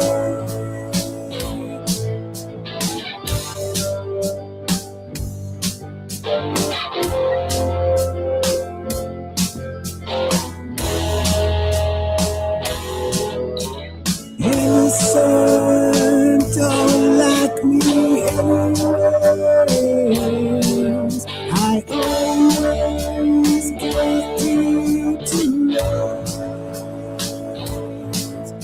I don't shine how it wants me. It's something I'll never be. Let's go out and play under the stars today. Let's go out and play with Mr. Moon today. It's alright,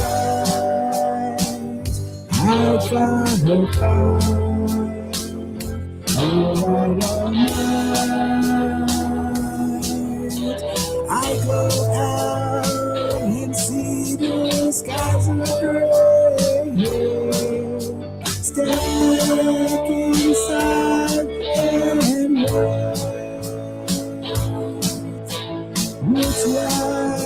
sun is crying today.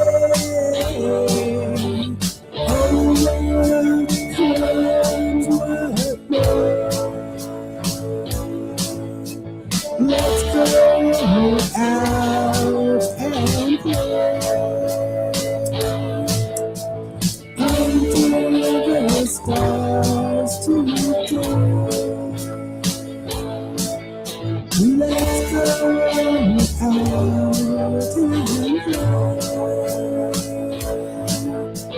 witness the moon today.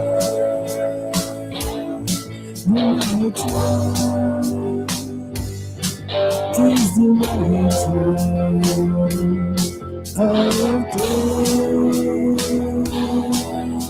I don't feel like going out no place.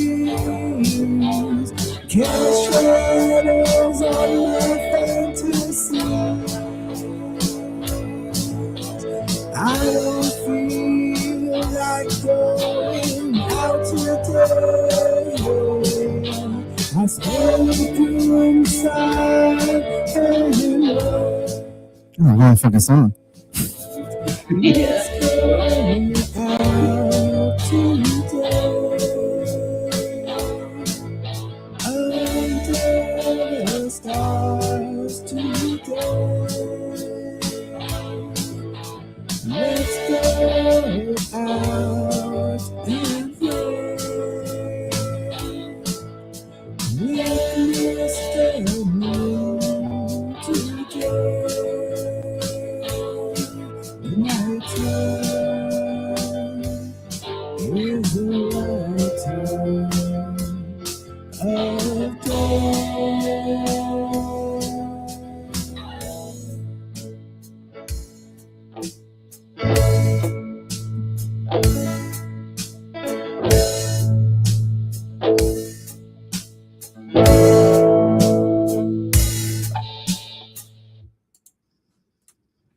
Yeah, that was. Yeah, man, it's it's fun. It's fun to do. For me, it was, just from start to finish, just playing the piano, playing the bass. I got a bass guitar, so I play the bass on there too. And just messing with all the options, with the for example, all the options you have for the guitar pedals. You sit here for hours just making you guitar pedal sounds. And then get to know how to do equalization, learn how to do this, what comes in, what comes out, what frequencies work best, how to get rid of whistles, hums, how to emphasize whistles if you're doing certain songs. Just, and also getting all the cool, I fell into analog stuff. So I have the full SSL of Fusion set, which is a compression, studio imaging, cross noise creator, so it makes it sound like it's in a real studio with all the instruments kind of blending slightly together. You could adjust every little aspect of a studio. I even have full studio simulator environment. I believe I should have it on here. Excuse me. Here it goes. This should be it. Yeah, Universal Audio Sound City Studios. I also have Capital City Records. I have Capital City Records, Sunshine City or something like that, and several other real popular simulators for locations for different studios. Yeah. Mm-hmm. So I could put my guitar in the same room that Paul McCartney played, and try to get that same sound, or have all my instruments in here, or I could pretend, right? My fucking childhood kicks in. I'm like, well, I'm gonna sing this part in a different DAW in a different studio and send it into the other DAW, it's a whole, and it works, it's fun like that. It's creative with it, That's really cool. Yeah, it's kind of like playing with toys. Imagination comes in, you have a little fun with it. Yeah. So you can get all different, you can play the same song in different studios. Yeah. Exactly. So if I record one and exactly, I can swap it out. I can see what my guitar sounds like I have one that simulates the basement and attic of certain studios at certain like people say they swear they got that sound by. Yeah. Or different locations like SSL Logic Studios in England. I have a simulation of their stone room, of their office room, where they come up with ideas, I guess, supposed to simulate their office environment, or all kinds of weird shit like that. I have like a Prince Albert Hall, I have Sydney, Opera House simulator for echoes and reverb. Yeah. Oh, that must sound good. Yeah. Oh, yeah. I mean, like, here's a example of the different plugins that I have. A lot of people get plugins that are sound effects, but mine are all basically like old studio compressors and equalizers and consoles. So I have like a Neve, which is a Beatles popular from the 60s. I have the SSL, the Harrison, American Harrison, Michael Jackson. I have the SSL E, I think, which is like Phil Collins uses and things like that. Oh, and all the old school compressors and optical this and all that stuff. And I mean, a really cool collection of just changing the sound of somebody's vocals, just adding a little bit of reverb, but you could also duck out part of it, add part of it, a lot of tips and tricks, cut in, cut outs. Yeah.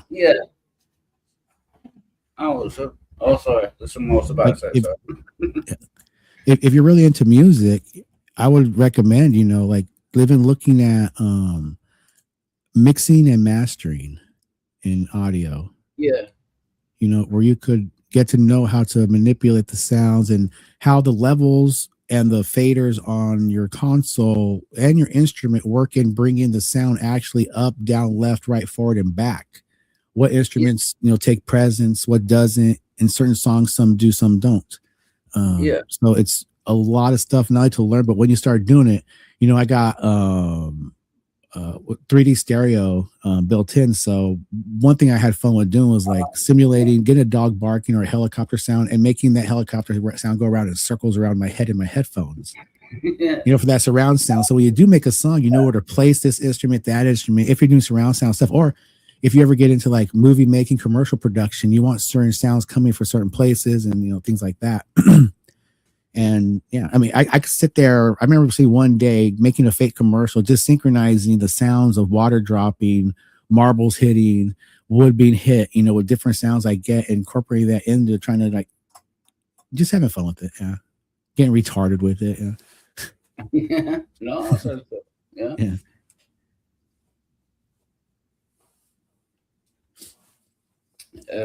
Right, let's catch up with the chat. Other companies that make 5-star guitars like the Stratocaster. Oh yeah. Yeah, that really pissed me off, man. And it sucks too, is I have a Fender on right now, and it's like my best playing guitar, and I have that Fender Studio, and it's like that really pisses me off if Fender did that, because I really hate that corporate greed, and yeah. Fortunately, I have other DAWs, but most of my stuff I've been making has been in that Studio One. And I am going to have to let it go because Fender did take over. And now Fender, when those Personas, I bought the DAW in full for like $300 something bucks, and I was getting all updates all the time. But now you have to pay a yearly subscription to get the updates. Right. Yeah. If you don't pay that yearly subscription, they want you to pay for the thing like the whole full amount every so often, or get their subscription and get all the updates all the time. That's bullshit to me. So fortunately, I have Reaper, which does about everything now. I'm really into that too. The only reason why I don't use Reaper now is because it's a setup. So when I go on StreamYard with it, it crackles and stuff. So I really can't use it for streaming.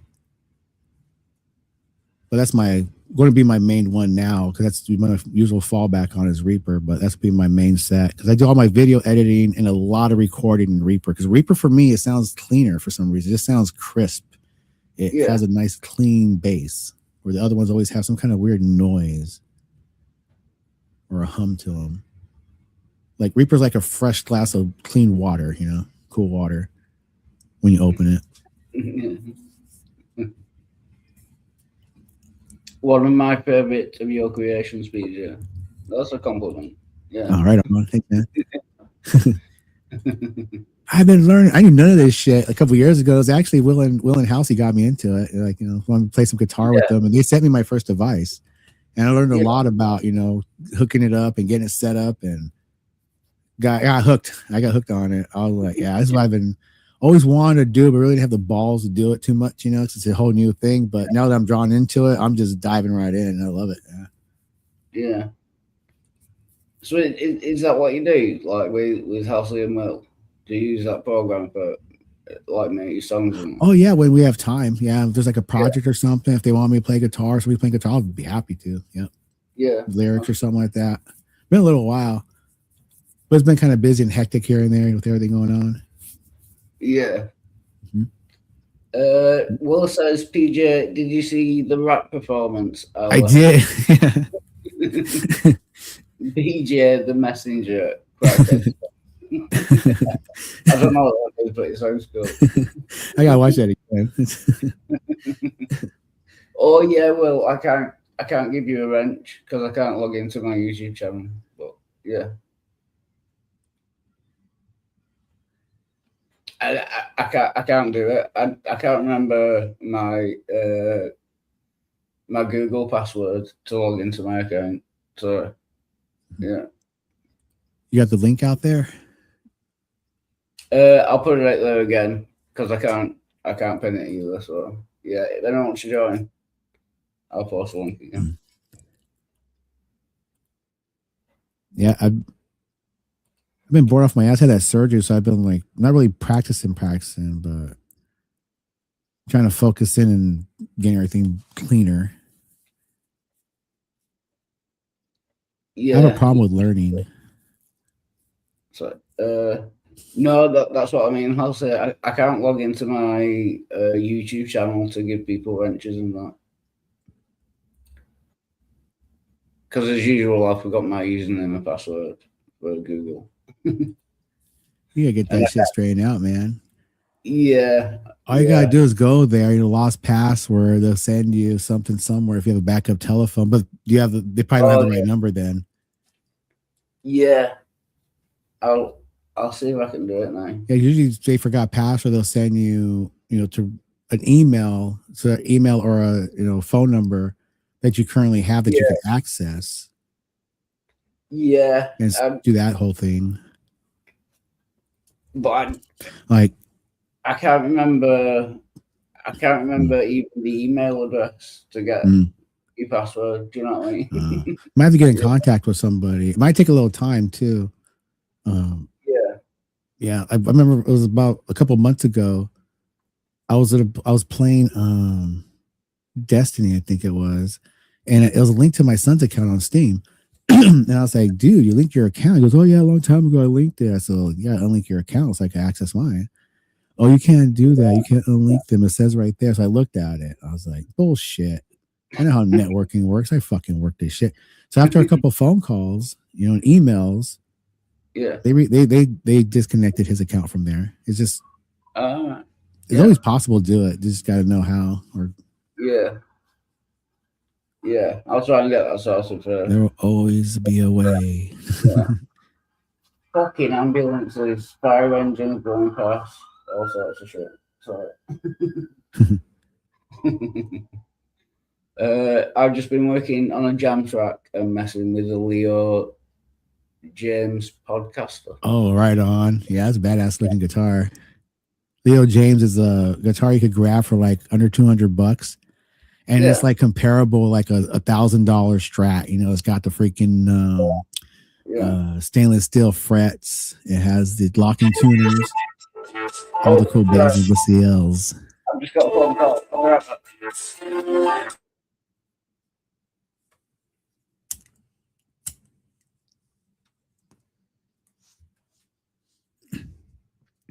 Freaking pot on the Yamaha got worse. Freaking, I'm a Yamaha. I love Yamaha. Yamaha this, Yamaha that, and it fails me. Japs, tell ya.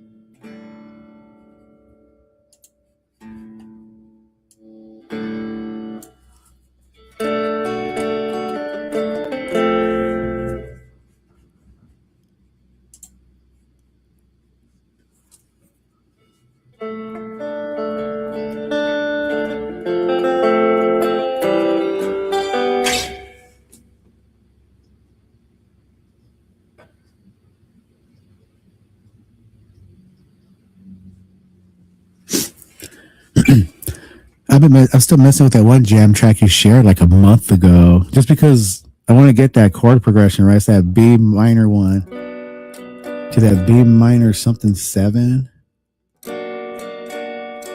the B7 to the B6 to the G, then a half on an E9 and a half on an F7 back to B minor.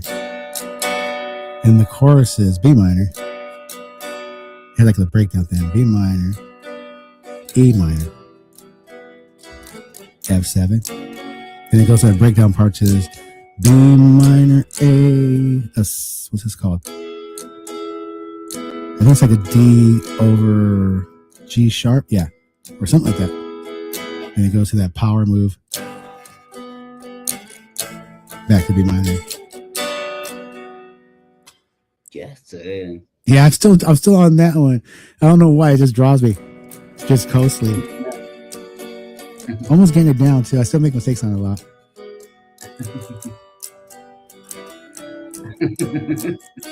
It's pretty though, right? Yeah. Like yes. that. Yeah. Will Freeman, says, "Oh, yeah, right, PJ. The Japs are now losing to the Chinks." Yeah, I never imagined. I always been a Toyota kid, you know. Oh, what a feeling, you know. Because quality, it's like America. I always thought America was best, and then and Germany and America's Germans always make good quality shit. You know, Germany and the Swiss, and then us and the Japs always made the good shit, but not anymore. It's different now. Yeah. Yeah. I do miss the humbucker sound though. Yeah, it's got that distinct kind of old school Roy Orbison-y kind of. All right, thanks, man. Thank you. Right, I'm gonna have to bring this to a close. I need to nip out, and then I need to have a nap. Yeah. Right on, man. Yeah, I gotta take care of the animals around here and get some stuff going. Oh, I should have a doctor's appointment too. Right on, bro. All right, cheers, man. Thanks a lot for joining. Good to speak to you. Later. Okay. Take care. Thanks everyone for watching. That is it. I might be back later or on someone else's stream. Yeah, I just need a bit of a rest. I'll see you later. Thanks everyone. Bye.